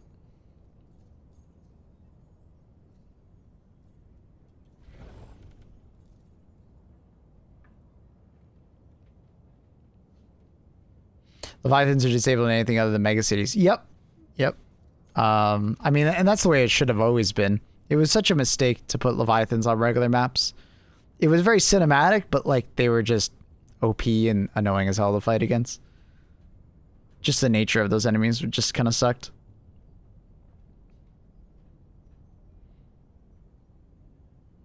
They're a fantastic set piece on like megacities, but that's about it.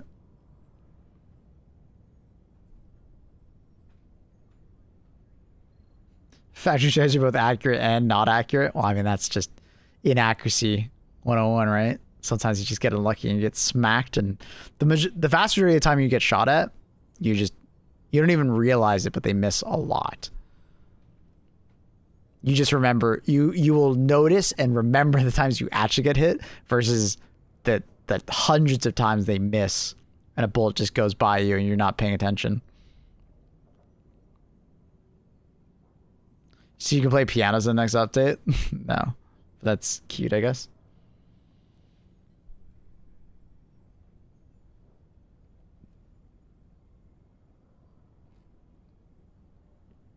Yeah. Also, Vox are going to be really annoying if they're just spawning as patrols. Like, just having a Vox spawn behind you randomly and then snipe you from like 100 meters is going to suck. Like, that was kind of happening on Cyberstan, and it was annoying. When you were like clearing out an area and then all of a sudden a Vox spawns behind you, spots you almost immediately, and then just starts shooting at you. That was frustrating, man.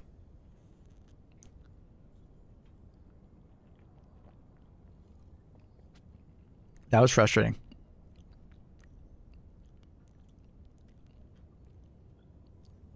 So I'm hoping that they change the Vox engine slightly, make them less accurate. I don't think they should be patrolling as much as they are. Like, they should be patrolling, but like way less often. The majority of Vox should be coming in via dropship, not patrols. And it kind of felt like there was a higher likelihood of seeing them in patrols than not. Every system will soon exult in the glory of managed democracy.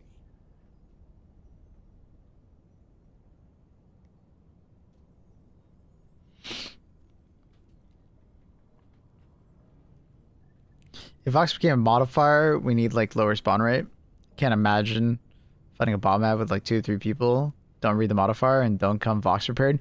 Yeah, that would be... Whew.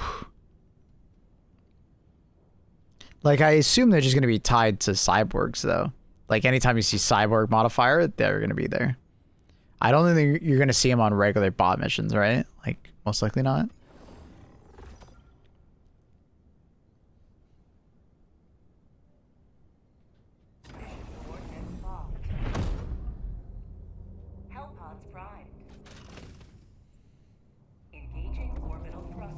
Like, that would just be my assumption.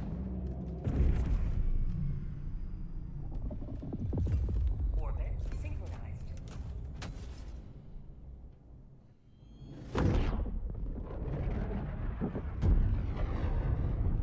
I would assume the next big one is going to be back to Illuminate Dingo. For sure.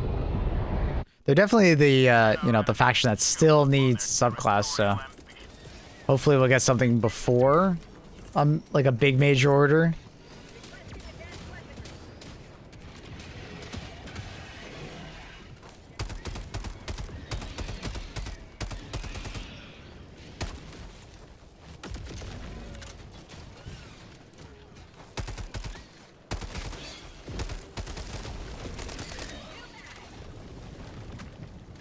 Enemy tactical asset within range.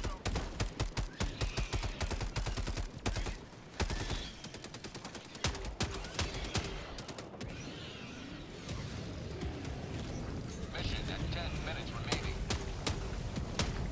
Allied destroyer joining squadron, deploying Helldiver. Permanent hive structure destroyed. Illuminate hover tank.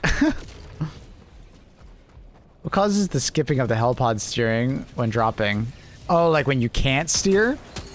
Large objects around you typically stop it.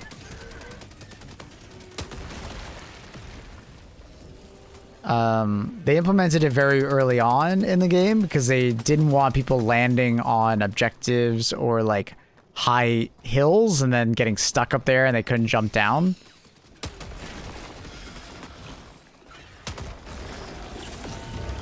But honestly, it's kind of annoying in a lot of situations because, like, you can't control your helipod as much as you really want to. And it's kind of obnoxious at times. There's definitely a lot of situations where I'm like, I wish they were more lenient on it. Like, I understand not letting you fall on top of that and then just like, well, this fucking sucks. I basically have to die now. Like, I get that. That does actually blow from a gameplay perspective of accidentally spawning up there.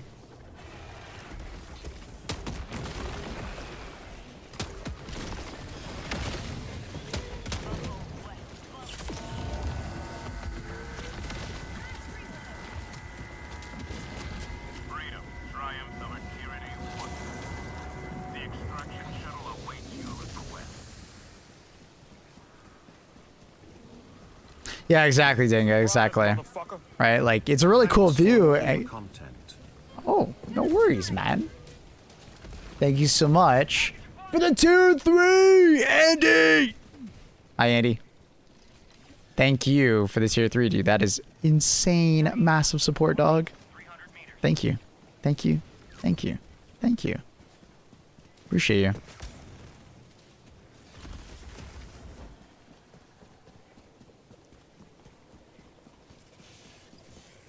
Yeah, exactly. There's a lot of cheese in the early missions, Lars, yeah. Where you could, like, spawn in certain spots, and... That's weird. I didn't expect to die there. Where you could absolutely cheese it and just, like, things just couldn't touch you if you landed in certain spots, so...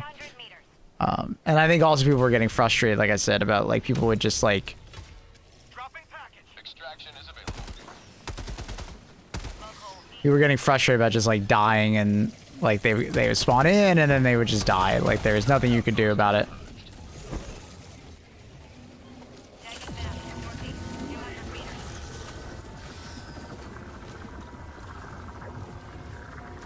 Because it is definitely lame when you have to get down from these high spots and there's literally, like, no way for you to do that. So... I think it just needs to be tuned a little differently, honestly. The idea with the mechanic is fine, it's just... It's a little excessive at times.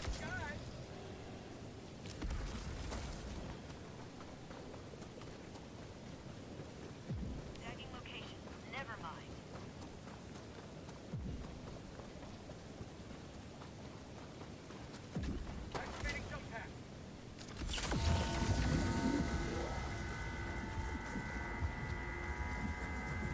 Aim for the bushes.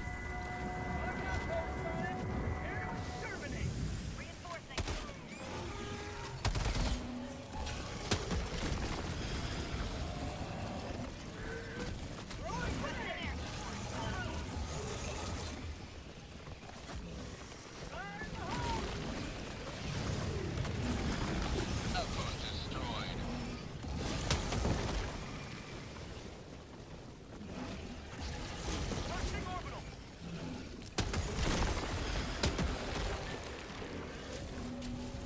Come on, let me climb, let me climb! It wouldn't let me mantle that. It wouldn't let me mantle it.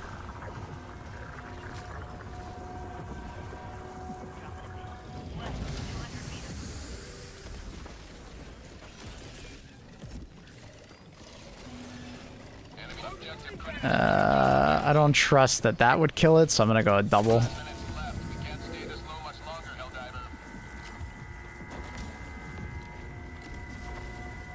Objective critical stratagem no longer available.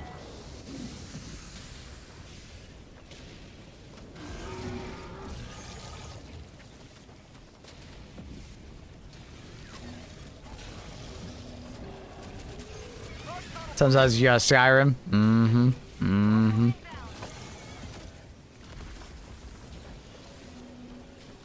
Are you fucking serious? I put both of those barrages down there and it's not gonna kill both Shrieker nests? Okay, I was gonna say, bro. Woo. Tactical asset within threat range. I was gonna say, dude. Spending both of those orbals and I get unlucky? Crazy.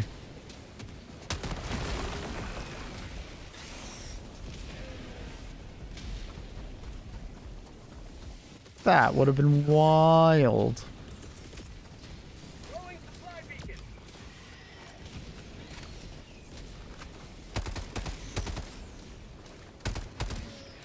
Orbital inbound.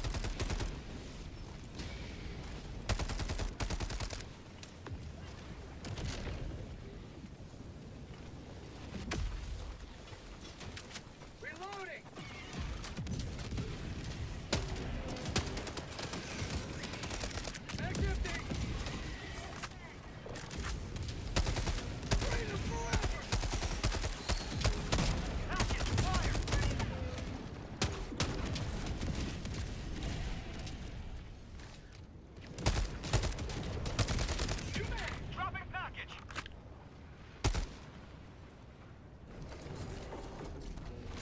How long did we fight squids after they appeared the first time? 6 weeks? Extraction shuttle inbound. Oh, it was a while. When we got the new faction, it was a long bunch of MOs back to back to back to back to back. I don't know if I'd say 6 weeks, but definitely up there.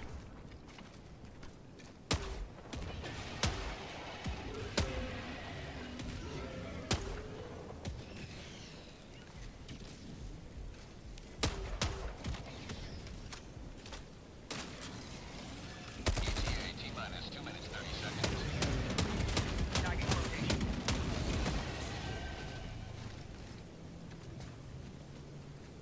Calling down a sentry.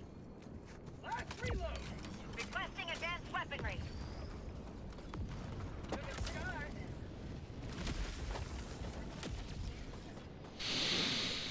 Ha-ba-ba-ba-da. ETA T-minus 2 minutes.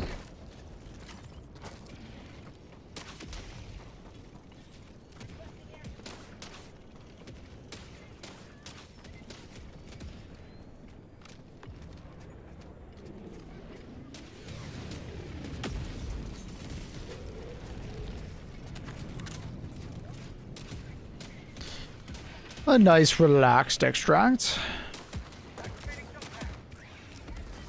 ETA T-minus 1 minute 30 seconds.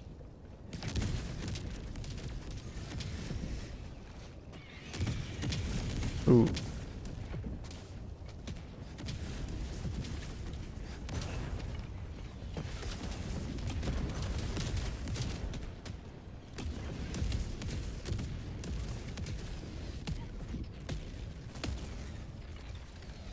Easy extract's been 84 years. Yeah, it was like a, what, a 3-minute extract? ETA T-minus 1 minute.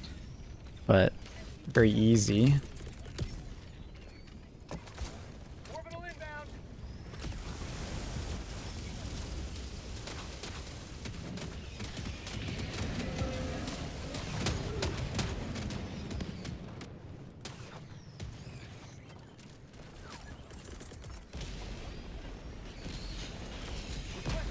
Ooh!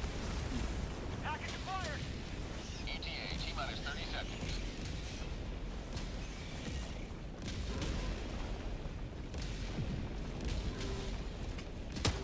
ETA T-minus 20 seconds.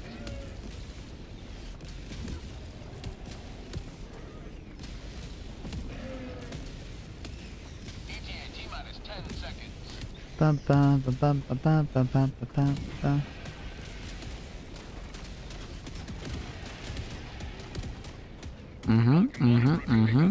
Reinforcement budget depleted. Pelican 1, landing in progress.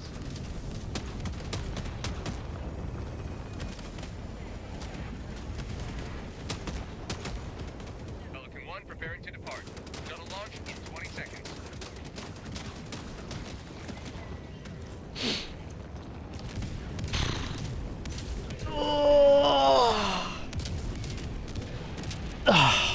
Extraction complete.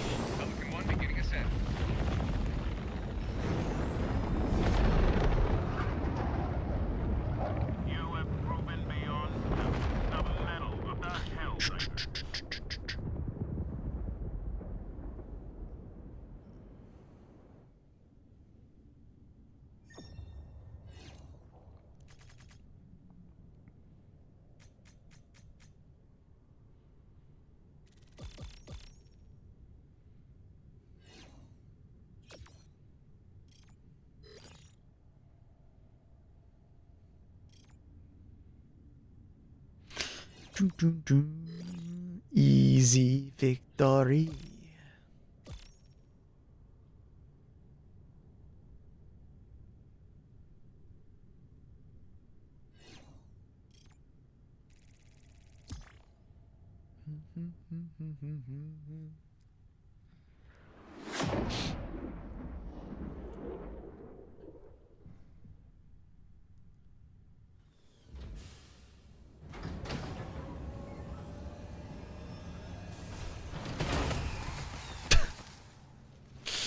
That's so good.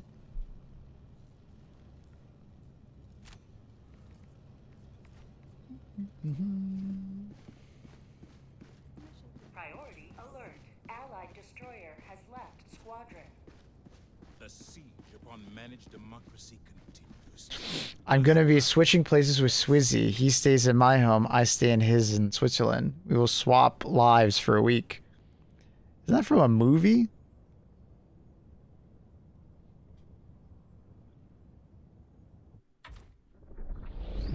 What movie was that from? Wife swap.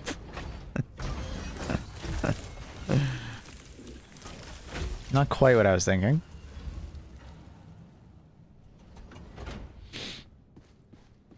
You're doing democracy. Be right back, chat. I'm just gonna grab a Tylenol. BRB, 1 second. BRB, 1 second. Wild show. Yeah, I'd say so.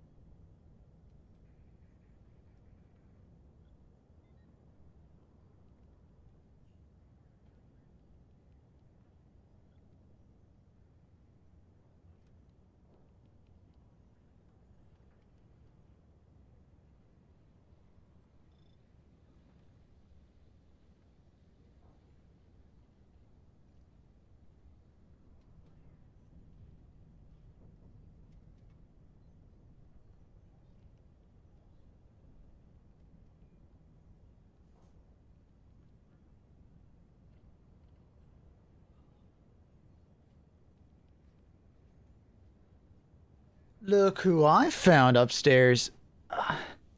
Oh, Luna, your nails. Oh, your nails, kitten. Jesus.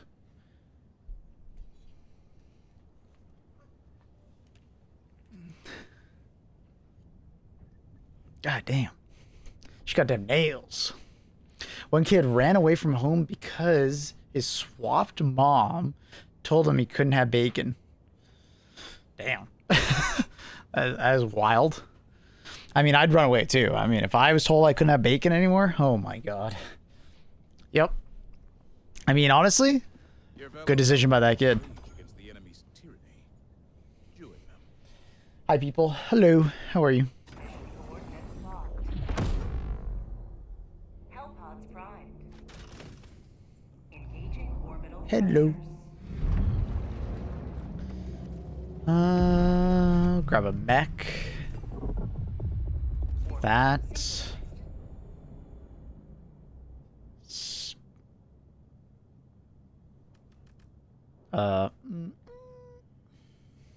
That. Do we just round it out with a all blue loadout?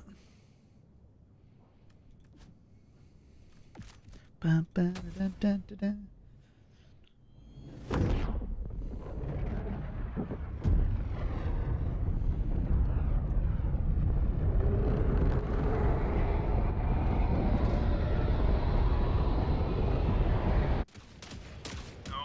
Jeez, I can't see. Allied destroyer joining squadron. Deploying Helldiver to combat zone.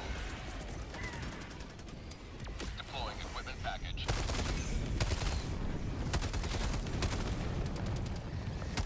Enemy tactical asset within threat range.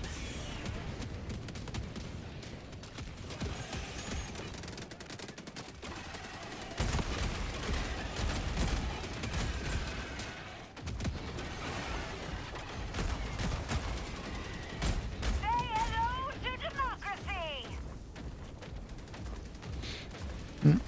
Do you have a new MO? Not yet that I've seen.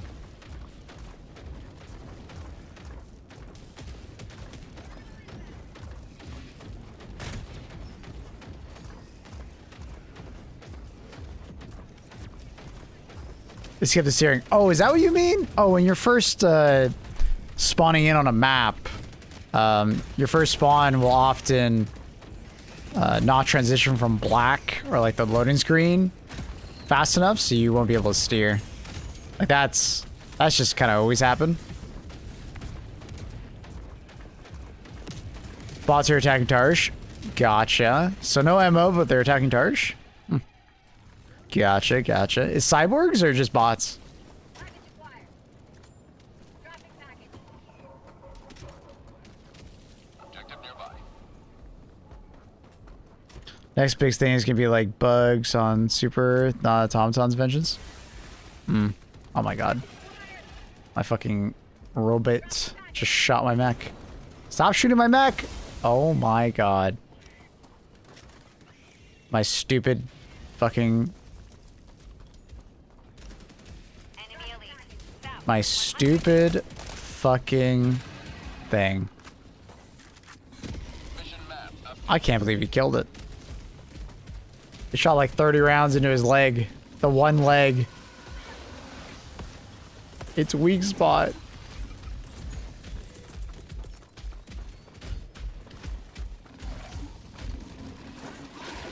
Sending down support weapons. Huh.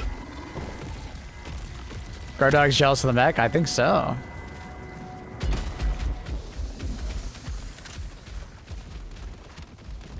Requesting orbital.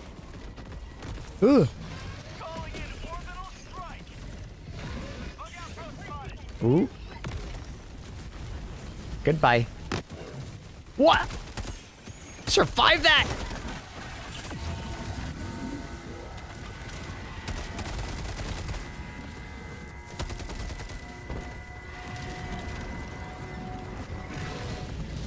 I am very sad to have lost my mech, though.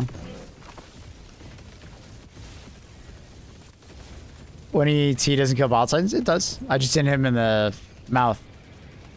Got him in the head to one-shot him. His main body is too much HP, so you gotta hit his weak spot.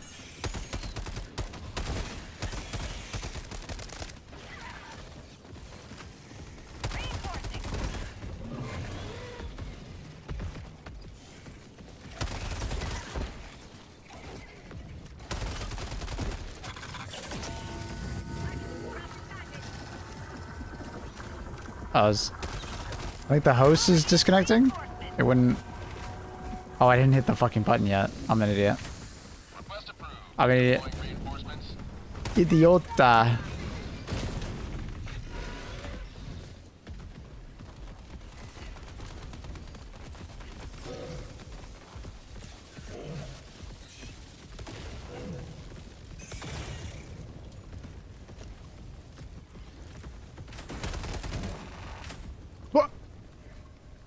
Huh? I sent him to the back rooms, I think. Yeah, alright.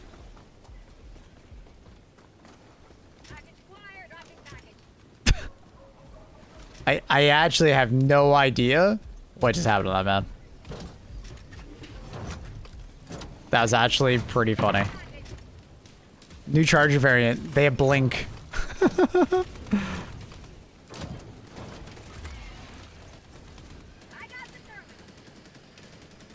He casted vanish. Requesting orbital. Objective completed.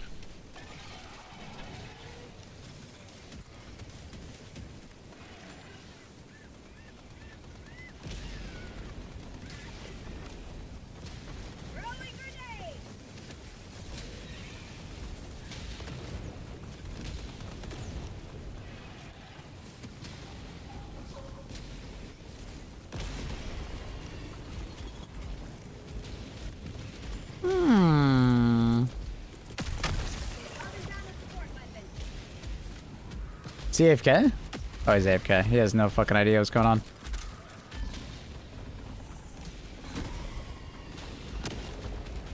What? It deflected! Sloped armor, sloped armor! Oh, it's a...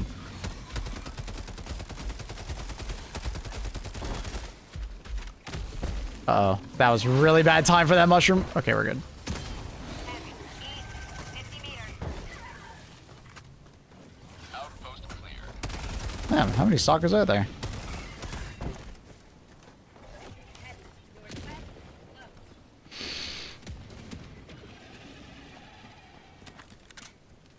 Orbital inbound. Terminate hive structure.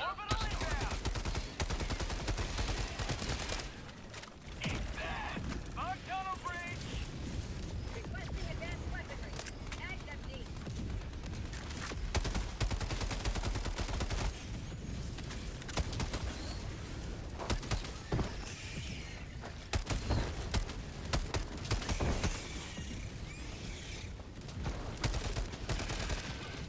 Last relay. Reinforcing.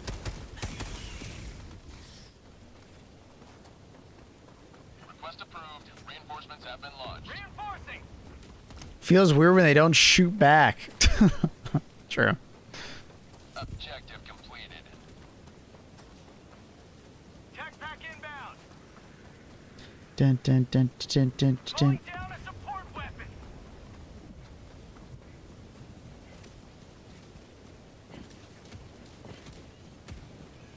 How a visor makes the innocent civilians look like evil bugs.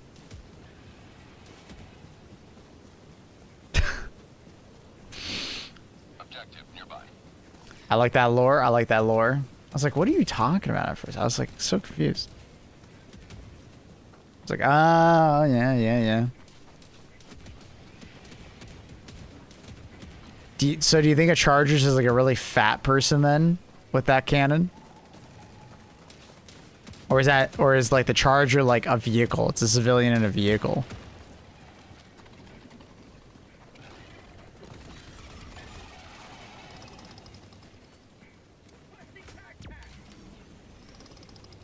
Mission at 30 minutes remaining.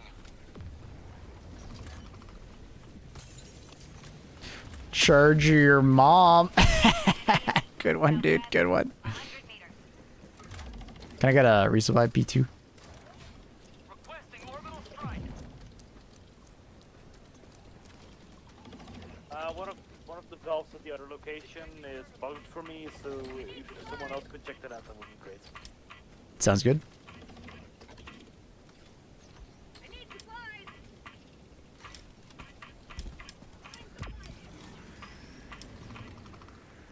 Nope. Hey, so there's an entire bug patrol behind you. They're friends. Engaging terminal. I have a flamethrower pistol. If they come at us.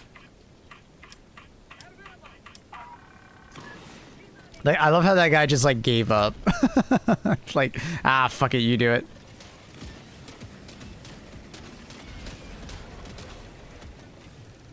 What up, Stale?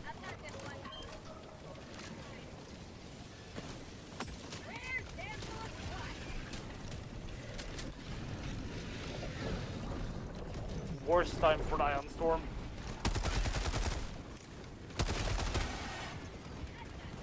We're good. Still missing one pipe. That's that one. You walk by it. Ooh! I was like, surely he's not jumping at me. Like, so many more enemies to jump at.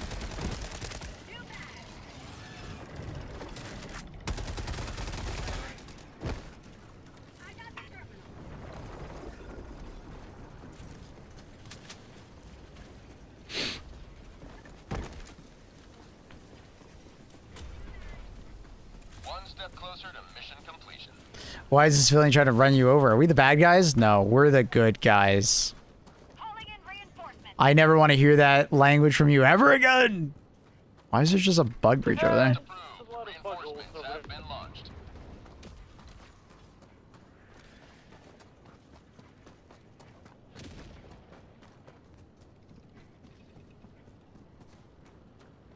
Marking location. Never mind. Southwest, bugs. Southwest. I think we're all right. I think that's a good way to put it. I think we're all right.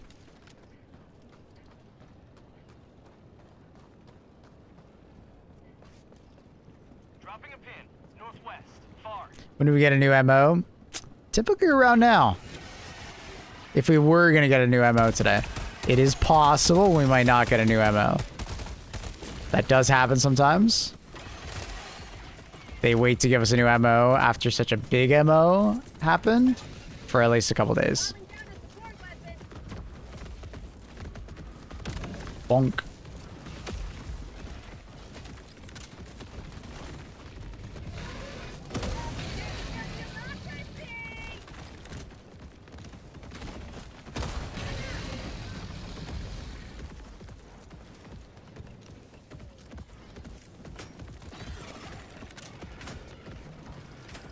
Allied destroyer leaving squadron.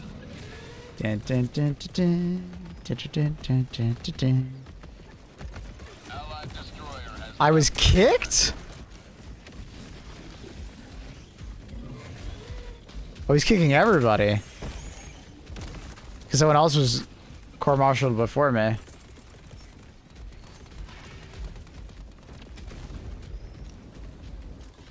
New short is up? What short is that? Warbon is currently at 142. Still climbing. Nice. Yeah, it's one of those videos that I... Oh, no. Get away from it. Oh, no. I forgot that, like, mechs now have, like, so much fucking aggro. They auto get targeted now by AI. I fucking forgot. That sucks. I've had a very unlucky run with my mech today. Yeah, they hit all vehicles. It's funny. I swear they're like less likely to go at turrets now. Like they don't care about turrets anymore.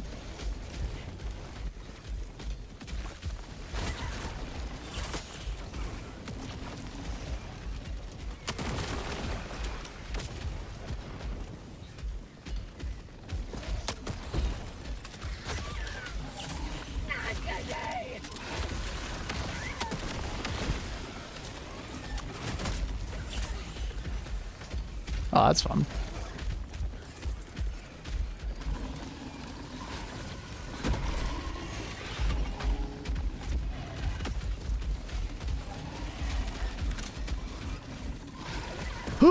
Nah, couldn't go far enough.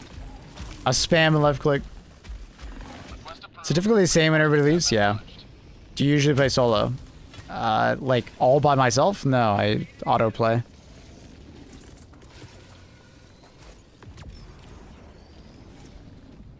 Like I just random matchmake.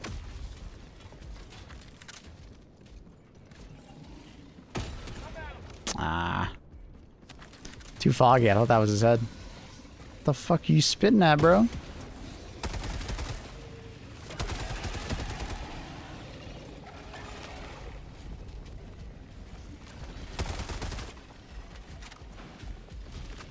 I don't know.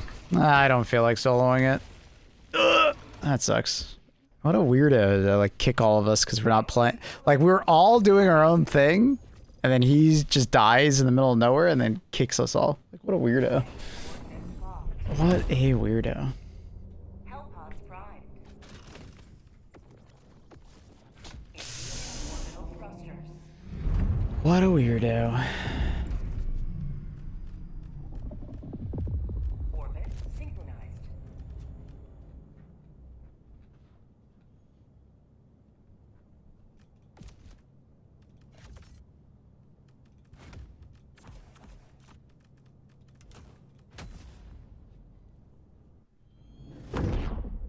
Is angle foregrip universally the best underbarrel? Not even close.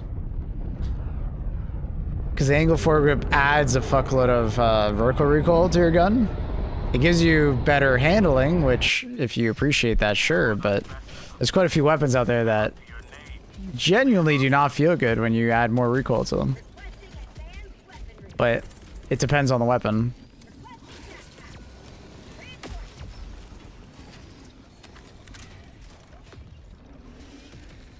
Request approved. Deploying reinforcements. Any way to make yourself the leader every time? Start a mission, call an SOS beacon.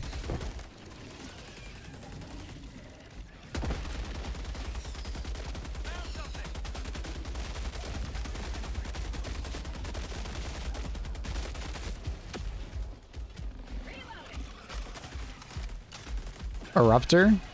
Sure, yeah. It's arguably the best on the Eruptor, yeah. Yeah, you just made it like a very blanket statement. So, nah, there's a lot of weapons out there that it is definitely like honestly like the worst attachment you could put on a lot of weapons. But for something like the Eruptor, yeah. You only shoot once anyway, so it doesn't matter if you get more recoil.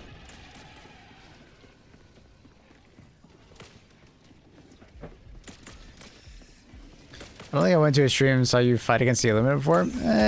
We play against them rarely just because they're kind of not mind-numbingly easy.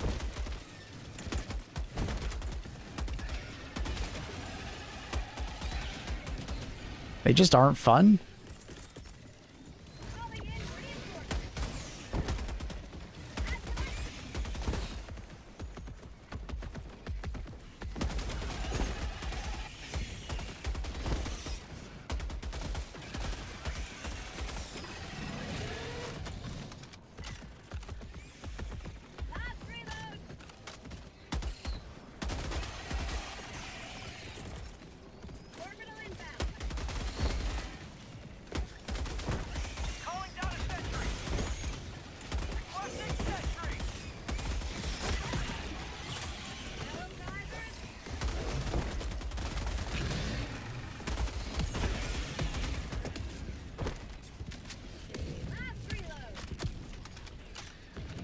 How's current dive? Good, good.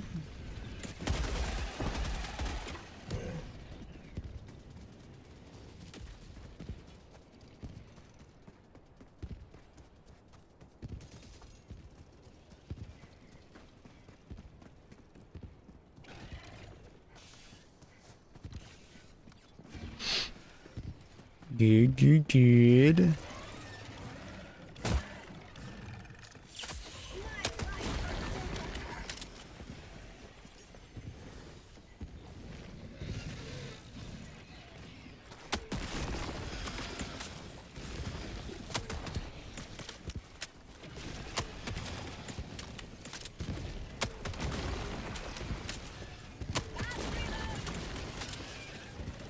Outpost destroyed.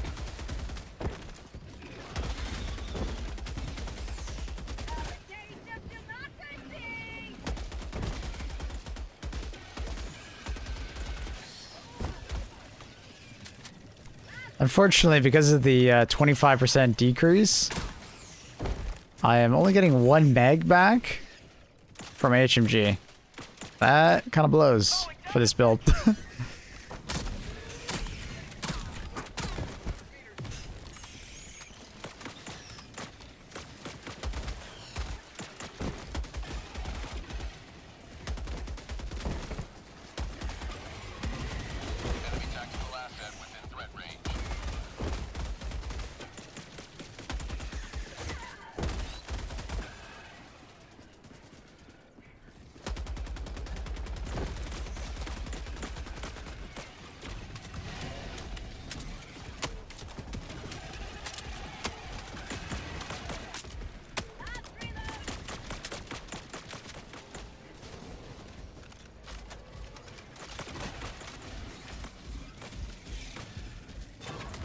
25% penalty is stupid. The penalty is because of the MO.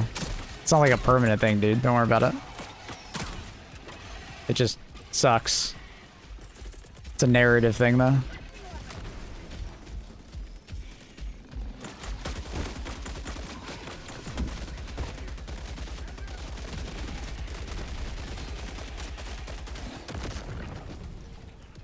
I know. Okay. So then why are we so upset about it?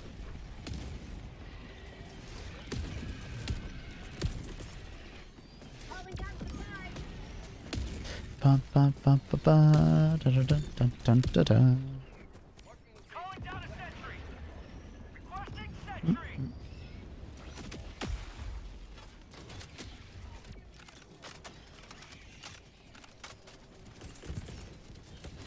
Request approved. Reinforcements on the way.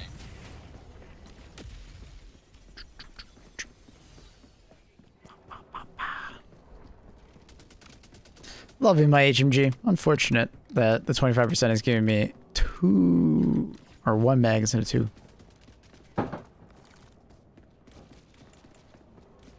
Requesting advanced weaponry.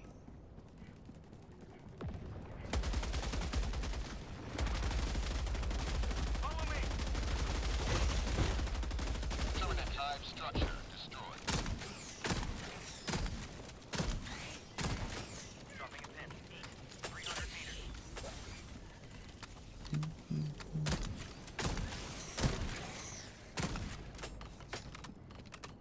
Dropping a pin. Northeast. Far.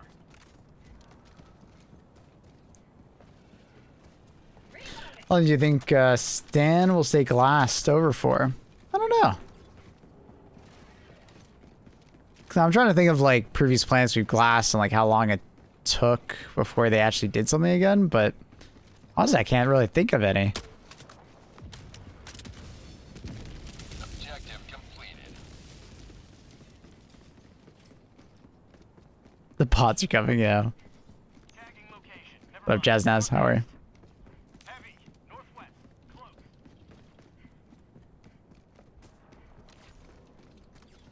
Found something.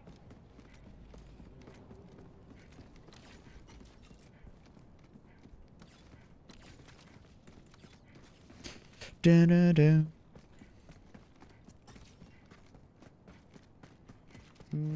Should have enough. Especially if I throw this on the far side.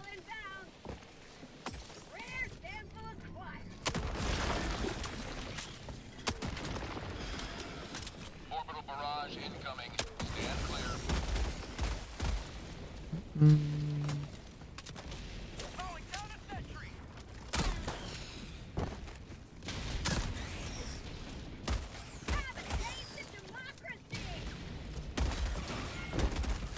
Mission at 30 minutes remaining.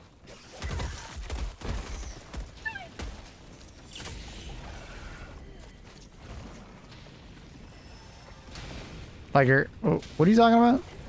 You talking to me, or are you having a conversation with yourself? What's the context? You good?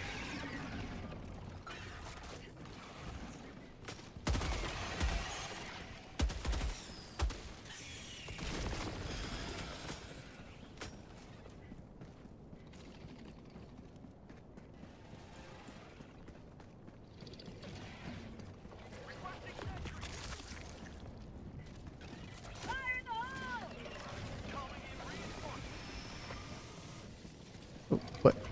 You, in display, yeah. What the hell are you talking about?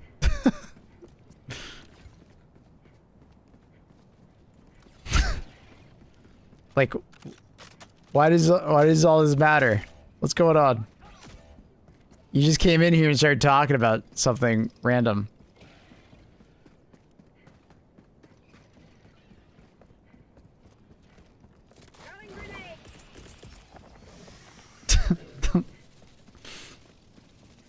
Nope. What do you mean, nope? Now I have to wait. Chat, everybody wait. We're waiting. Request approved. Reinforcements have been launched. Which... You are probably the most confusing person I think I've ever spoken to in my life. Congratulations. What are you on about, dude? Are you like watching another stream right now? Is he watching another stream and then like talking to us?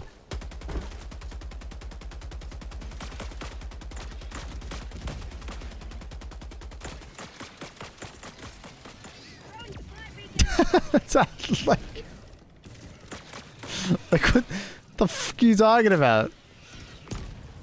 I never said anything about sharpeners. I never said the image is blurry. So I'm like, where the hell are you getting all this like?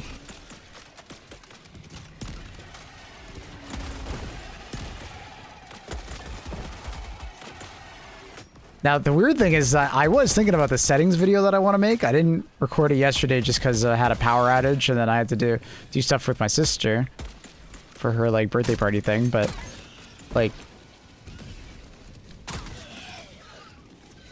he doesn't know what's going on in my head.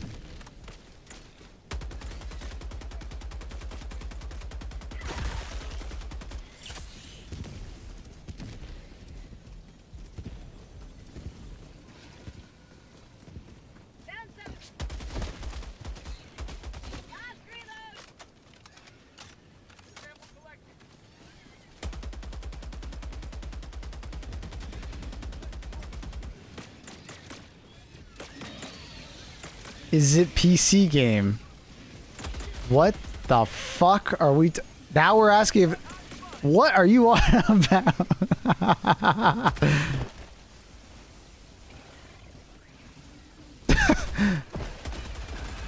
Now you're asking like is Helldivers a PC game? Yeah, it's available on PC. Maybe he's just like really high. What's confusing? Surprise, motherfucker. You came in here. Hi, Burke. You, sir, are extremely confusing. For some reason, you came in and just started telling me I need to go into my sharpness settings. For some reason, and now you're asking me if this is a PC game? Like, shouldn't you already know that? Maybe this is just some, like, severe, like, English as second language or something, but, like... Huh? You provided no context for why the hell you're telling me I need to increase my sharpness. Like, not one little bit of, like, context.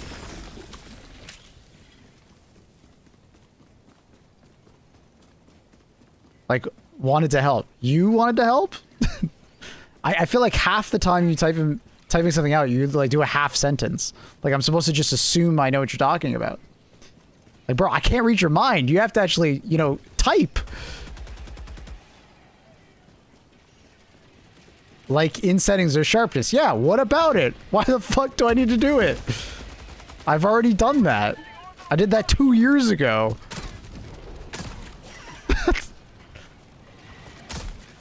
Like, so why the fuck do you feel like you need to tell me about it?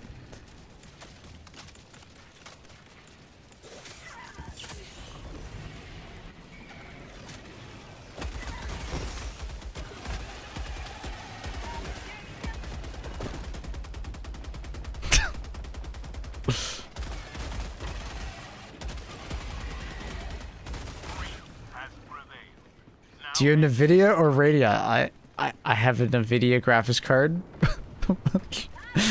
I feel like I walked into, like, you know, a Reddit forum, you know? But I didn't make a post, but I got a Redditor telling me how to optimize my game. Like... I'm so good. What is happening?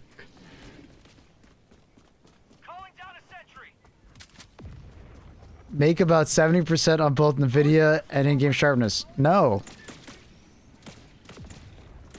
Well, why the hell do I have to do that for you? It's my game. I already adjusted the setting 2 years ago. No.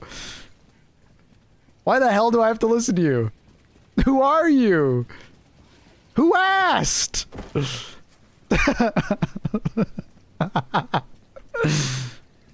God damn.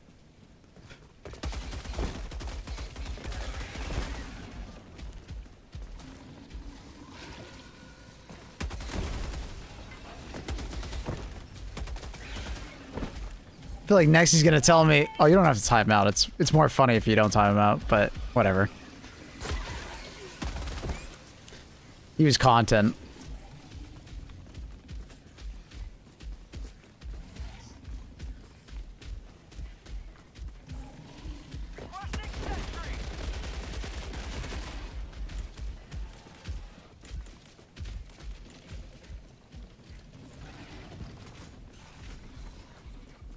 You're lost, streamer.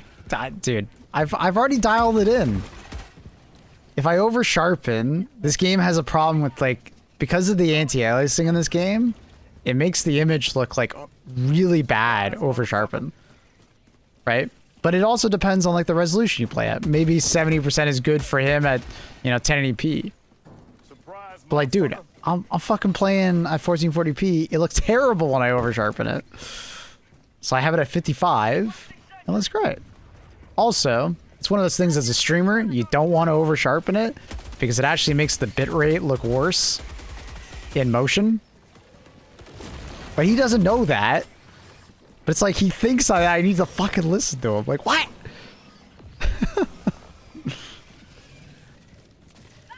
Yo, thank you so much for that gift of sub, buddy. I really appreciate you. Very kind, very kind. Thank you for supporting the stream.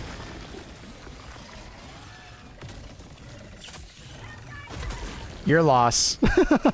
that's the phrase of the day, chat. Your loss.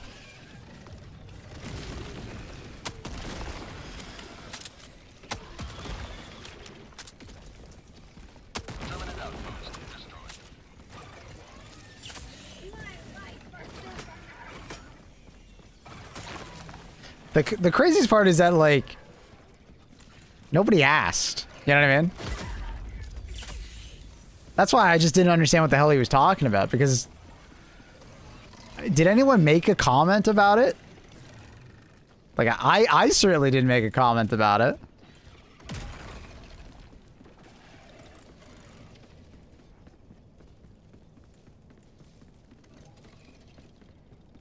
Your sharpness setting does not come across. I mean, it does. I mean, if I fucking boost this,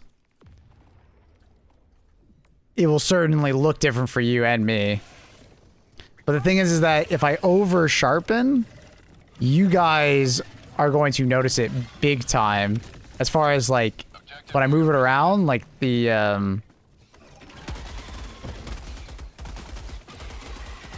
image will look a lot fucking blurrier. Because of the limited bitrate on Twitch.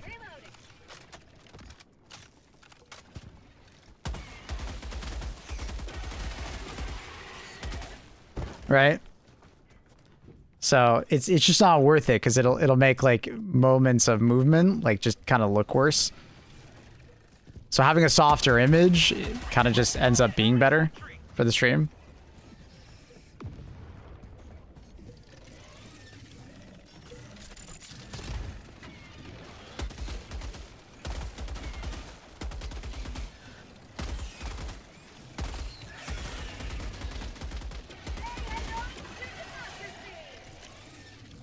Put your brightness at 0. Told peak gaming. I'm sure it is.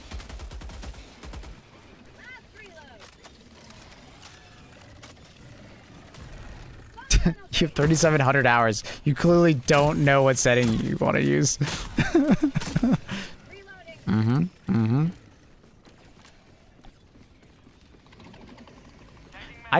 What in the ego caused him to believe that he needed to tell me that?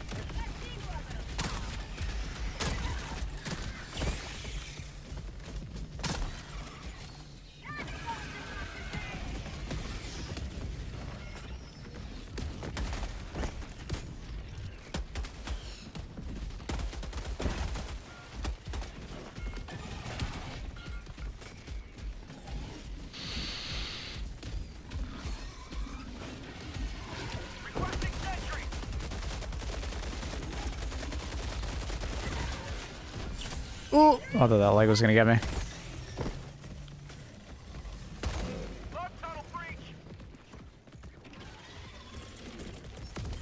Because I got a massive bot run or bug breach. Stand clear. Calling down a sentry.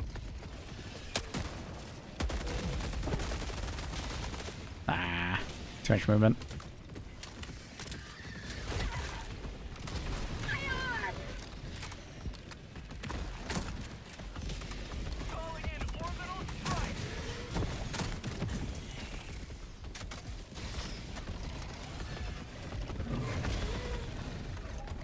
Ba, ba, ba, ba, ba, da, da.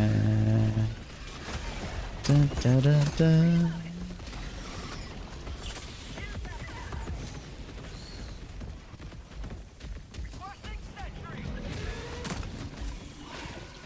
Oh, that actually helps me. Not if I run out of stamina at a bad time and broke my leg. Oh, I'm just dead because I ran out of stamina. Actually, I don't even know if I broke. I think you just like somehow hit my leg while puking. That sucks.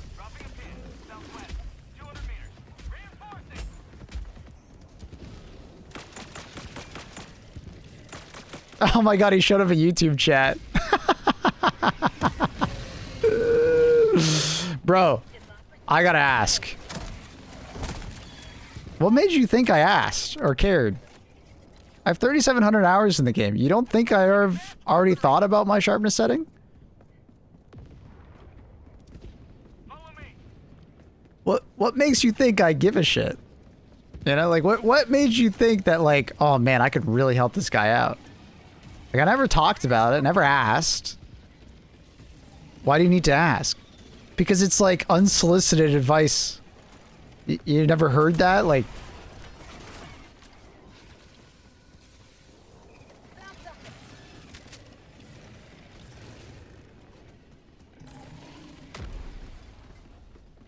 everybody has their own preference, but you're just like walking up to someone and like, you know, commenting on their shoes. Like, your shoes fucking ugly, dude. Buy these. Like what? Who fucking asked? The fact that you don't understand what I'm talking about only makes this better. Your loss.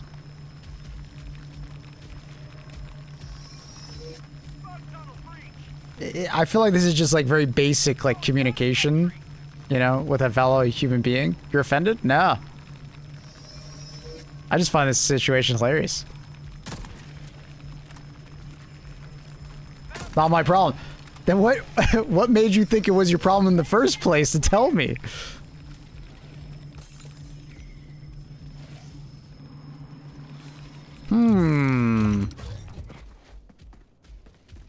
Your loss, not my problem. You made it your problem though, for some reason.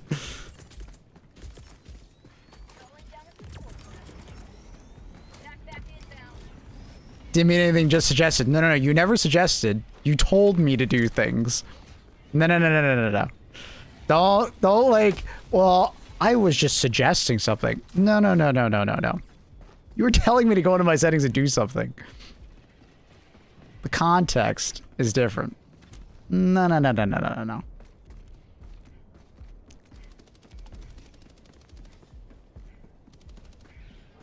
You're a psychopath. Brother, all I'm gonna say is you might want to look in the mirror. Your people reading skills.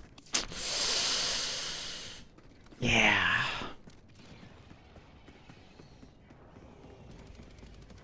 That's funny.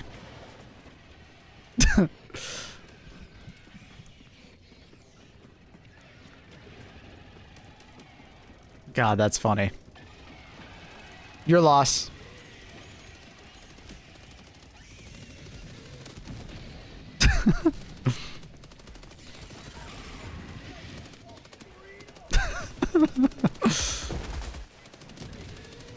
And the funny thing is, I bet this guy gets into a lot of these situations and always thinks it's the other person's fault. You know?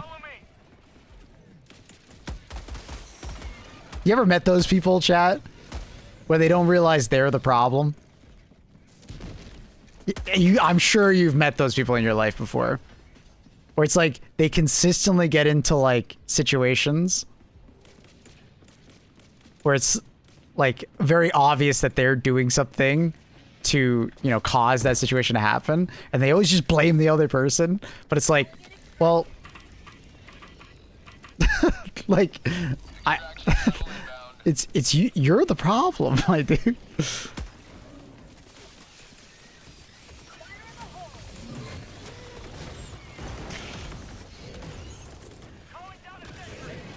Small keyboard, sorry for mistypes. You're fine, dude. It had nothing to do with mistypes. ETA T-minus 1 minute. Request approved. Reinforcements have been launched.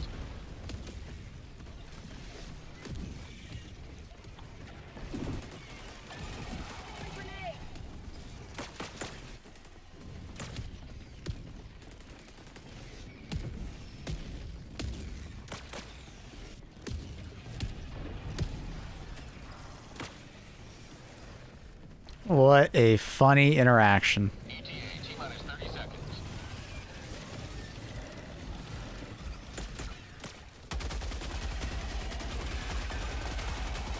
ETA T-minus 20 seconds.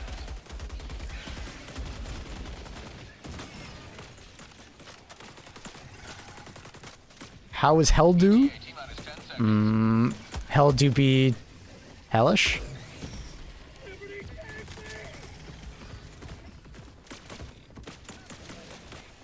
PayPal confirmed. Paid chatter, dude. For extra content.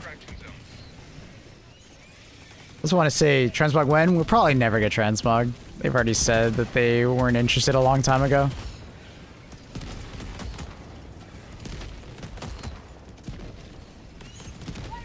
But, you know, if you're on PC, you can just mod it in.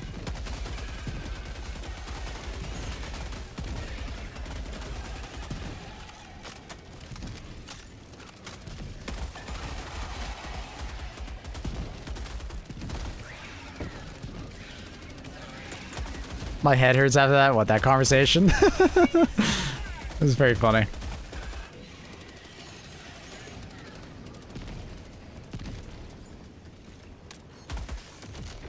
I've played this game in months. Still feels good? Mm-hmm. Yeah. A little blurry though, you know? Man, I really wish there was a setting to like make the game not look so blurry. I feel like I can't see anything, you know? Man. If only someone could help me.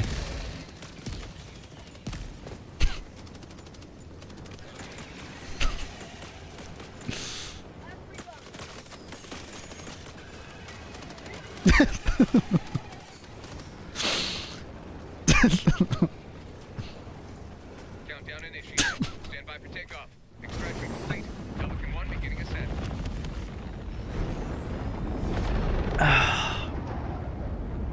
You will forever be remembered as heroes of this metropolis.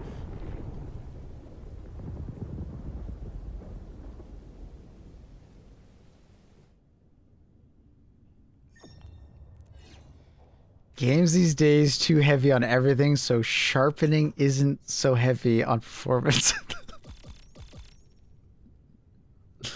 He's back, chat.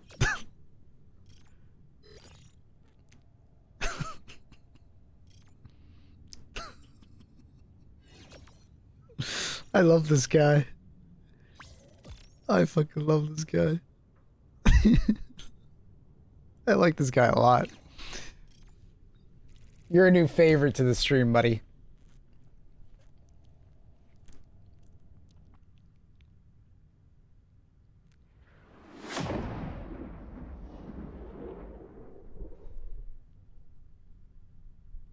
Too geeky? No, not at all. Not at all, bud. Not at all.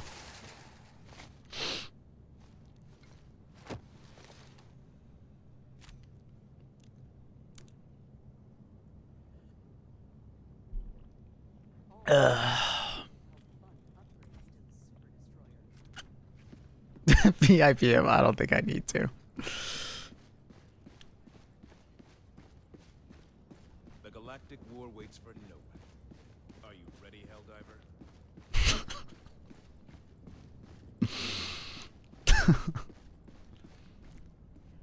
I love streaming. I absolutely love it. It's a very fun profession just to interact with so many different types of people. It's fun. It's fun.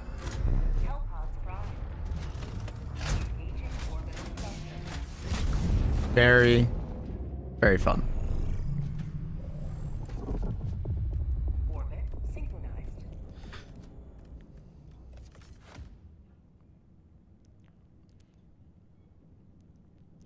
Broke 1,000 kills against bugs for the first time today with all laser build, no less. Nice. Hell yeah. Oh yeah. That's a fuckload of kills.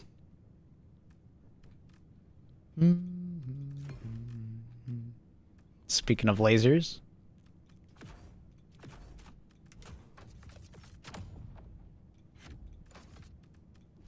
Ba, ba, ba, ba.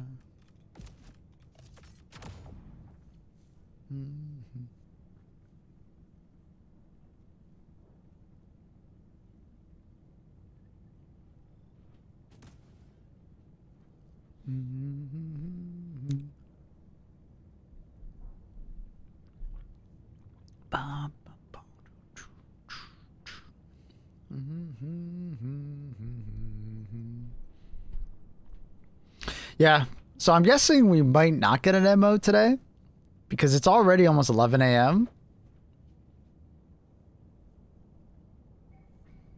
You still thinking about doing random loadouts some Sundays tomorrow? Maybe. I'll let people decide if they want to do it or not. They don't have to. But I think I probably will.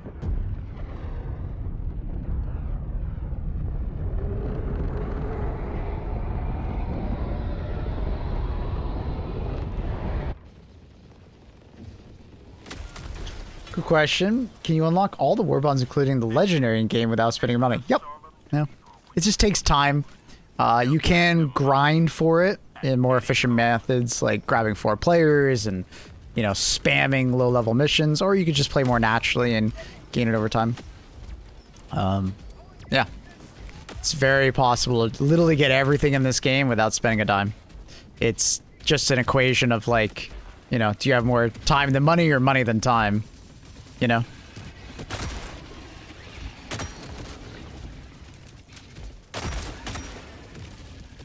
The hell are you attacking? Oh, I guess you're attacking probably a Steve guy.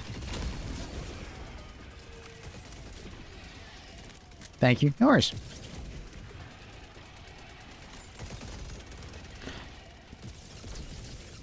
Now that you're close to 4,000 hours, what are your first impressions on HG2? Other than the crazy amount of blur in this game, I like it. I like it a lot. I made a video on my impressions and overall feelings on the game. What was it, like 6 months ago? Obviously, I made it at a point in time where, you know, people were being more negative on the game just because of performance and stuff like that. But, you know. I obviously really like Helldivers. Very unique game, very good game. Has some hiccups, mostly technically. Occasionally, but very good game. Just hit level 10. I'm working on leveling for shotgun. Nice. Really like it. Yeah, the Punisher's good.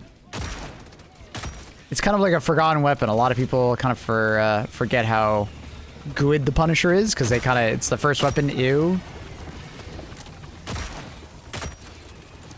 But, yeah. I have more time than money. Gotcha, gotcha. If you're curious, I have a main YouTube channel where I did a Warbond tier list and like buyer's guide, essentially. I'll talk about all the positives and negatives of every Warbond. So if you are interested, check it out. This is my stream channel that you're on right now. The video channel is Maplewood Videos. Breaker upgraded full choke. It's a good one. Yeah.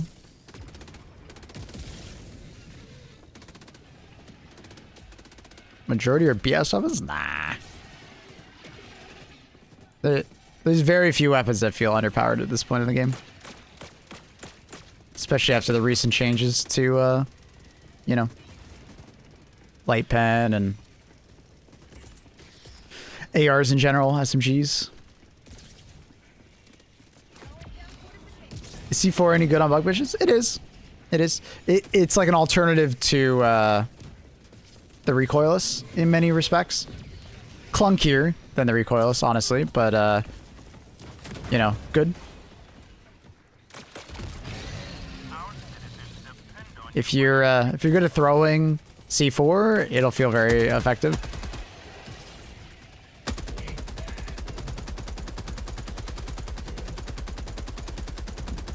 But the ease of use of like recoilless, I usually recommend that more.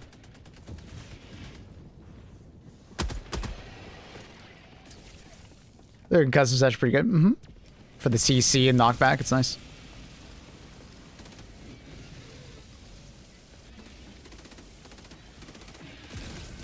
Been leveling the cookout recently on bugs. Yep. Cookout's fantastic. Doesn't feel good on the beefier boys. Yeah, unfortunately. It's more like chipping down enemies. You know, with the fire damage mostly. Has the technical ecos gone better? Yes, they definitely gone better. They recently took like a break from adding war bonds for about 2 months to like fully address like on like concerns that people had, including the file size and performance. And I'm happy to say that obviously the file size has gone way down on this game, which is really impressive. And then the performance of the game is, you know, the best it's ever been, which is really nice.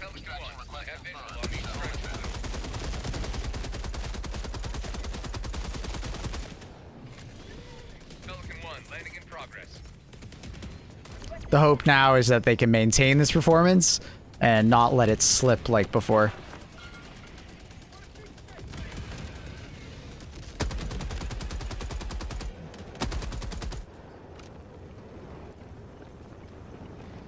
Bots attack Tarsh. Do we defend it or go to Vernon Well? Typically, the Gambit is usually better. But will enough players go for the Gambit is another question. Because not enough people usually pay attention to that kind of stuff, unfortunately. Gaspy, thank you for the tier 1 4 months. Welcome back. Thank you. Thank you. Thank you. Thank you. Thank you. How many bricks C4 to take out a Ball Titan? One should be enough to one-shot in the mouth. But I think it's 2 on average. Like, is it 1? I'm trying to remember my testing. I'm pretty sure it's 2 to the mouth.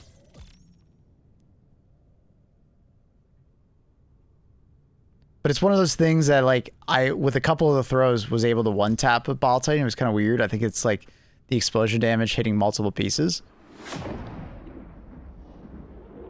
Like, I think it lacks damage to one-shot. Where's the number guy?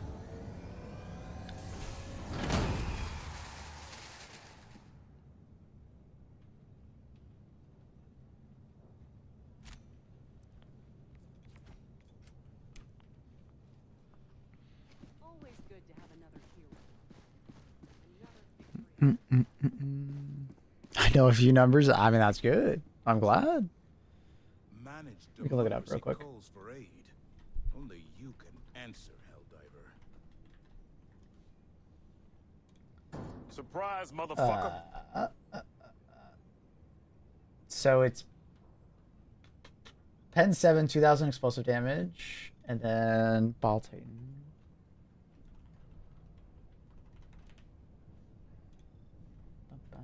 The head is... yeah, it should one-shot it. If you place it directly on the forehead, you should one-shot it.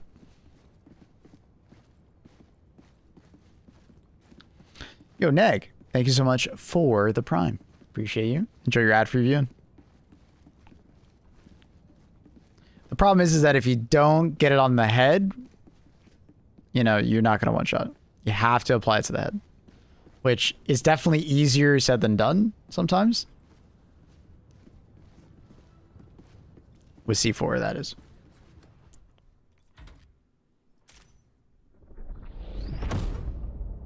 Like, can't be on the chin. You know, can't be on, like, the back. It's gotta be on the forehead.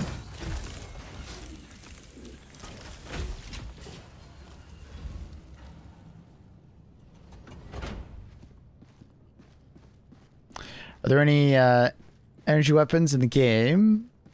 And what is your favorite weapon? There are plenty of energy weapons, actually. Some of them are just like plasma, which is basically just explosive rounds. And then some of them are arc related. And then some of them are like laser and heat based. If I had to have a favorite, I really like the Purifier. It's like a charge shot plasma weapon. Lots of explosive damage. Very satisfying. I like it a lot. Recently they added the Trident. It's a laser shotgun. Very satisfying. Very good. If you don't want to aim, the Blitzer is quite nice. It's like a shotgun, but arc. Very fun to use. Very easy to use. Not always the most powerful, but the sheer fact that like you don't have to reload it and it has unlimited ammo usually means a lot of people like kind of tend to go towards it. Do you think the normal nade launcher is better than the belt fed? In a head-to-head, like one stratagem to one stratagem, they're about equal. They're just performing slightly different roles, right? Normal nade launcher has like way less ammo, but you know, more impact per individual shot. Whereas the belt fed doesn't have to reload, faster fire rate. You can mag dump faster and do more damage faster. But if you pair the supply backpack with the regular nade launcher, the normal nade launcher is just insane with the supply backpack. It's very good. But it requires 2 stratagems in order to get that power, right? What level are you able to customize your secondary weapons? There's no secondary customization or throwable customization. Not yet, at least. Maybe in the future. I like the Plasma Punisher. Plasma Punisher is nice. My only like disagreement with it is that it's a little annoying sometimes that you're just kind of bullying enemies. You're pushing them around rather than actually like killing them, which is a bit annoying. I do wish that it was like, you know, better at outright killing things. And that's why I prefer the normal Purifier. It's because I feel like there's a similar amount of CC between the two of them. One just requires you to charge shot and one has the lobbing of shells. But like the Purifier just does more damage.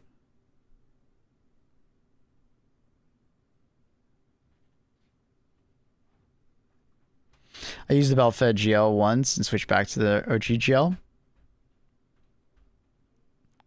It's so bad? Nah, the belt fed GL is actually quite nice.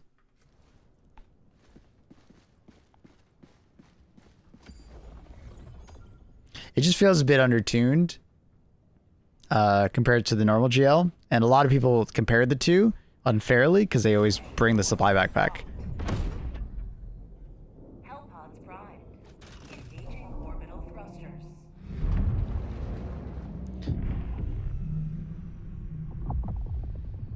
Orbit synchronized. Purifier requires me to actually hit on them. No, you can hit the ground below them.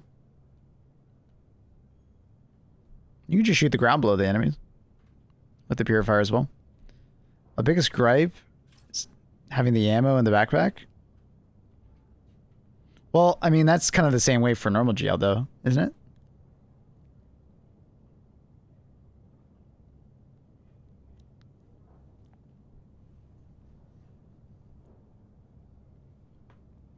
You know what I mean?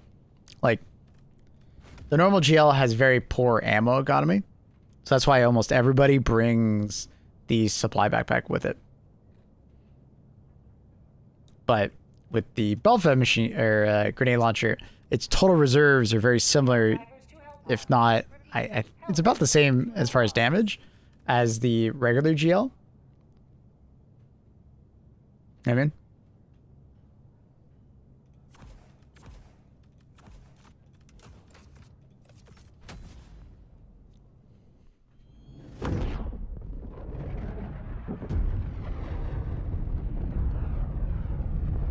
What's the best full auto SMG AR for Pred Stalkers? Bit of a challenging one. It kind of depends on the rest of your build, I would argue. The reason why I say it's a bit challenging is because like Pacifier and Liberator Carbine and Pummeler come to mind immediately. And the reason for that is because those weapons are very good at like keeping the enemies at bay, right?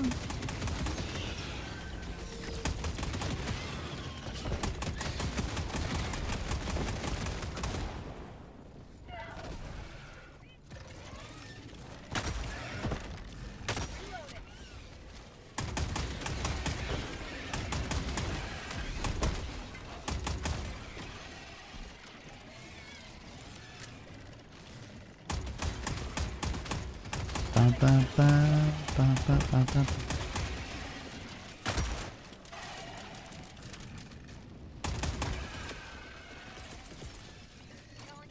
Allied destroyer joining squadron. Deploying Helldiver to counter. So, like, if you're looking for an AR or SMG that kind of, like, can bide you time to deal with enemies, you know, pacifier and so on and so forth, feel really nice for that. But, like, some people are just, like, you know, more gamers, and they can just hit those, like, mouth shots very reliably. So for those people, it's maybe going for, like, Tenderizer or going for Coyote or, you know, something along those lines. Might fit better for them.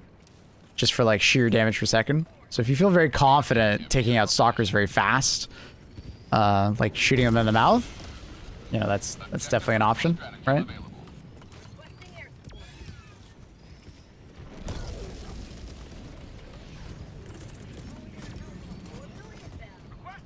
Could just destroy it.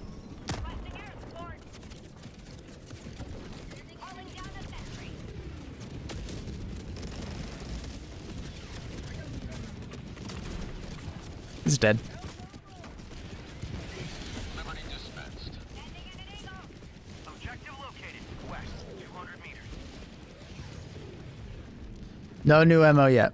No new ammo yet, unfortunately.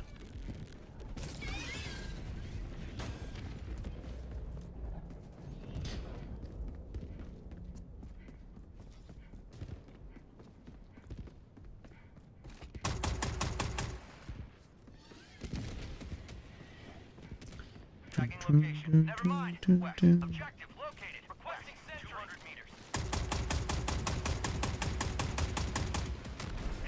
Objective critical stratagem available.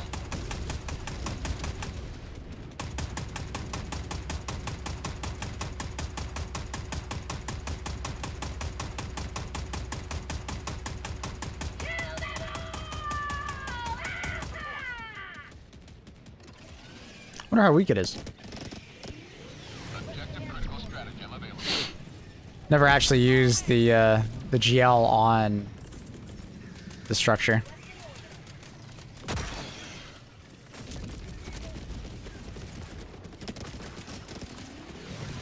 Terminate hive structure destroyed. Delivering payload. Dun, dun, dun, dun. Barrage incoming. Stand clear. Flinging a grenade almost directly up seems risky. Nah. Perfectly safe.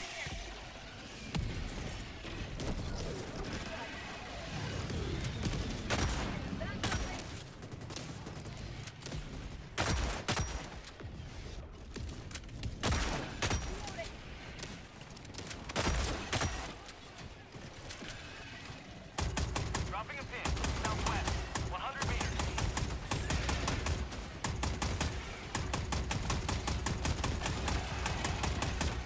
Bum, bum, bum, bum, bum, bum.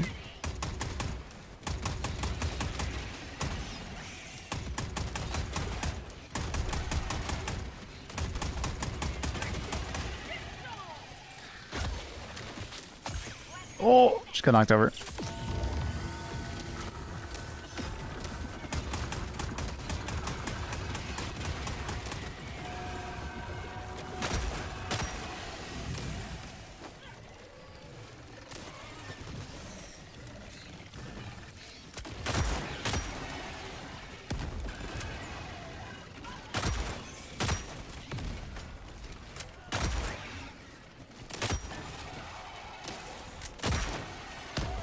Oh.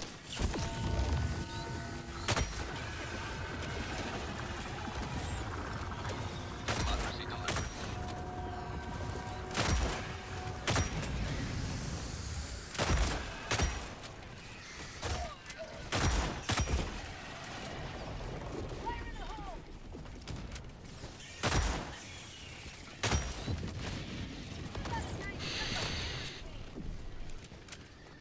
Enemy tactical asset within threat range. Yeah, what I'm hoping for the Belfed is that they give it some more damage per shot and they give it some more like reserve ammo. A little bit of both, and I think it would be in a fine spot. It just has a very similar problem with the maxi gun. Enemy tactical asset within range. Or very satisfying, very fun to use, but it goes through its reserves too fast. Which is kind of the point of it, but you kind of wish it did more in the same amount of reserves. Hellbomb armed. Clear the area. Sending in an eagle.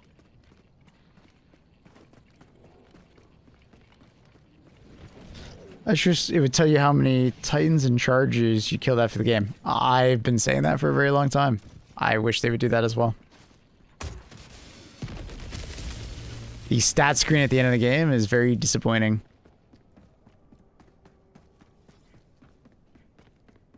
Requesting air support. Calling in a hellbomb. Enemy tactical asset within threat range. That primary feels like you're firing 12-inch nails. Yeah. Terminate hive structure destroyed. Yeah, it's great. So I'm hoping that both the maxi gun and the belt fed receive some, like, you know, just little changes. Nothing crazy. Because I think you could go too far. Allied destroyer leaving squadron. You could definitely go too far and make the belt fed, you know, GL basically just like an insane, like, anti-tank weapon. And it's not supposed to be that.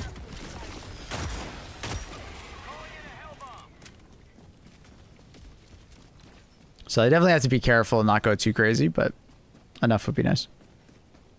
Best Warbond drip other than ceremony? Probably Truth Enforcers. Your loss. You ever wondered what the NPC below the ship entrance says? No.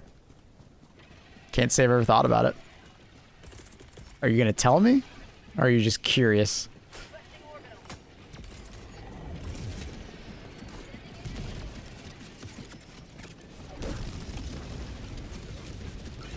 Objective critical stratagem available.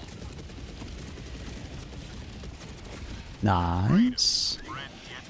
Objective critical stratagem. I'm curious. no longer available. How would I know? I don't know.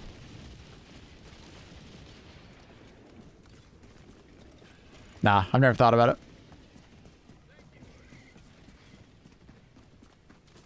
Be nice to have like saved preset loadouts. 200 meters. It would be nice, but I do understand why they didn't do it initially. Their reasoning was pretty sound. Requesting sentry. I would at least love to see like loadouts for weapons, armor, and grenades, pistols combined. Better sample acquired.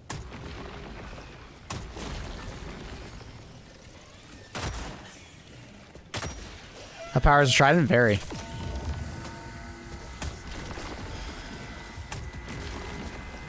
One of the better guns in the game at the moment. Deploying Helldiver to combat zone. I wouldn't say like absolutely meta, but performs very well. Outpost destroyed. Very fun. Calling down a support weapon. Same, just that. Yeah. I don't know if you ever heard their reasoning, but their reasoning was they wanted people to like care Mission at 20 minutes. about what their teammates are taking stratagem-wise. Because they thought like if they just did loadouts, people would just like instantly select their loadout and then ready up and then not give a fuck about what their teammates are taking. And if you remember the original difficulty of the game, taking the right stratagems for the right job was relatively like very important. It's less important now just because the game has become a lot easier and the average stratagem kind of just does everything. But back in the day, right, when the game was, you know, first being developed, you know, there was kind of like a rock, paper, scissors formula. And if people didn't care what other people were taking, it would be like kind of bad for like how teamwork plays out, you know? Requesting air support. So On tunnel breach.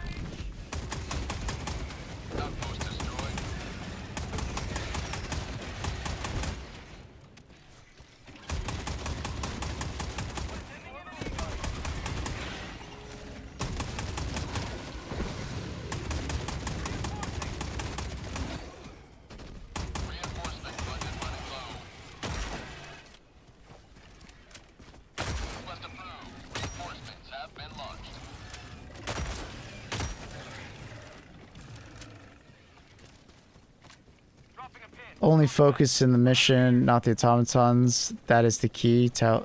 What? What you on about? Where's Kitten? I don't know. Luna and Bear have been kind of missing the last 2 days. They've been busy doing other things. They have a mind of their own. So the belt fed? Mm-hmm. It's fun. Feels a bit weak, but fun.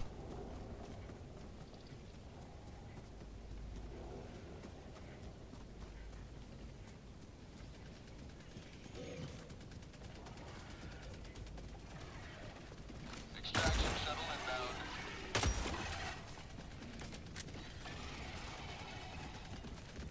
Meanwhile, my room is cat's clingy.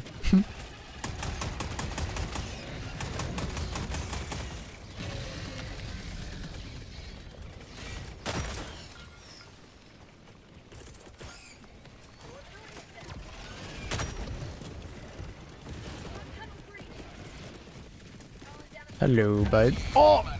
Oh, that turret. For some reason, it didn't click in my head that I gotta be careful of that turret. My bad.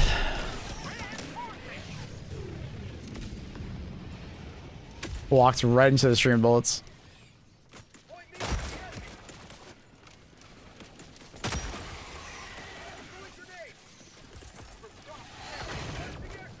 It's gonna come at a weird angle.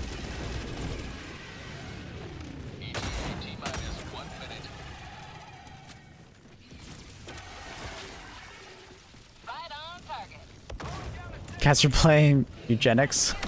True. Probably are. I know Carl is. He's kind of like a cat.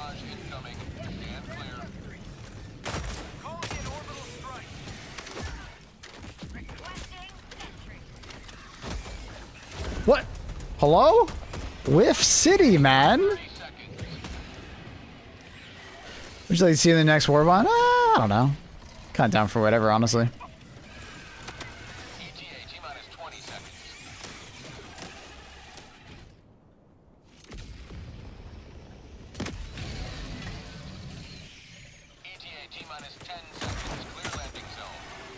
Catching these streams on and off in the mornings since Cybersands dropped. What a great community. Thank you. I appreciate you. That's very kind. Glad you're enjoying the stream. Pelican 1 approaching pickup. Pelican 1 landing sequence initiated. Watch where you're standing.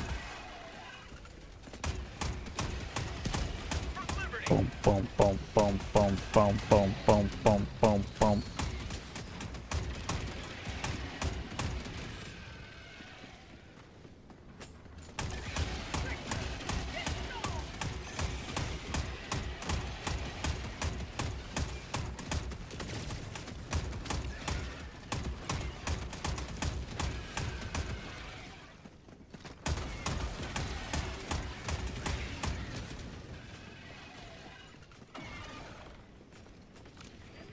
Crossover with aliens, like a smart assault rifle. That'd be neat. Basically making the warrant, but like a stratagem. Machine gun. Be neat. I like the idea of that. Now imagine a maxi gun speed grenade launcher. I mean, we kind of have that with this. You guys ready? Pelican 1 preparing to depart. Shuttle launch in 20 seconds. Reinforcement budget depleted. Extraction complete. Pelican 1 beginning ascent. Huh? You will forever be remembered as heroes of this metropolis.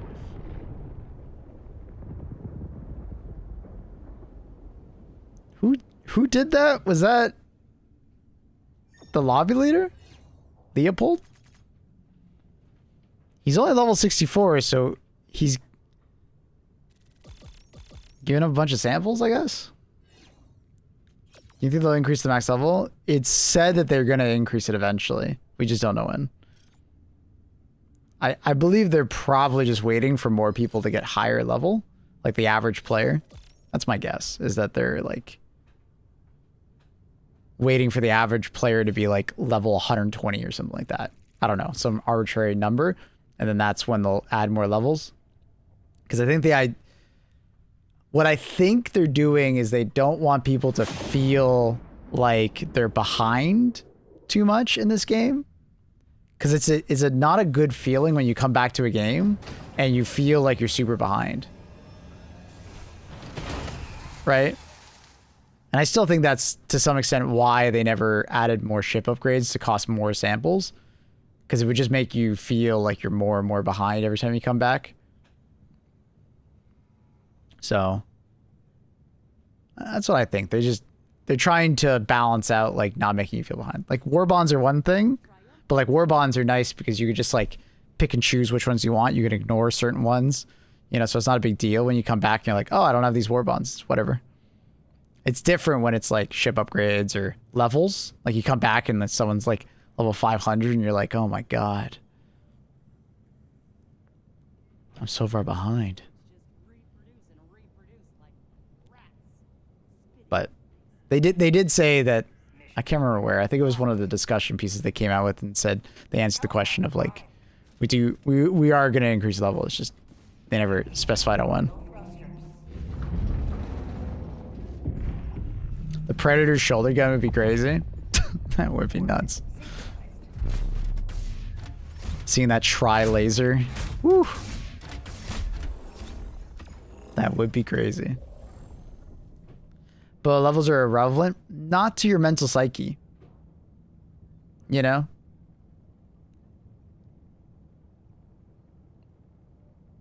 Not to your mental.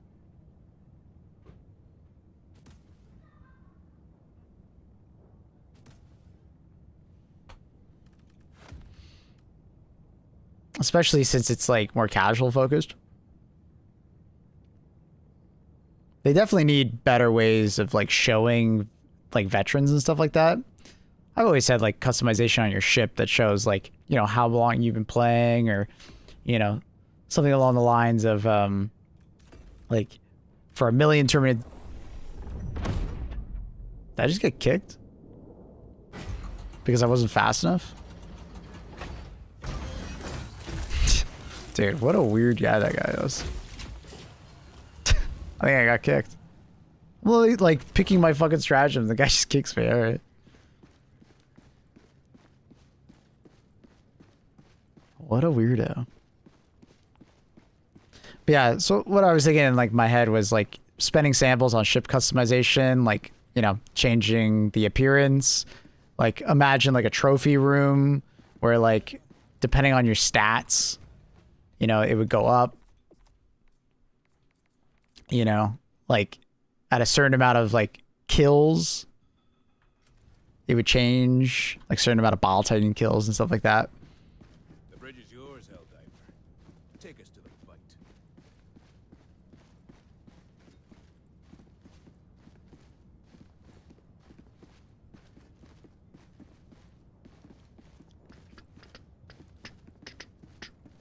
I get asked the same questions by new players all the time. They're always not happy with what I tell them. What do you mean? What question's that? Love a trophy room for major campaigns. Yeah, it would be neat. One issues that I had was like the game doesn't really tell about certain things. Like I don't know that at level 10 you unlock like weapon customization until I saw a video on it. I don't think you really need to know that beforehand. They do that on purpose, so they don't want you wasting your credits on like upgrading your weapons. It honestly should be later when you unlock weapon customization. It should be when you hit 25 or something. Because I would absolutely not customize my weapons. Or do it like very seldomly until I unlock all of my stratagems that I want. Your credits go a lot farther upgrading your stuff.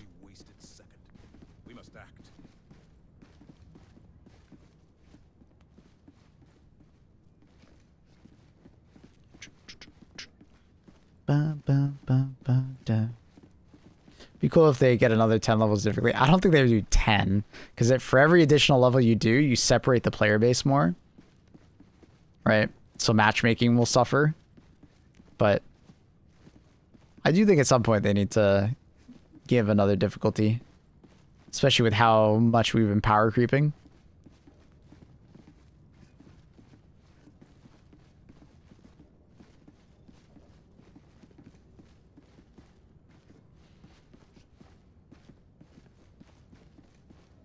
Gonna grab some food. I'll be back. Have a good one.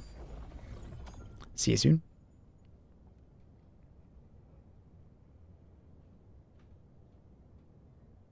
Coordinates locked. Hellpods primed. Engaging orbital thrusters.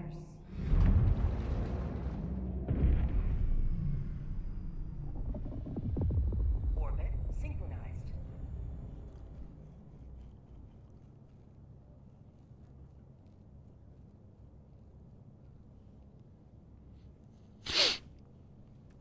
Yeah, I just think it would be cool to have like a ship custom to you, and then when you're on it, you can kind of see what that person has achieved in their game. Like you'll see medals from the MMOs that they participated in, or you know, trophies from like, you know, they killed a certain amount of Terminids, so that shows up. Like just kind of like neat little things that shows your journey.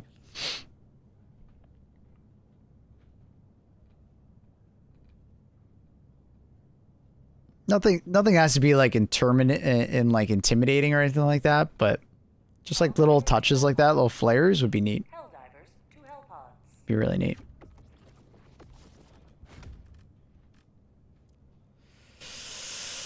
We'll do that, and that, and that, and that.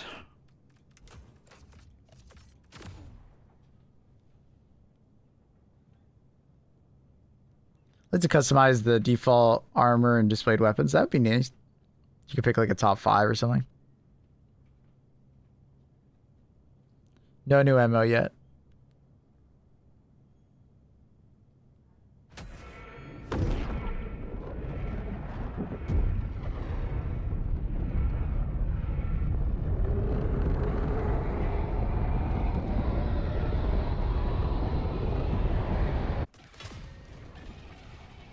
Time you usually end your streams? Around like noon EST, so about 30 minutes from now or so. I usually do 7 to 9 hour streams. Started late today just because I was pretty hungover from my sister's birthday.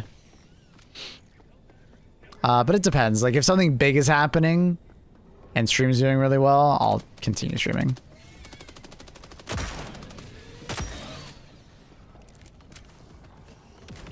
Hi, Reese. What up?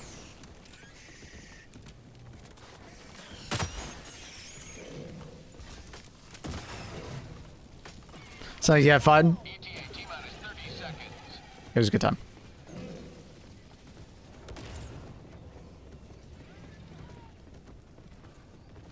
ETA T-minus 20 seconds.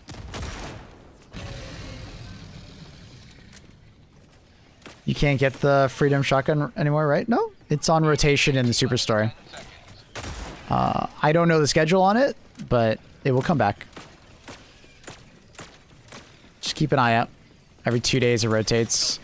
It rotates in a set order, so you could maybe find a rotation online of someone that knows it.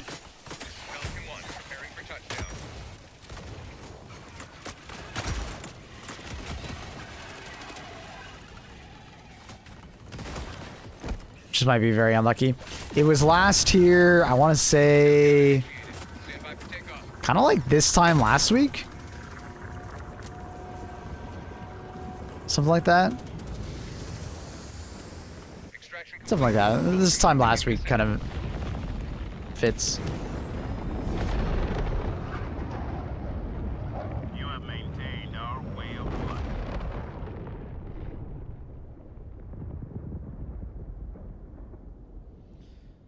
I always wondered the whole transmog discussion would kind of be gone if the armor released with the custom color scheme. Black, yellow, Helldiver. That's what I've said, Carl. Like, I feel like the perfect, you know, solution to their problem of customization as far as armor is just give us color palettes. You know, And you could probably sell them for super credits or something like that, or samples or whatever.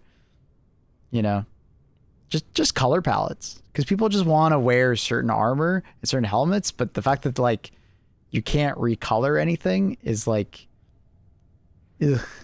Destiny style shaders, exactly. That's where I got the idea from, was Destiny 1. Just being able to color match, I think would go a long way for people.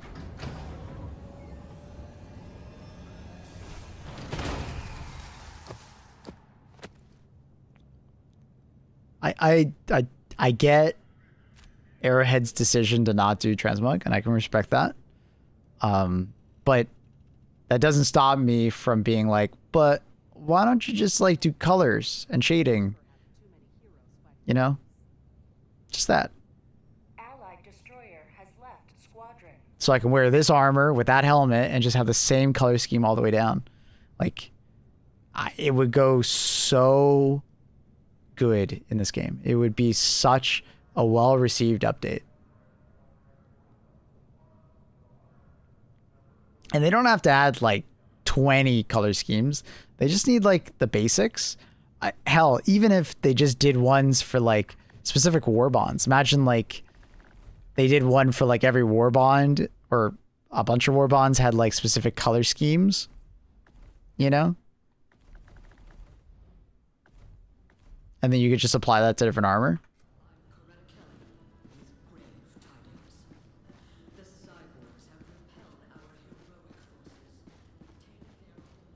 You need to get permission from the democracy officer to change certain color customization.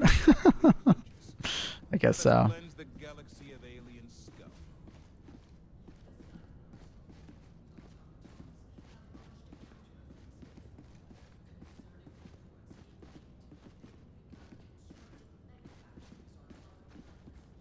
So I guess I've been coping for a bit now and just hoping that they would apply the weapon customization idea of like patterns to our armor, you know?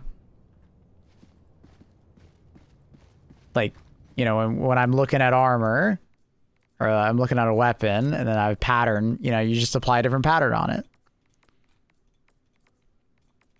Just a bunch of patterns.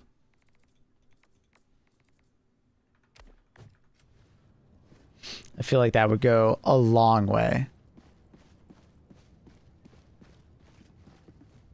Still no ship modules.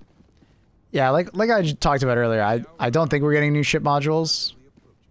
I don't think they want to have an ever increasing sample requirement and separate the new players from the existing players too much in terms of power scaling. They don't want people to come back and feel like, oh my god, I gotta collect another 1,000 samples now. At least that's what it seems like. The no customization on secondaries kind of makes sense to some extent.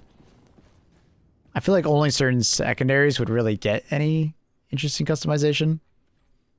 But I'm hoping they still do it, regardless. At least like putting sights and stuff.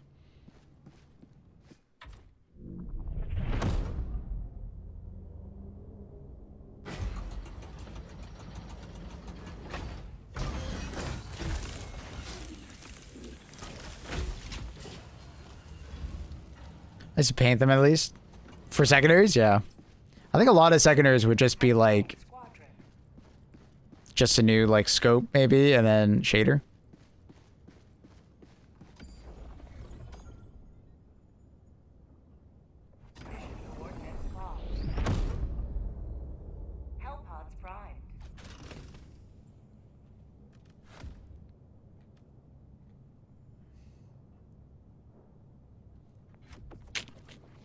Nuke Nursery.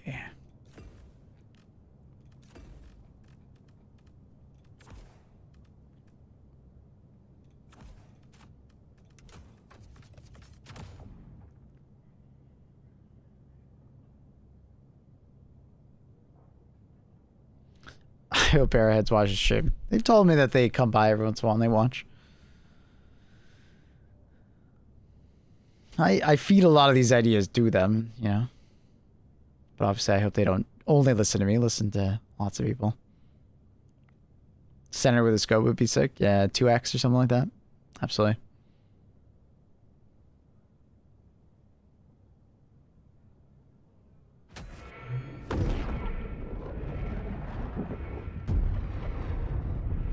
Allied destroyer joining squadron. Deploying Helldiver to combat zone. They should fly you to Sweden and give you a studio tour. I've already done that. This time last year, I was in Sweden doing that exact thing.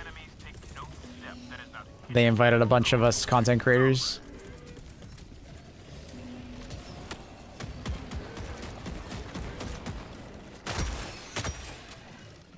It was a very fun experience. I'd never been to Sweden before. They were very nice.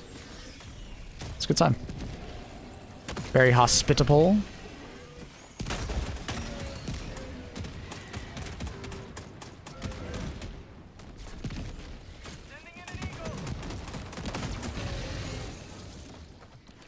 Huh? Why'd you throw that down? What? Huh? The fuck?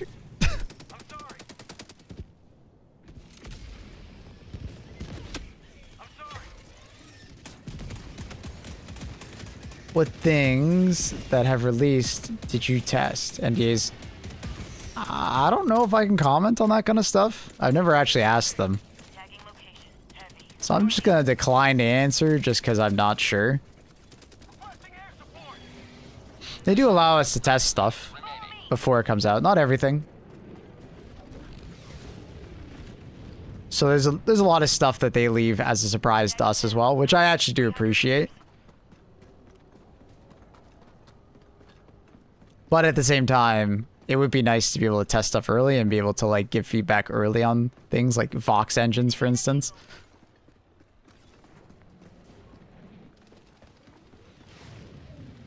There's a lot of BS on Sony and PlayStation right now. Of nothing affects. Yeah, I don't know what the hell that was. Them closing Bluepoint. I read something about it that apparently Bluepoint just couldn't come up with any good ideas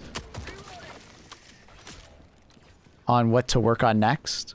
They've been in a state of pitching for a long period of time, and then they couldn't come up with anything, so Sony apparently closed them down. But I feel like they had a slam dunk right in front of them. It's called Bloodborne. Just remake that. Dude, that would have been so hype. But I don't know. Definitely a weird one. I felt like Bluepoint was a very good studio that, you know, was doing well, but apparently they were working on a God of War live service game, but it didn't go anywhere, so they canceled it, and then Bluepoint was in a state of pitching, and then they couldn't find anything, so they shut them down. Which sucks. But at the end of the day, it is a business, so I get it. Outpost destroyed.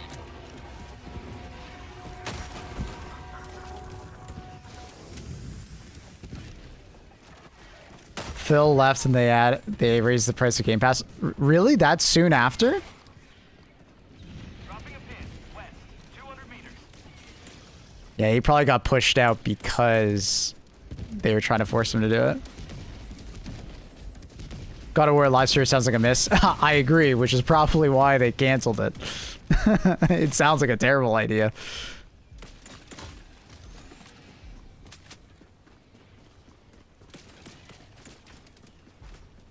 That's crazy, Chief. And I heard that they replaced Phil with someone who is very AI focused. So I wouldn't be surprised if Phil was very resistant to adding AI features on Xbox or AI related stuff. So like I usually say about, you know, AI, it's a great tool when used correctly. It's a terrible tool when used incorrectly. It literally can make your product worse by adding it if used improperly.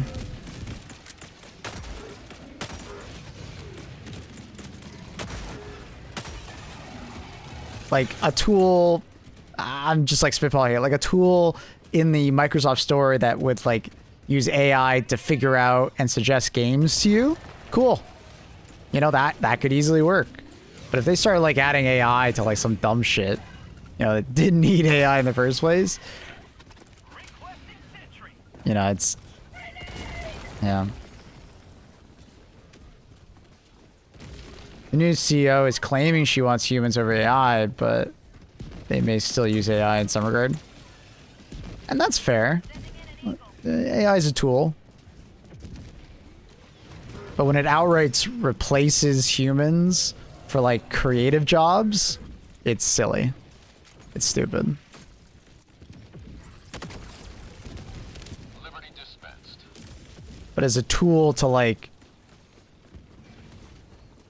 you know, help in the creative process or help design something to test or something like that, you know. Should look up AI hallucinations. Oh, I don't need to. I'm well aware of it. So you say that, Benzie, but I kind of disagree. I at first felt the same way with Horizon Hunters on the art style, but like I'm really excited for that game. I'm trying to get into the beta right now. The concept of the game also is like really interesting to me.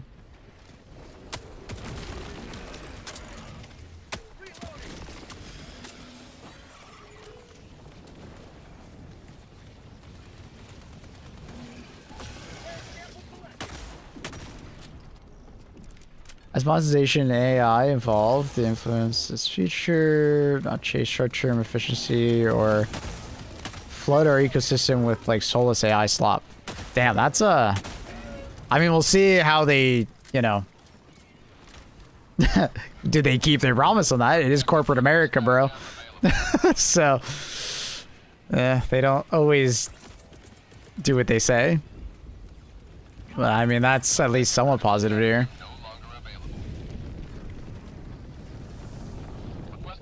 Price multiplier, however, sounds wonderful. Been waiting. I don't know. I really like the idea of Horizon Hunters. And the art style is growing on me. Fuck. Like, it looks like a really neat idea of, like, trying to take, like, so many games into one. Right? Like, I love the idea of it being, like, Monster Hunter. I love the idea of it being Night Rain. And then it trying to do its own thing, hopefully. For me, the game looks alright, but I see a lot of fans enjoy the visual. Yeah, no, I get that. It's a very different visual style, because, like, obviously the Decima engine looks beautiful, going for, like, that realism. But then they went with this, which is very different.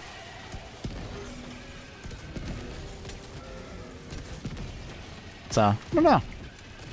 I originally said the exact same thing as a lot of people. It's just like, I would prefer it be just the Decima engine graphics, but I would not be surprised if they chose these graphic settings to be more accessible and to not require like as high of end computer or something like that. Hell, they might even come out with some fucking phone variation of it. You know what I mean? Like it's the art style that you would assume is being used for like mass appeal. You know?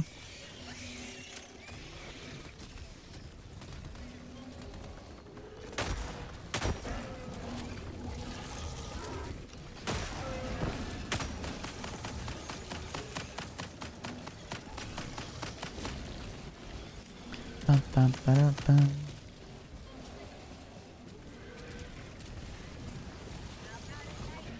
I mean, Horizon Zero Dawn launched on PS4. Well, they wouldn't use Horizon Zero Dawn graphics, right? It's... Okay, so... It would be... The game would look... So, okay, how do I word this? If they use the same art style as Horizon Zero Dawn, they would probably have to make it look at least as good as the latest PS5 title. But the latest PS5 title, you know, is definitely not, like...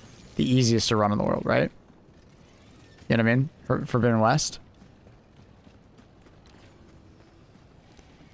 But you could ship it with like lesser graphics, but then it would just feel like a downgrade, right? By changing the art style, it doesn't feel like a downgrade, it's just like a different art style. So strategically, it changes like the feel of the game. You know what I mean?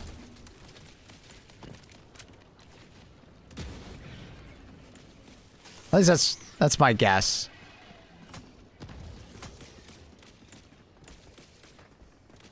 One mobile MMO style Horizon game is in development. It looks a lot like a Horizon. You talking about the one from Tencent?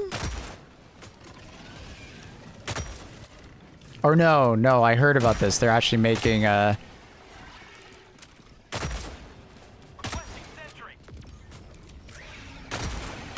They're actually making an MMO. It'll probably never see the light of day, though. Objective critical stratagem available. Allied destroyer leaving squadron. Yeah, the NCSoft one. Yeah, I remember hearing about it. Yeah. Objective critical stratagem. That's why Sony was so upset when Tencent came out with their game. Yeah. I doubt it'll ever see the light of day, though. Something for Horizon 3 news soon. I wonder if they're going to wait for PS6 for that game. Just make it a launch title for PS6 in like 2 years. Mission at 20 minutes remaining. Yeah, man. The Chicken Man can even see it.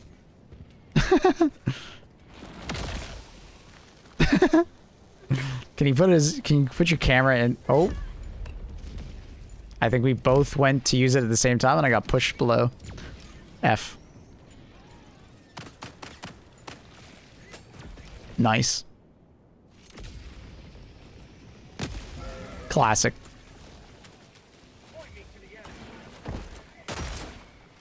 Oh, now I'm stuck in this guy. Great. Senior Major Order? Nope. Why is everybody dead?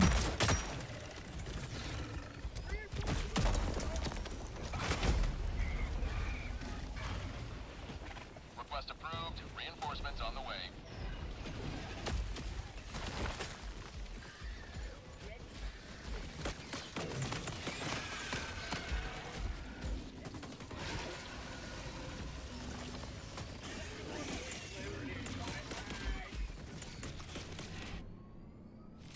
There isn't any news that it's in production yet. Really?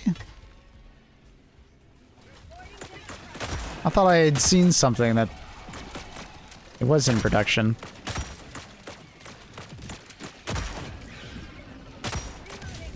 Hmm.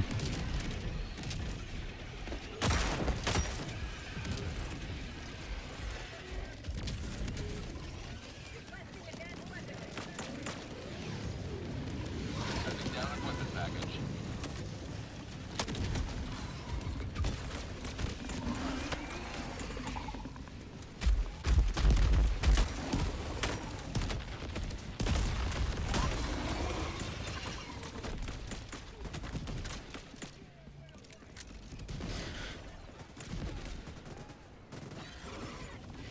If all players die, but there's still reinforcements to all players spawn, yeah, that's what happened right there. Or, I don't know if I respawn them in time, but yeah, basically it just respawns all of us at the same time in the same spot.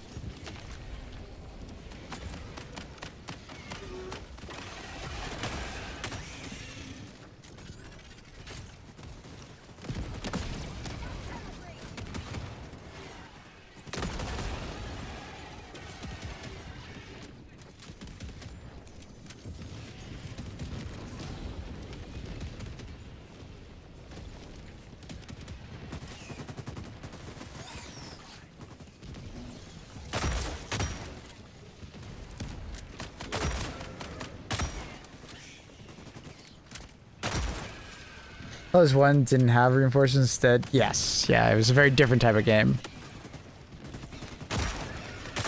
Basically, it was always just up to that one person to always, you know, do the stratagem fast enough to call in their teammates.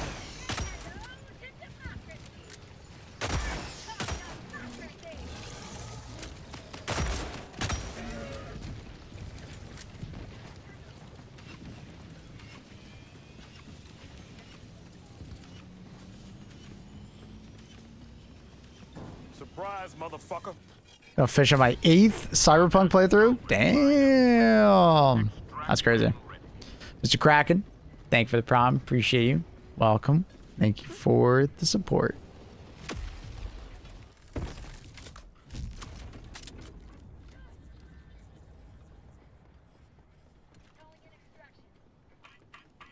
Do you have any recommendations for anyone wanting to get back into Helldivers? What do you mean? Like, like war bonds, or what's up, Pix? How's Luna today? She was good. I rubbed her belly before stream today, and then she ditched.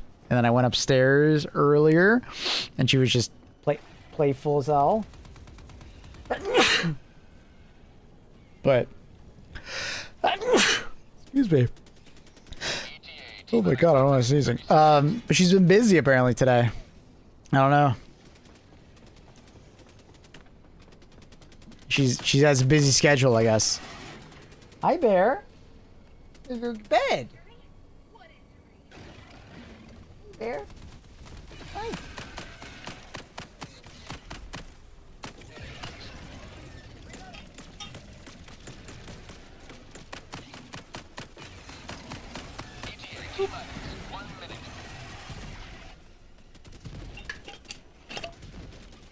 Gesundheit, thank you. Thank you.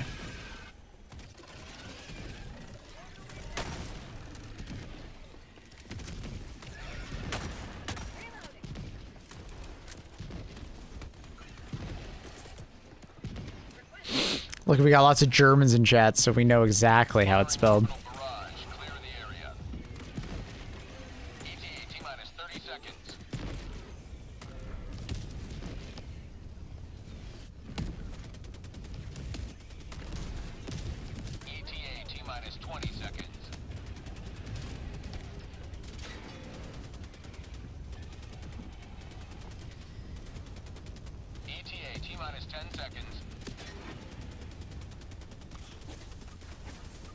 It's funny, we were talking about cats and then Bear shows up.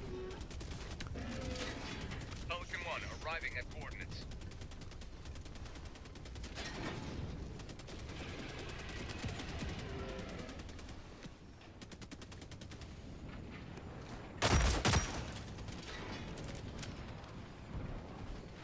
Just like gameplay wise, I haven't played in a while, so probably like base loadout. Try the GL. Normal GL plus supply backpack. They gave it heavy pens, so it's a pretty crazy one. That's probably what I would go for. Give the Epoch a second try. They made it a lot easier to use.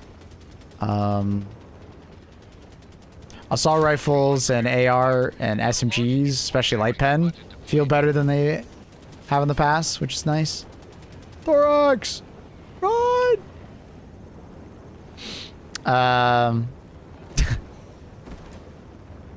Extraction complete. AMR got a big buff a couple months ago. It just does even more damage than before and has a better ammo economy.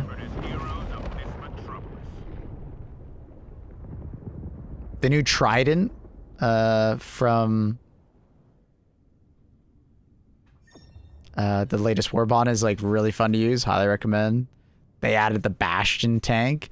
Get yourself like a teammate that you can kind of communicate with, and driver gunner situation is like, it's really powerful. Just requires a good teamwork to make it work. Yeah, what else? The Redacted Warbond came out, which is very stealth oriented. Stealth is actually like a very viable strategy now. They basically made AI a lot dumber. So stealth works now, and like your silenced weapons and stuff like that just work, right? They're way more silent than they were before, and also the AI being dumb, it works a lot better. Also, that helps with smoke. Smoke's gotten better, and it's like definitely more usable now. Enemies have a much harder time finding you when you go into smoke and dealing with you when you go into smoke. Doesn't work 100%, but it's quite nice. So. Welcome aboard, Helldiver. Allied destroyer has left. Badge tank good, but it takes more shells to kill a Vox engine than it does the recoils, which makes no sense. That's just not true. It takes 2 shells of the Bastion tank, and then like less than 50 rounds of machine gun to the track. Mission coordinates locked. Also check out the YouTube. I mean, yeah, you get it. You get it, pigs. You get it. All right, I'm gonna back out. But yeah, that's Mr. Straben. No, the Bastion tank is like this close from 2 tapping Vox engines. Allied destroyer has joined the squadron.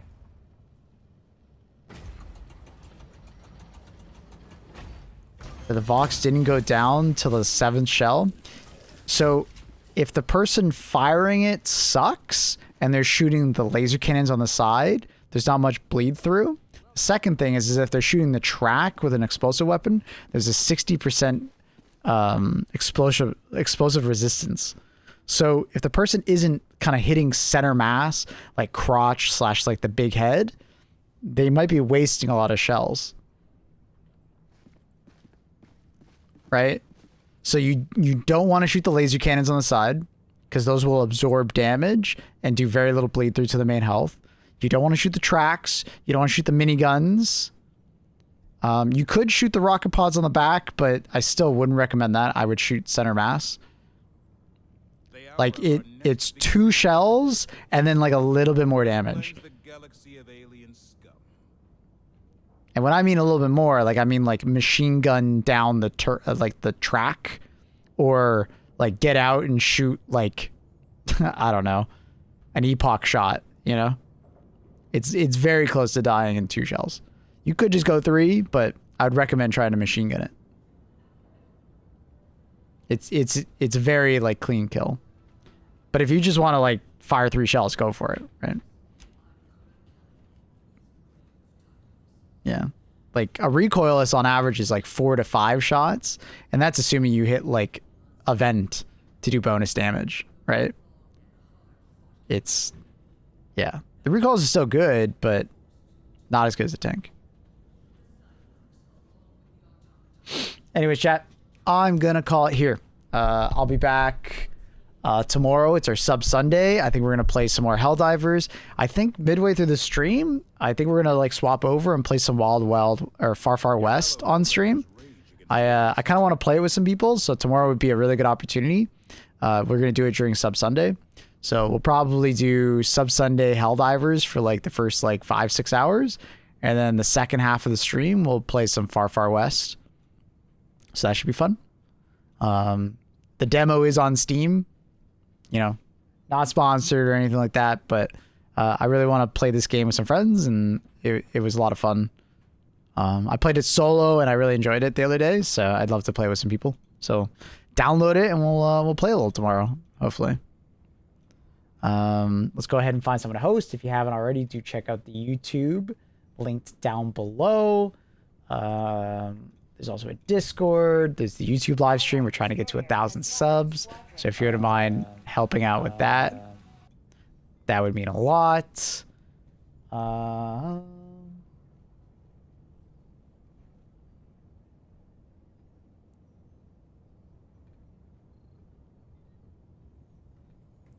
Trying to find someone to host. Let's look. Let's look.